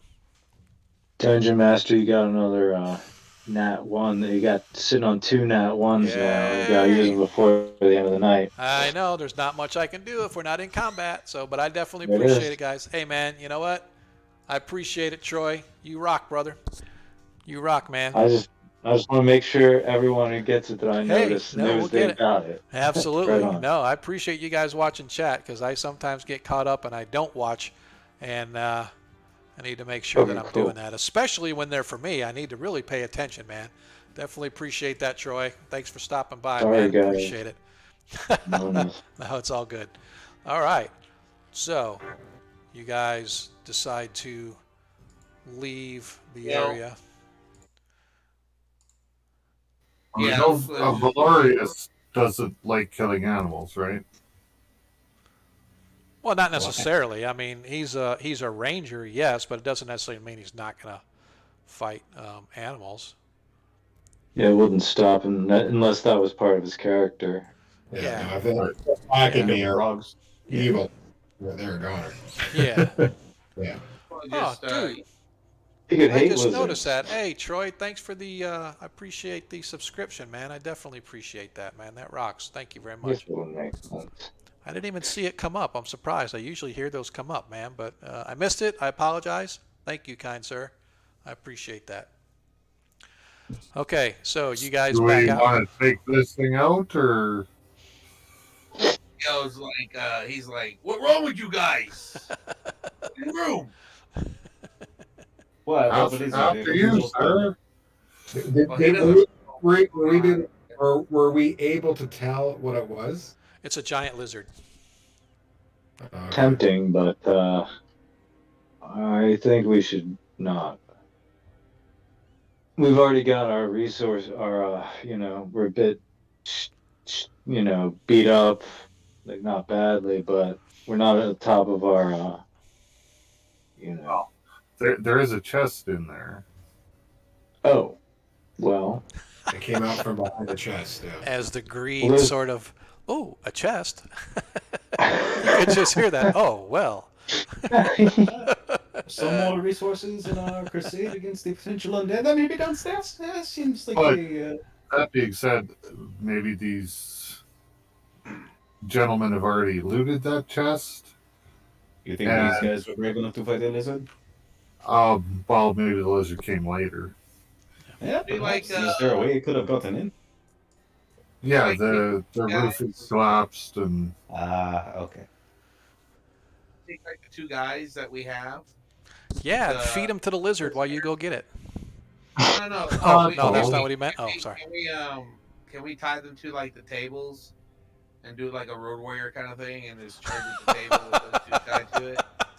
I think I would have your problem. I with that. don't think we're doing that. I think the Yeah. paladin would have words with that. Although. Hey, does anyone thanks, have an- Jacob, man. Appreciate you stopping by and let's definitely not forget appreciate the about tears, man. Oh, Sorry. We were. let's not forget about those rats, guys.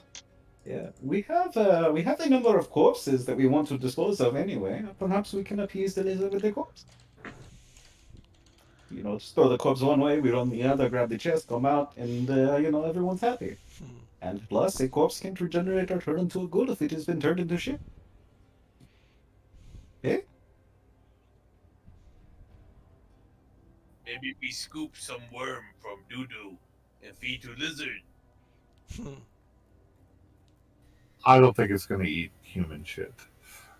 But No, but worms might eat lizards.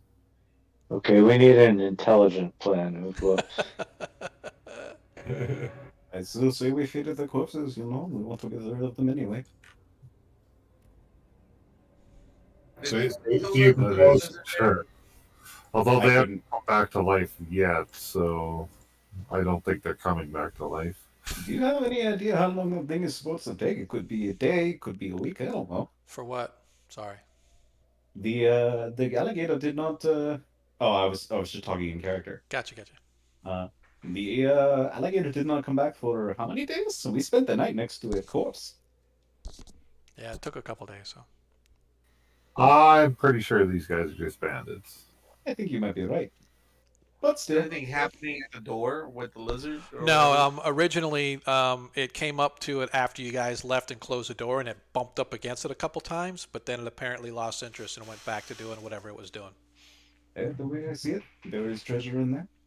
The treasure we can Well, use to do. There's no proof that there's treasure in there. There may be treasure in there in the chest. We can use that treasure if it is there to do good. These bandit corpses we are going to either let them rot and let something else eat them, or feed them to the lizard. It makes no difference. We can try it. Only problem is we don't know how strong this lizard might be. Those frogs were a bit of a rollover, but more that this thing might be venomous. Yep. Once again, I want to remind Did you- everybody, if you have not got a chance to join our drawing, hit that exclamation point random, get the opportunity to pick next week's random encounter. This week's random encounter with the rock grubs was brought to us by last week's winner, and you could be next week's winner. So definitely get while the getting's good. We've only got a few people entered, so we got a bunch of people watching. So everybody except players should enter themselves, get an opportunity to get next week's encounter. So back to the game at hand. If we have any 5e player, any of the parent land players, I got to choose the encounter for your next game, and Yes, he did. And just, Enjoy that. That's all.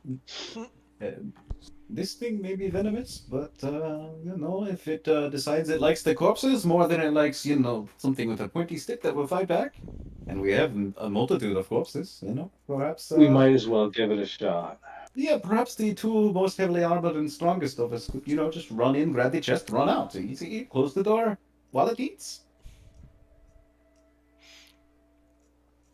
I'm willing to take the chance. Yeah, let's give it a go. I'm gonna take Alright, one of the bodies. But how many corpses do we toss? 1, 2, 3? Well, just one, I think, is fine. Just the one? Yeah. Might not even go for it. I mean, I reckon it'll go for one of us. is very possible. We should strip the corpse though, so it is, not a crunchy snack, but an appetizing one, And this is just a simple creature. We'll be able to take it down with tactics. This Control the battlefield. This shouldn't be a problem for a group like us. Well, I say we do not try to kill it. We just get the treasure and go. But In case anything goes wrong, let's get the body. yeah, if you want to be a monster hunter, that's fine. I'll stand over here and watch the captives. Well, suppose it takes one of us Right. down. So, we just You and you. I'm gonna point at my two henchmen. If any of them get paralyzed or knocked unconscious or something like that, your job is to bring them out as fast as possible. Understand? Okay. Yes, sir. Yeah. You do not. You throw hand axes, but you do not engage this thing in melee. This is a bit big. I don't think we want to try to, take it down. Okay. But you will support.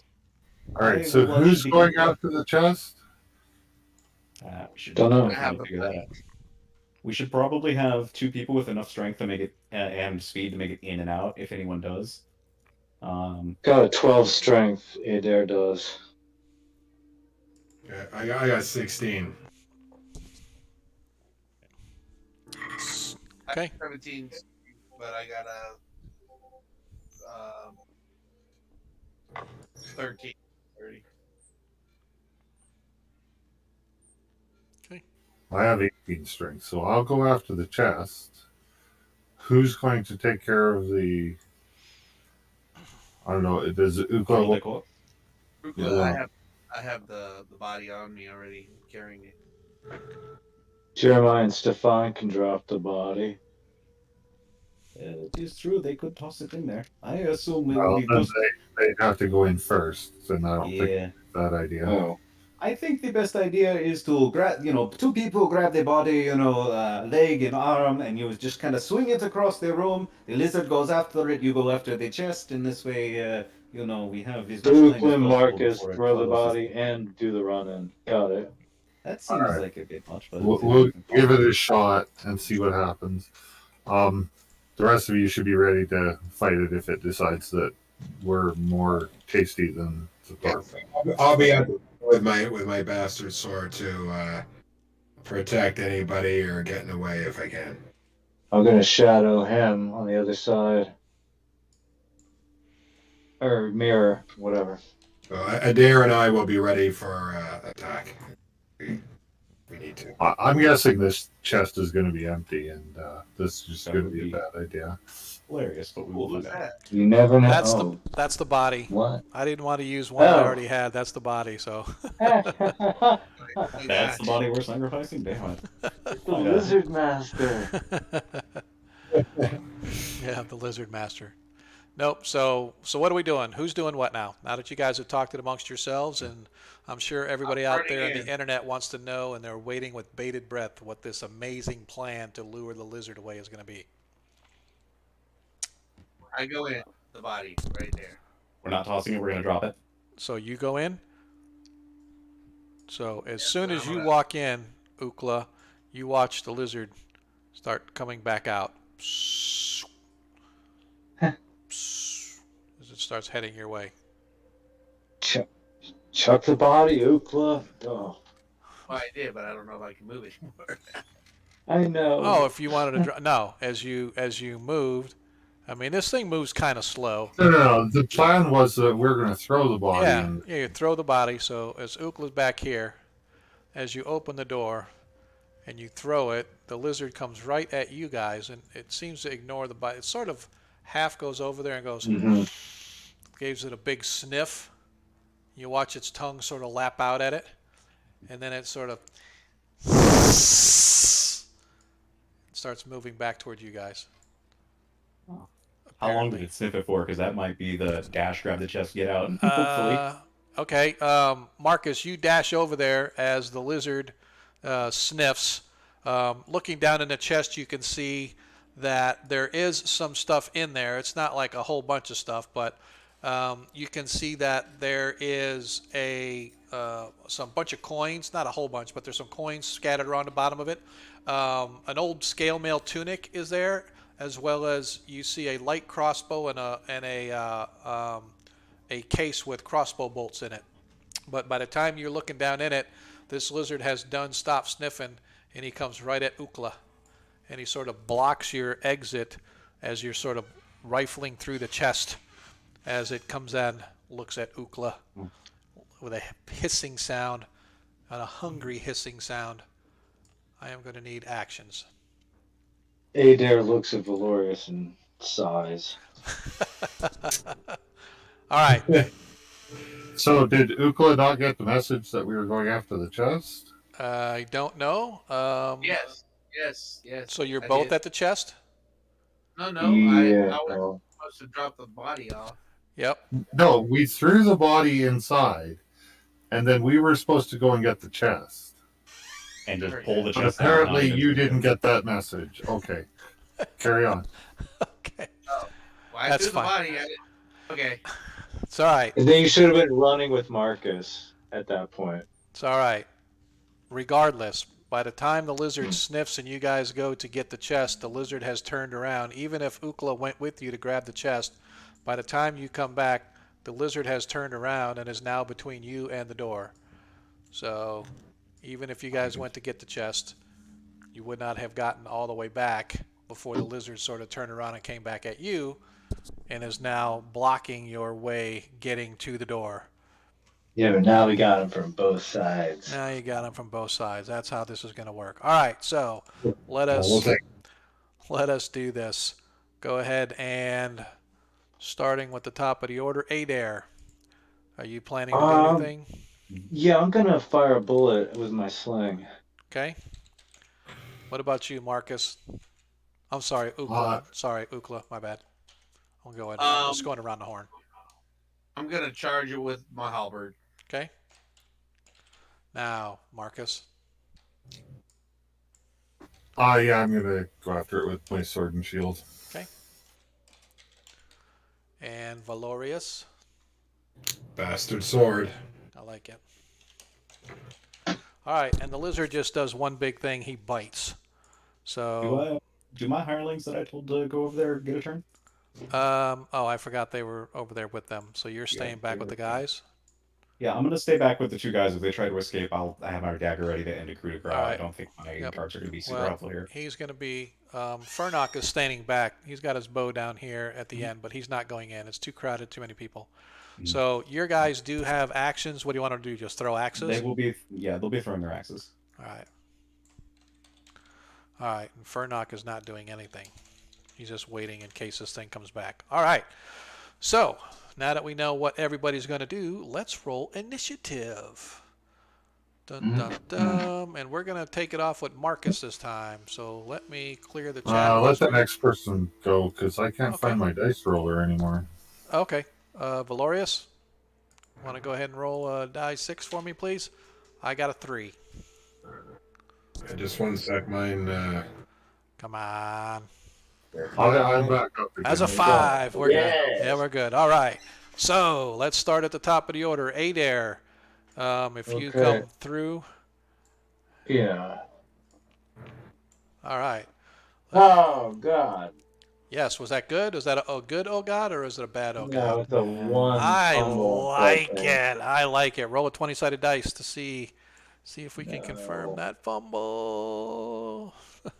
Nat 20, Oh. I love it. No, you don't drop your weapon, although you don't I hit catch either. it just Yes, in time. yes, yeah. I don't drop my Ukla's sling. smarter than Awesome. mere plan. I like it. It was just a miss. It was just a miss. Yes, it was. You don't whack Valorius in the face with your mace or nothing. I like I it. just embarrassed myself. Yes, you did. All right, Ukla. Go ahead. And Yes, roll. Ukla charges it with his halberd. Yep, I know you do. It is armor class 5. Go ahead and roll the hit. Okay.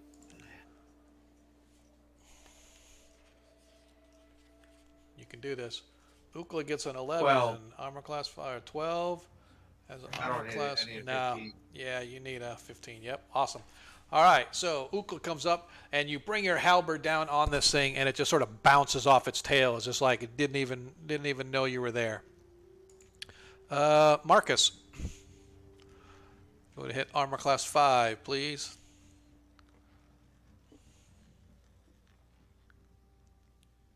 So I missed. No. I rolled a 1. Oh no! As you go and you stumble as you're going forward over all the rubble and stuff on the floor because the floor itself you can see is like old tile. Looked like it used to have some kind of a very intricate ingrained pattern. Whatever it may have been, it is long since lost to time through the muck and the mud and then breaking it up, and you manage to sort of slide like on broken tiles as you almost lose your footing. But fortunately, you catch yourself, but no damage to the beast. Valorius.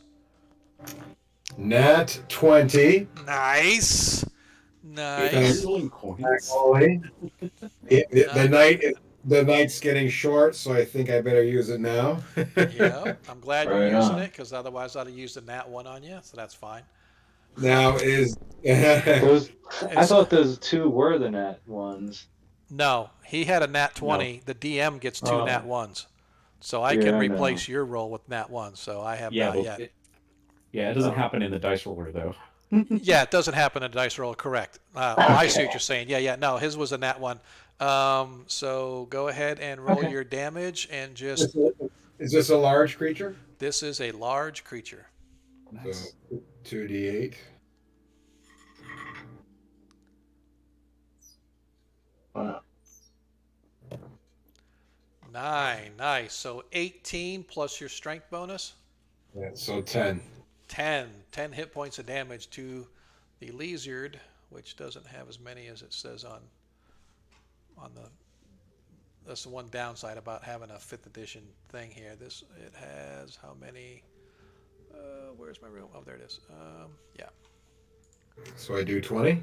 No, you only do 10. Okay. Nice. All right.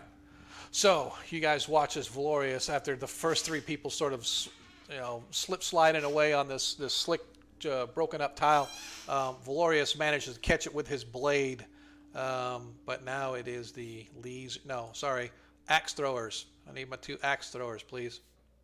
Axe throwers coming right up. Let's see. So armor what we class got. 5. No whammies. Nope. They need a 16 to hit. So a 16 hits. Hey! It's against large creatures. Does That's it have against- a D? No, it's a D6. They're both D6s. It's a D6. So, Yep. all right, cool. I don't know how this works. I'm just making sure. 5 hit points points. of damage. Nicely done. Hey. As he opens up the door he steps up the door very quickly and whips it because the creature is so close. He catches it right in the snout as this big, huge gash appears in the lizard's snout. But the lizard looks down with a large hiss and reaches down to bite onto Valorius. Valorius, what's your armor class? Actually, a throwing axe is 1 to 4 against large. Is it 1 to 4? In the future. That's fine. Yeah. That's fine. We'll just give him max damage of 4, so he gets 1 hit point back. That's fine. Works for me. Right on. Thank you for the- correcting for me. the, rule. All right, Valorius, go ahead and what's your armor class? 3. Valorius. Did we lose Valorius again? Mm. He's still on, and I think I remember it being 3. Yep, I'm going to double check and see what he's got here. Yep, armor class 3. So the creature With the armor class, I hate doing it when the guys aren't here. The creature needs a 13 or better to hit him. 19. As the lizard reaches down. Ooh, that was close. That could have been a critical. It's not too bad damage. Could have been. Yep. As the creature reaches down, its mouth opens wide, crunching down on top of the warrior or the ranger in front of him as Valorius suffers 7 hit points of damage as this creature's massive jaws clamp down on him and crunch down, and you hear him cry out in pain as the sharp teeth sort of pierce through his armor and his flesh, causing blood to sort of start running down his arm. Rock grubs, now lizards. Wow. Getting beat up here. Yeah, Valorius, 7 hit points of damage, and we are now back to our actions. Hey there. Is he still up? Yeah. Okay. He's still I up. didn't mean to advance through the door. Yeah, I apologize. Yeah, I knew that you were with us. Yeah, I just moved it, and it sort of, it has a, it binds you to a block, and I moved you too far, and it puts you to the next block, so I just left you there. But yeah, I kind of figured with a sling you wanted to be back a little bit, so. It's fine, whatever. I mean, that's awesome. Well, I was going to say, with a sling, you would be at, it's kind of like a, trying to do a bow on somebody that's so close to you and stuff like that. It's like, I think it's a -4 or something like that to hit when you're that close with a ranged weapon. But so if I were like right in front of like the axe throwing guy, yeah, you can. That's fine, because you guys would just sort of trade off, stepping back and forth to kind of fire. So I would just get my regular roll. Yes. Yeah. Okay, swell. And that's what my action is, if we're declaring, yeah. Yep. Ukla, halberd again. Yep. All right. Marcus, longsword again. Yep. Okay.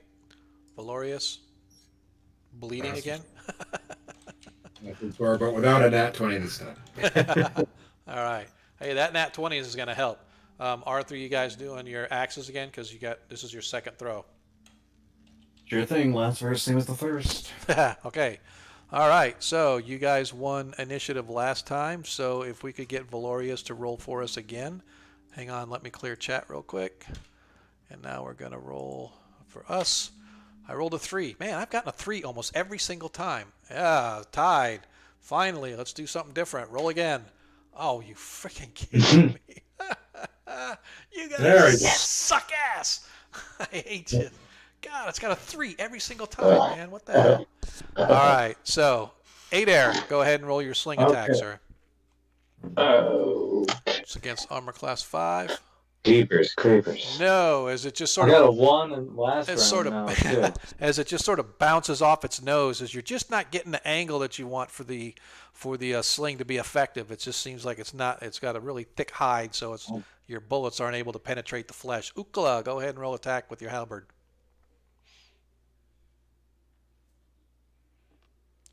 12. That's close. What did you need? Did you need a 12 or 13? 15. Oh, 15?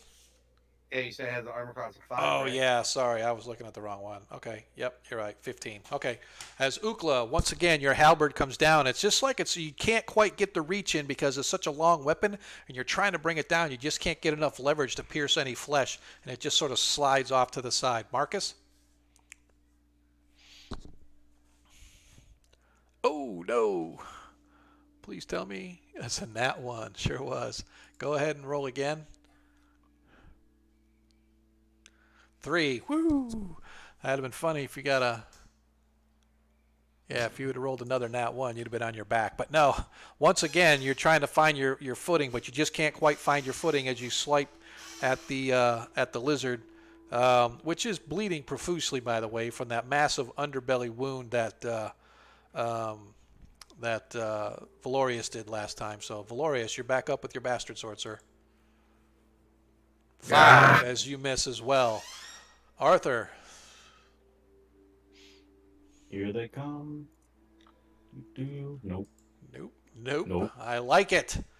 As the lizard sort of turns, this time sort of looking to see, what is it that has been sort of a... Why is this not moving? It's like it wouldn't let me. as he turns and he sort of faces after Marcus as he sort of swings his head around and hisses, opens his jaw wide, looking to, as he rolls a 3, as Marcus slipping and sliding actually is it's a good thing because the lizard can't get a good snap at him as he slips and slides away on the broken tiles. The lizard kind of clamps it's like his jaws go right where you were, but fortunately he misses.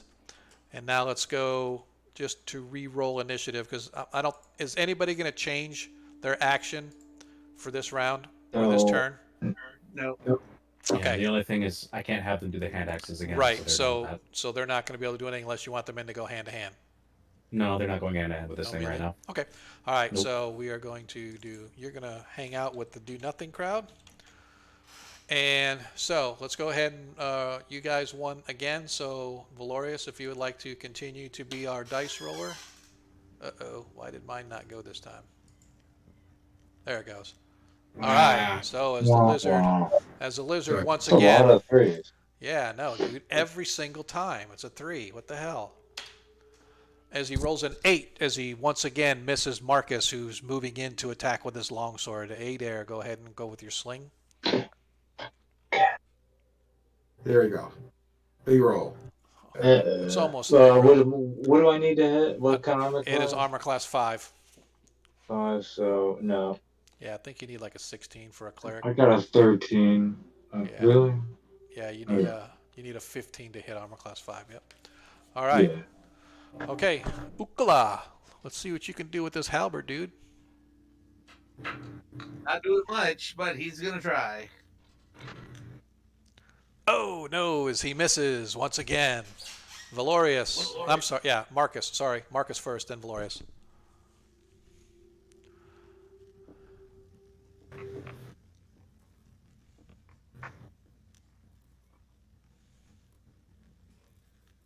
You can do it. You with us, Marcus? Hmm. Oh, he left. Oh, that Did answers Marcus leave? that question. Yeah. Yeah, All right, just going. so I am going to. Here's what I'm going to do. Just because I'm not going to roll for him, I am going to give him a nat 1, no matter what he rolled.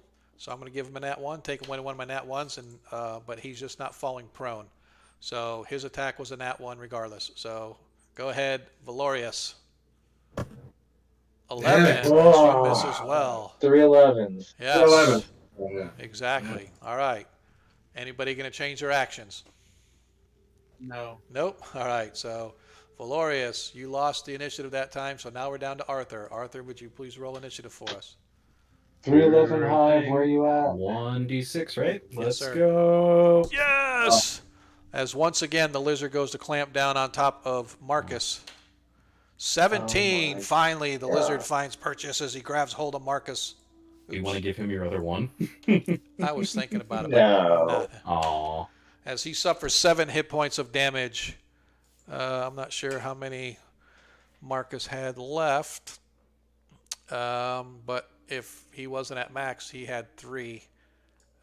Unfortunately, I wasn't keeping track. I should have been keeping track in there, but I'm going to say right now he was at max. So I'm going to say right now Marcus is down to 3 hit points.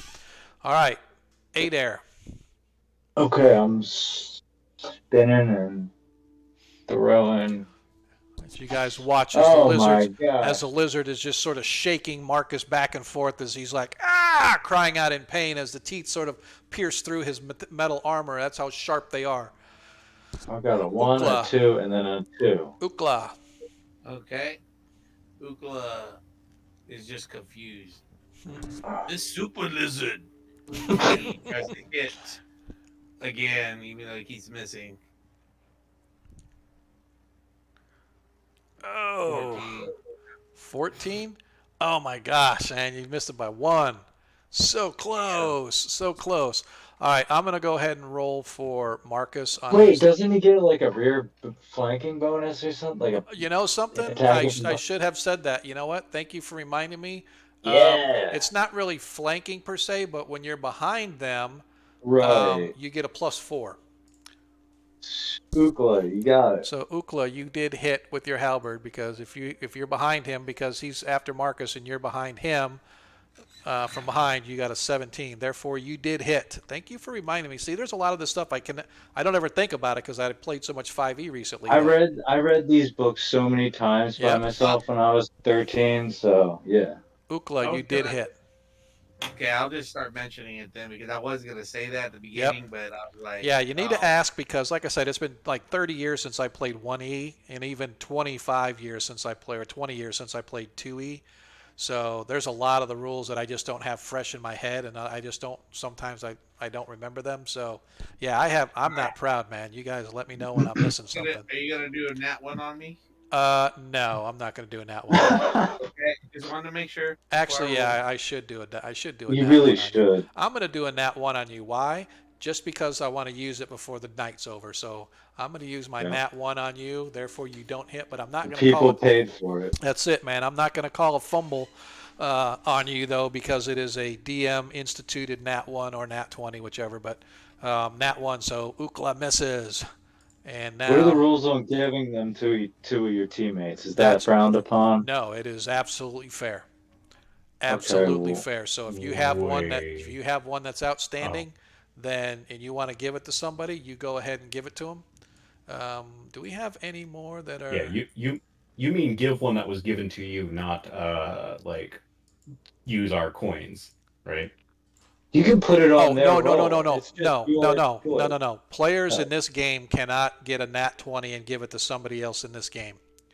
Oh. So if you have coins, yeah, you're not going to be able to use them to give yourself or other players. Yeah. But if say Cat gives Ukla a 20, they can give it to Ukla. That is correct. That's correct. If somebody in the stream gives you a nat 20 and you want to give it to one of the other players because they need it, absolutely. Absolutely, you can give it amongst yourselves. You don't have to use it on your roll. The rules are you can replace any single roll with that particular dice. So anything that you want to... What's that? Marcus is back. Hey, welcome back, dude. Welcome back. I gave you a nat 1 so you wouldn't hit, just so that way I didn't have to worry about it. So I wasted... Technically, it wasn't a waste because if you would have hit, but... I probably would have missed anyway, so that's fine. All right. Well, thank you. I'm glad it you're clears back. everything up. I'm glad. Yeah, no problem, man. Yeah. Yep. Now, that said, save your tokens for my 5e game because my 5e players could use them, but I know Arthur is really bummed about that because he's in both games and he won't be able to do I anything. gave him a bunch. Yeah. I'm just going to hoard my growth points He's gonna like a dragon. Oh, well. Okay. All right. So we are back to Or a boomer. We are back to the action stage. So, Adair, what's your anybody changing actions? Sling, halberd, longsword, or bastard sword? Okay. So, Arthur, you lost. We are back to the top. Unless Marcus, do you want to do your dice? Yeah, I can go. Okay, Adair, go ahead and do your initiative. Hey, that works. That wasn't initiative. That was a. Oh, I'm sorry. That's all right. But you know what? Go ahead and roll a d6. All right, you guys get to go. So you just rolled your attack and you hit as well. So go ahead and roll your hit damage. 4 damage. 4 damage? It's plus 1d6 plus 1 against large for a sling bullet. Nice. So close.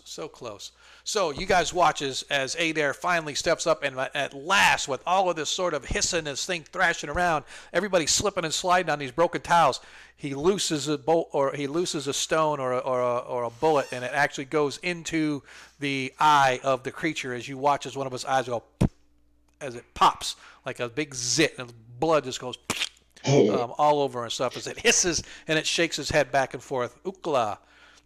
Don't forget to add your +4 bonus. Okay. Finish it. Dang! There it As is. he hits. Nice. Why another? Nicely Okay. done. Doesn't matter All what right. you roll. Go ahead and just roll anyway. I want to see how badly. Yeah. 12. Oh, 2 6s. All right, here we go. 2 hit points. 2d6. He gets a 2. That's fine. 3. As the as the creature sort of raises up and hisses and spins around because of the missing eye as a bullet pierces into the back of its head, Ukla comes up with his halberd and manages to slice it up the belly all the way up to its neck. As the creature falls over on its side, its innards sort of spilling out around you guys. For a couple of seconds, it thrashes before the life completely leaves it, but eventually you guys find yourselves victorious. Whew. As you look around, you can see the treasure there. Everybody give me a die 6 roll, please.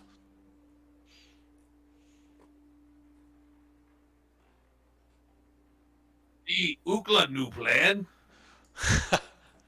So as this creature's spilling its guts everywhere and you guys are sort of stepping around all the muck and the whatever, going to check out the chest, Ukla, where you see the belly of the beast split open before you, you see something glint. It's like you would swear to goodness that half hanging out of the innards of this thing is something metallic. Ukla is going to take the end of the halberd Okay? and poke at it, Okay. not to damage it if it's something precious, but just kind of poke to see if he can You hear the- clear using dexterous. Yeah, so as ability. you clear some of the stuff away a little bit, you hear the tink and tink of metal as it's sort of scraping along this thing and clearing out, and you realize inside this creature's belly is a shield of some kind. Wow. He grabs the shield. He goes, "Look, As you pull it out, this would have prize in it." Oh, As you- wow. As you pull it out, the sickly wet sound of the shield coming out, and it's like, and it's covered in bile and gunk and all the other stuff that you would find in. But it is a medium-sized shield, and you can see that it has the banner of Voluna on the front of it. It is very, very well fashioned. You can see that it is, even though that it's been undergoing acid attack and everything from inside the belly of this thing, there's no markings, no scratches, no anything on this particular shield. On the back of it, it's got an arm hold to put your arm in, to kind of hold it up. So as you're kind of holding on the inside, just like a typical shield would. But all of the fasteners, all of the leather work that kind of holds it on the back and stuff is all pristine condition, as if this thing has been like cleansed and whatnot inside the belly of this beast, even though by any rights it should have been rotted and melted away. I showed the part. I said, "Look very strange. Shield not damaged. Be magical. It has." Does he know it's Voluna? So yeah, I would say that you guys would recognize the various symbols of different countries in the area. Yeah. Voluna is just to the north of you guys. You would have come down through, as you guys came across, you came across through divers along the waterways and stuff, and then you caught the road heading west out of divers into Voluna, and then south through the hills and stuff here to Hommlet. So I would say definitely you guys have seen like divers, Voluna. You might have even seen High Folk, which is a little to the north of that and stuff, right? So yeah, I would say yeah. Okay. It has Kingdom Mark. As you guys all Crest sort of of look, as he Luna, said, yeah. it's got so obviously a warrior from Voluna of some time lost a fight to this thing, or this thing just found it out there and ate it. But inside the chest, as you guys go to look, I want to get this sort of took care of as we are getting a little late. I mean, we're running a little long, but not too bad. As you guys sort of check inside the chest, you can see that it's, like I said, it's got a little bit of coin. It's got 33 copper pieces, a light crossbow along with 24 crossbow bolts, and a scale mail tunic. So it's not entirely scale mail, but it's got the scale sort of over, that sits over your chest and down your back. Okay. For what size creature? For a human-sized creature, human-sized person. Now, you said it was like scale mail, but it's not quite full scale mail. Well, for it's not. the It's not a base full suit. set of. It's not a full set of armor, right? So this would not. This would just be sort of like your upper chest is covered with some scale. Okay. Should I? Okay. I was wondering if I should write like a modifier to like the AC No, stuff on there. Next no. to that. There's Okay, cool. no. Right now, we wouldn't worry about the AC unless somebody's actually going to start wearing it. Then we'll kind of figure that out. All right. A shield of lizard attraction. How cool would that be, Magoli? I like That it. would be really funny. All right. So, once again, you guys find yourselves out of the woods, so to speak, as you have managed to clear away this giant lizard. You've garnered yourself a little bit of treasure. What do we want to do? Want to take a rest? Going to continue and press onward?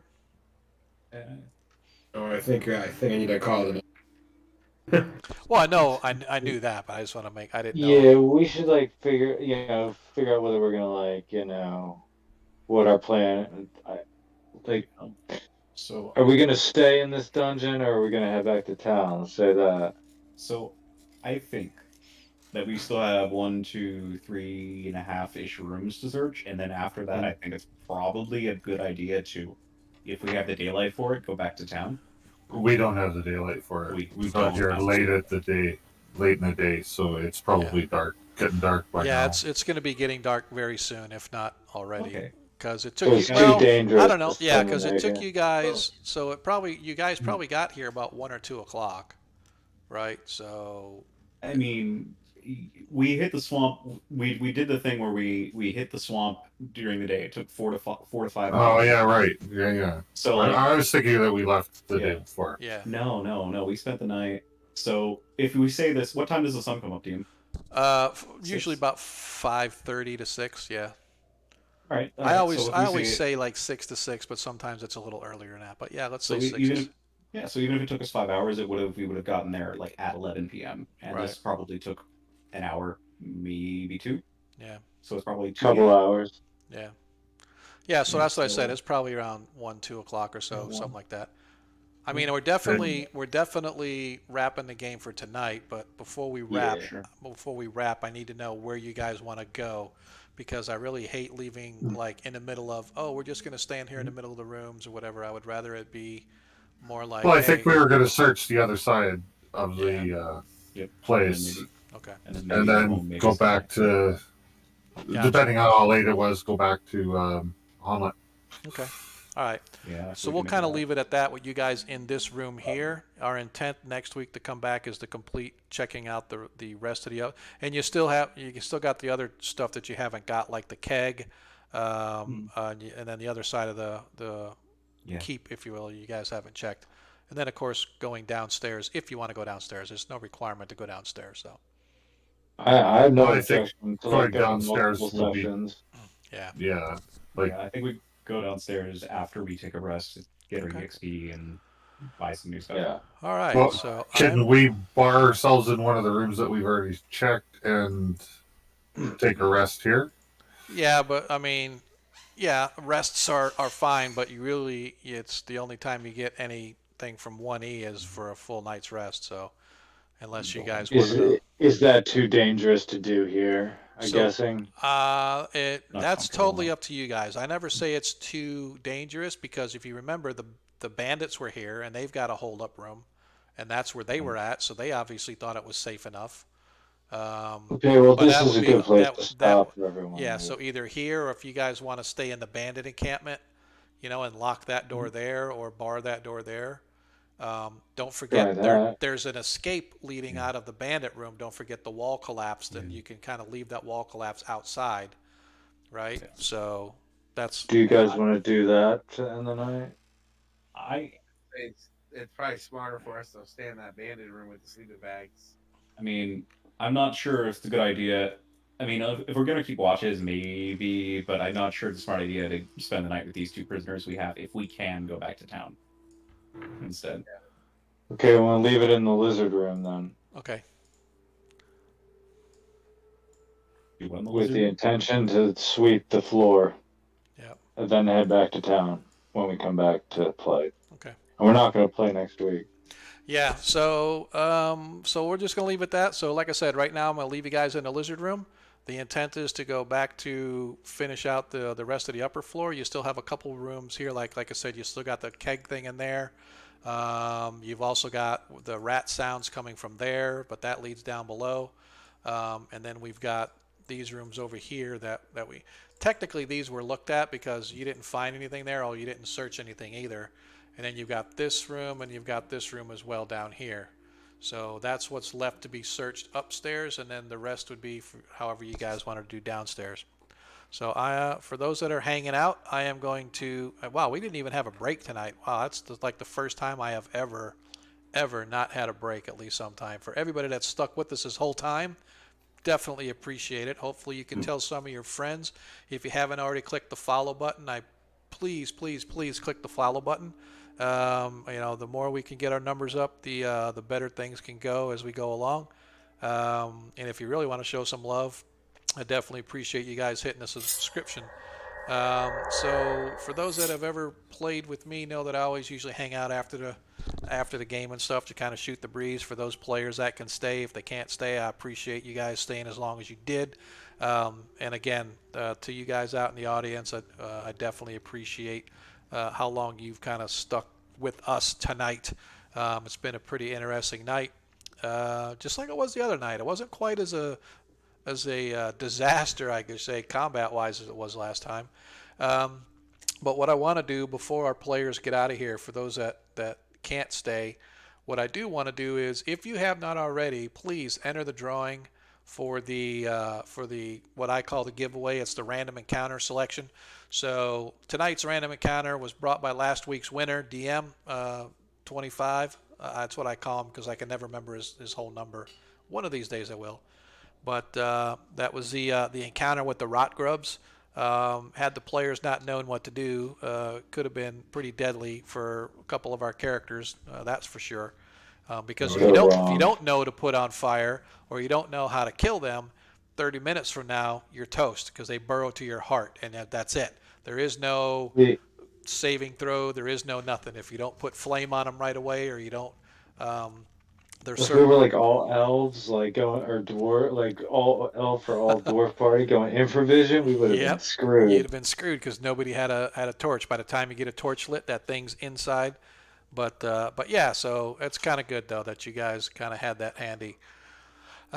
So anyway, let's see. So like I said, if you have not already, hit that exclamation point random. We'll call it out one more time just so anybody that wants to get the opportunity to check out or to be involved with the game, in the sense that you can pick the next random encounter for the next session. If you win, just let me know. We'll get together on Discord or however you want to get together, and we will just sort of chill out and figure out how we want to kill the party. And so however that may be, right? So the only rule that I have is that it has to, Magoli, you are in there. Matter of fact, you were the first one to go in. So the only thing I would say is it has to be level specific. You can't be like putting them against an ancient red dragon or something like that. That's just no fun.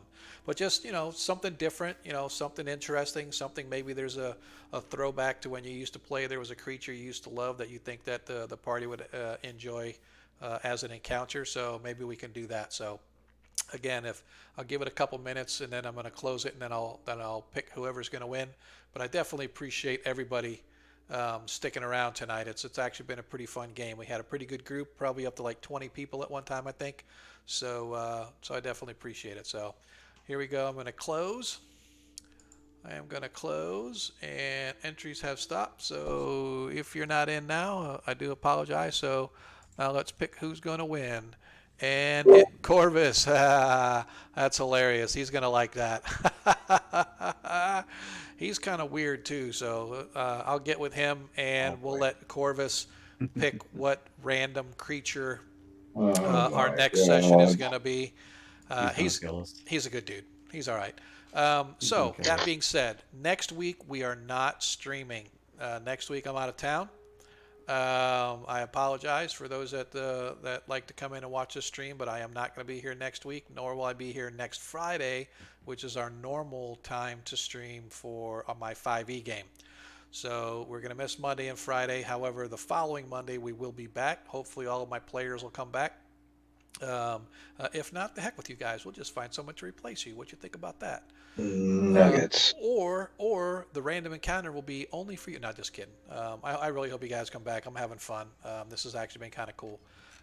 It's taken a little longer to get through this, as one can imagine. Once you start getting all the combat and stuff like that, it can get kind of lengthy, a little drawn out, especially if the dice aren't going your way. Tonight wasn't too bad. A little bad, but not too bad. But for all of you that stuck with us all night long, man, I really appreciate it. I just can't say it enough times. Oh, I hate Mozart. It's so drawn out. Yeah. So yeah, man. So like I said, I really do appreciate you guys hanging out. For those that followed tonight, I appreciate that. For those that sub tonight, I appreciate that, man. Because like I've said 100 times, man, I'm not in it for the money, but I mean it's nice. It's nice, but it allows me to sort of buy some of the things that I want to add to my stream. That's my intent. Anything that I make doing this, I'm going to put it right back into the stream. Whether it's cool stuff that I can buy as far as software that kind of do some cool things on the stream. I'm looking to buy myself a Stream Deck, which is a little pricey, but I'm going to buy one anyway. So I hope you guys will keep coming back. Hope you keep coming checking us out, and we'll see where this thing goes. But so far so good. And for you players, man, I hope tonight's session wasn't too bad. Didn't quite end as a crap note as it did last week, but I think it went pretty good. I think we redeemed ourselves from last week. I mean, it's a cool session. What's that? I think we redeemed ourselves from last week. Yeah, I think you guys did a little better. better. I was a little worried for a little bit when we were rolling all those 3s and 4s. I was like, oh man. no, Yep. it's gonna be a replay. Here we go. The one last bandit is gonna kill us all. Or the lizard. Or the lizard's going to kill you all. That was kind of funny. Yeah. I don't know, Marcus, did you see you did take that 7 hit points? I don't know what you were at. Marcus had to go. Oh, okay. Yeah, I knew. Okay, I just wanted to make sure because he's down to 3 hit points. I don't know what he was at, but he took 7, so he could have gone down. So if he was anything lower than, like if he was at 7 or lower, he would have gone down. So I don't know for sure where he was at. So I'm going to assume that he's at 3, that he was at max and stuff. So. Hey, so Dungeon Master, did we get hit points? I mean, experience points at the end of last session? Right. Yeah, you got 1,000 for last session. Okay, thank you. I know somebody said something like that earlier. I wasn't sure. Yeah, Yep. all right. And that's the next thing that I always try to do here on this game is let's see how many experience points I'm you guys excited. got for this time. Having a fun night though, guys. It's been great. Actually, that was it's fun. been kind of fun. I really miss the 1E. I really miss. It's super fun. Like I'm glad to meet other people who enjoy the 1E gaming, and who are fun to game with. Actually, I should say you guys got 909 experience from last time, but if you get a 10% bonus, you got 999 or 990.9 or something like that. Get that. So I'll go 909. Yeah. So let's see here if they've got. Do we have to train? So here's the deal. Yes, you have to train. However, because of the way I'm doing this, there is no campaign. So I'm just going to say, oh, it's been 5 weeks or it's been 4 weeks, right? Mm-hmm. However, you still have to deduct the coin that would have cost to advance, right? So if it cost you 1,000 gold pieces for that week to train, you're going to have to deduct that 1,000 gold pieces Jesus. for however much it cost. I don't think it really cost that much, but whatever it was. I think it's 1,500 points per level. What's that? Where are the rules about how much it costs to train to level up? It's in the DMG. Yeah. I can't cite a page, but as I recall, it's something like 1,000 or 1,500. It's a really it's one of those Baroque arcane sections that They're I like have multiply.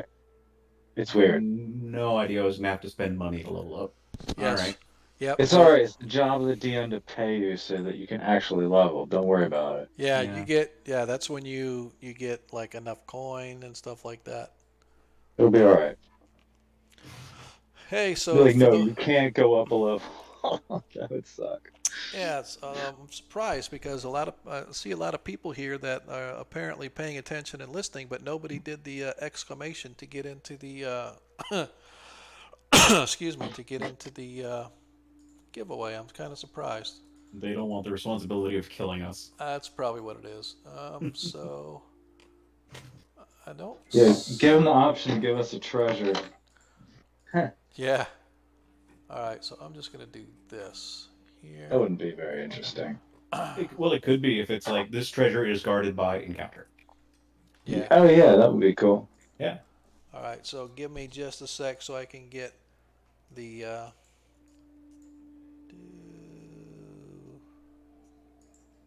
dun, dun. All right, so he Yeah, I mean our group has- is definitely chill. Like I like it. yeah. Hmm. 4, 5, 3, 6, 5. So I found the table for the training. Okay. Cleric is 2,000. Fighter is 1,000. Fighters God. 1,000. Yep. Magic user is 4,000. Gross. That's per week. The thief is 2. Yeah, per level per week. So Yeah. I think you need to train a week per level. That's true. Now, does that mean so if you're going from 3rd to 4th, you got to train for 4 weeks? I think there's a die roll involved in the amount of weeks, isn't there? Not that I can see at first. Okay. But I've just glanced at it, though, guys. I haven't really. Hey, DM, I forgot to tell you. You know how you had us do our race and all that. Yep. I was border prodigy. I forgot to tell you that. Is that what? What it says. Oh, sorry. Go ahead. What it says I'll here is just- that it's 1 to 4 weeks depending on quote unquote how closely you kept to your class's stereotype, basically. Yep. So if you were So it's pretty 1 much- week automatically, yeah. So it's 1 week unless Sean says otherwise. Right. 30 weeks. 2 weeks is idiotic. Like just Yeah, I if you think I'm could gonna drop the one he gave. Oh man. Yeah. There's a performance score, and jeez, I never remember ever looking at this ever. Oh yeah, that is one of the weirdest sections of the Dungeon Master's Guide for sure. People complain about psionics, but the training like really is one of the crown jewels. I like it. Note that self-training costs more as expenses are per week, and the potential option of service is excluded. Okay, gentle persons. Are we gonna wait until we get back to town to award EXP? I'm going to, yeah, but I'm going to give it to you so I don't lose it, even though I have it Gotcha. here. Okay. Let me get the total. This does not include treasure. This is monsters only. Mhm. All right, so, oops, it's this much plus that much. All right, you guys got that much experience. Oh, you don't see it? I said 880 experience tonight, not including 800. treasure. All right. 880 experience tonight, not including the treasure. How do we do the XP for the treasure? So XP for treasure is you convert everything to gold pieces, split it up amongst yourselves, and then you get 1 experience point per gold coin. Okay. I will write down the treasure we got in one post, Yeah. so that when we get back to town and I'll get all awarded the treasure XP, Yep. we can calculate that. So now, Would you be able to convert it to here's- like all the? Are you gonna? yeah, I'm I'll sorry. convert Yeah. everything to gold coinage, Great. so you guys can. Even though, let's say, somebody takes the arrows and you find out they're magical, those are probably worth more, and you would technically get more experience for that. But what I'm going to do is um, convert it all to gold, then give you award how many experience, and then you guys can divvy up the treasure, right? However you want, right? So that way, if somebody gets a super good magic item sometime, Right. they don't get like a shit ton of experience and nobody else does. Even though in the real world that may be how it's be, but I want to kind of keep you guys as even on par as I can. Sure. I think what confused me, did we get any treasure last week or no? Yeah, you guys got some. We did get some. Yep, you got some. You got like the biggest thing you got was a ivory box. From the spider, you guys ended up with this ivory box that looked like it was made to hold a book, but the book wasn't there. It was just an ivory box, and it was worth like 40 gold. Arthur, could you make sure that's up in the chats too, so I can? Yeah, that's there, but I'll make sure I put it there again. Yeah. Because we didn't sell that, So there we is didn't divide it one either. thing. I know that Marcus isn't here, but there is one thing we need to decide though.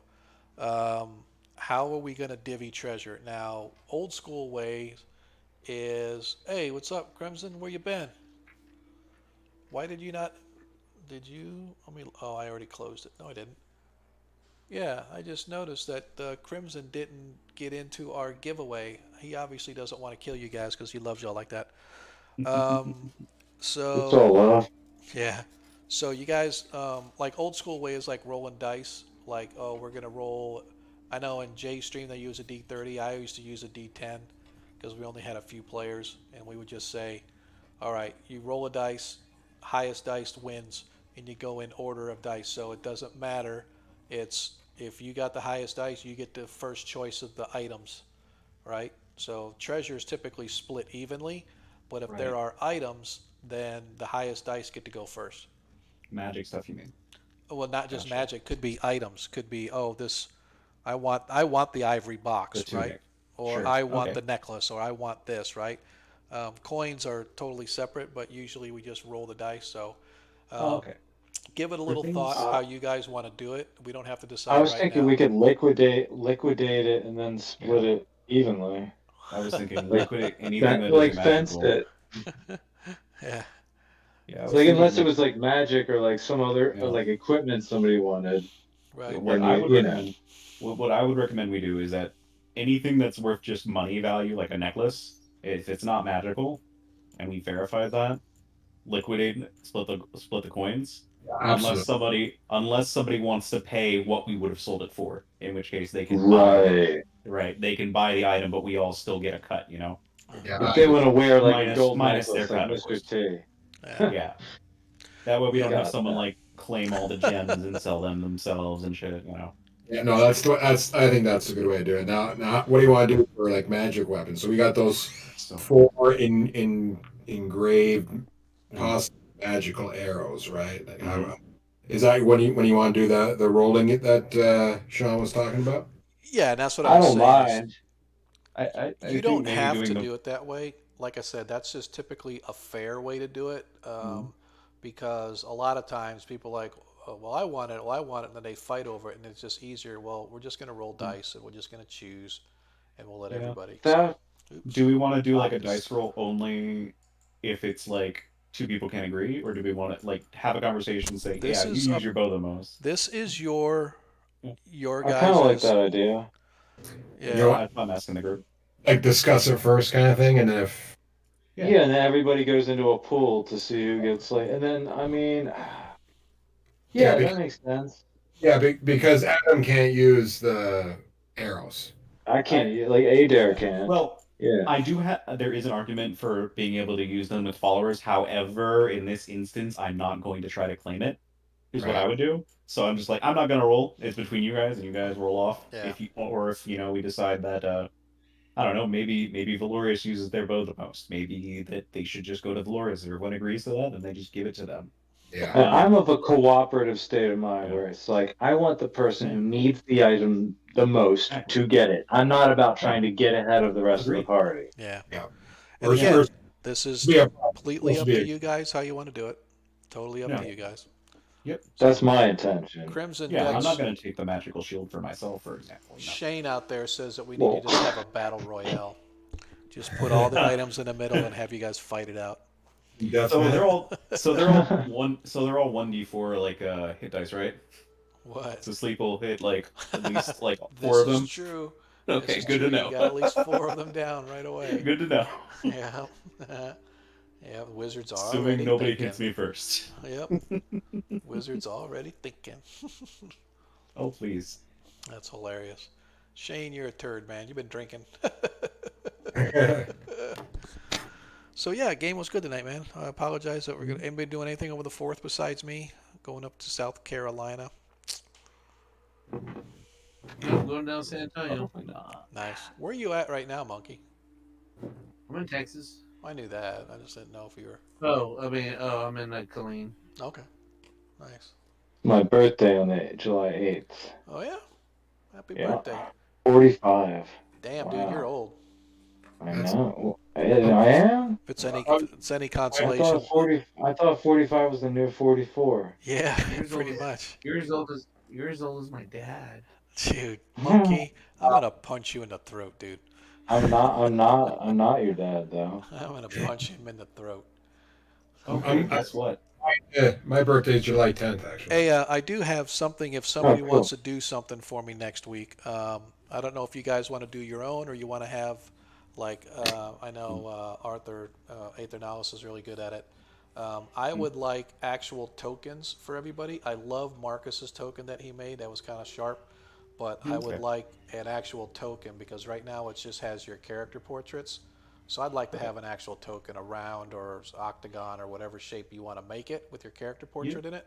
You don't like Wait. my round token that I made? Doesn't really look round to me. Well, it's It is. transparent, but it's Yeah, round. yeah, I know. I gave a border to it. Whatever. You want me to put a background on it? Yes. Are we to No, make but our own? Because I don't know how to do if that. it's fine, then and again, that's why I I can said do if it you for just you. want to have Adam do it or whatever, he'll do it for you. Yeah. Sorry, my audio cut out. Yeah, like that would be awesome. Yeah, Adam Yeah. does really good work too. So he did You all want of my animated? Yeah, he's got some pretty cool ones. It looks like flames sort of flickering off it. It's really cool. How do I arrange that? You and I talk, and we make your token.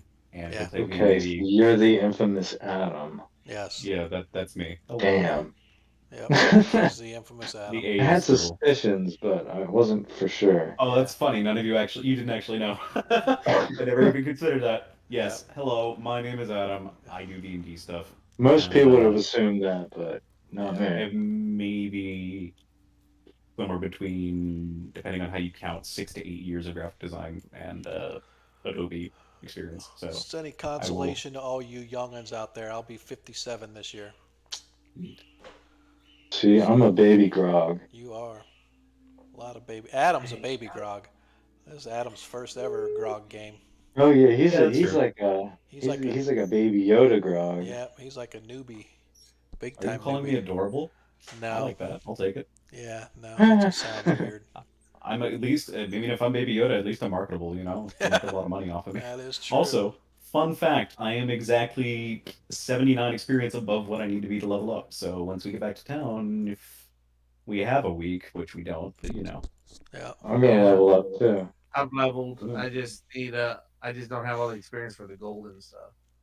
Yeah, I don't Just think all I I have. That's have it. He's a grog nub. He's I'm a gonna grog have to. nub. Yeah, I'm gonna. I don't think I'm gonna have enough money to level up though. With like my code this share. No. Yeah, me Yeah, either. not even good. I Grog think I'm and probably pillar. gonna be like. I don't even think I'll be halfway. So I can tell you, if you guys make it through the moat house, you guys should have enough coin for everybody to level. Oh, okay. I'll just. Be nice If to have not, you can hawk cool items. brand. Magic And items can be hopefully hawked too. buy some armor for Marcus. It'd Right. be easier just to like take some of those banded bodies, go to the tavern, slay everybody in the tavern, and put the bodies there and say, they did it. Right. We tried to save everybody. Oh yeah, you know, get the cool hot 1 EXP we'll get from killing all those people in there. How much? Didn't they promise you guys another 50 gold coins or something like that? They gave you half up front. Oh yeah, they sure did. They gave you 5 gold coins, and you got another 5 gold coins coming. Look at you, rich Yeah, another bastards. 5 gold coins to my 4,000 I need to level. Yeah, Shane, we would love for you to play, man. If you're up to play, we definitely have a spot for another player. As you can see, I have an empty slot right there. And if you don't mind Who playing, left? no, I asked Crimson Shane was gonna join as a rogue, but Yeah. he couldn't join because he wussed out on us because that's just how he rolls. He like What? teases me all week long, and then at the last second, I was like, "Oh, never mind." Like, "Oh, you bastard!" But That's not nice. yeah, no, that's cool though. I told him the open invites there, so yeah, absolutely, Shane, man. If you can get into play, Is he definitely. listening? He should play. Yeah, Why yeah, is he he's because afraid? he's right there. He's in the chat asking, Is still he want me to like, play? has he like never played before or something? No, he's played. Oh, Yeah, he just said he well, wouldn't be able to okay. play while traveling, which is fine because it's Oh, going to give you two that's, weeks. It's going to give you 2 weeks to. And again, if somebody can't play for a week, I mean, I'm not going to like end the game. You don't go mm, off with the guys on the. And that's one of the big reasons I like. Sort of one of the unwritten rules in 1E is you don't stop the game until the party is at a place like a home base, if they could. Wilderness is a different story because if somebody doesn't show up next week, that guy just doesn't go out with the party on the adventure, right? But in this case, you guys are there and stuff, so I would have to just NPC whoever wasn't there. So yeah, if you're playing and you miss a week or even 2 weeks, right? As long as it's not like I have a guy in my 5e that I haven't heard from him in 4 weeks, 5 weeks now, and he hasn't responded to me. So I just dropped him from my game, and I try to pick yeah, somebody else up, So yeah, which I did. So we got a new player starting whenever we get back for our 5e game. So all right, guys, it's midish. Way late for me. Way late for some other people that are on the East Coast. dude, Everybody that, gremlin time. dude, man, Mhm. everybody that was out in chat, man, everybody that was out in chat all night. I cannot believe you hung with us this long. I definitely appreciate it. I only hope that I can publish this stream to YouTube because my old stream for my 5e game was still showing as broadcasting. So who knows? Maybe now I'll have two broadcastings. So I don't know what the hell happened or what's going on, but I definitely appreciate you guys sticking with us. So until, like I said, we're not streaming next week, but the week after that we will be streaming. So I hope you guys will come see us when we get back. In the meantime, there's all kinds of great content out there. Please pay those guys some love. Wicked Studios, Nat 20, Blue Box definitely, Lord Kazumba. If you guys haven't checked out any of their streams, and I'm sure most of you have, but if you haven't, go check them out. They got a lot of great content. Until then, peace, my peoples. All right. Good night, everybody. Have a good night, Night. everyone. See ya. Laters.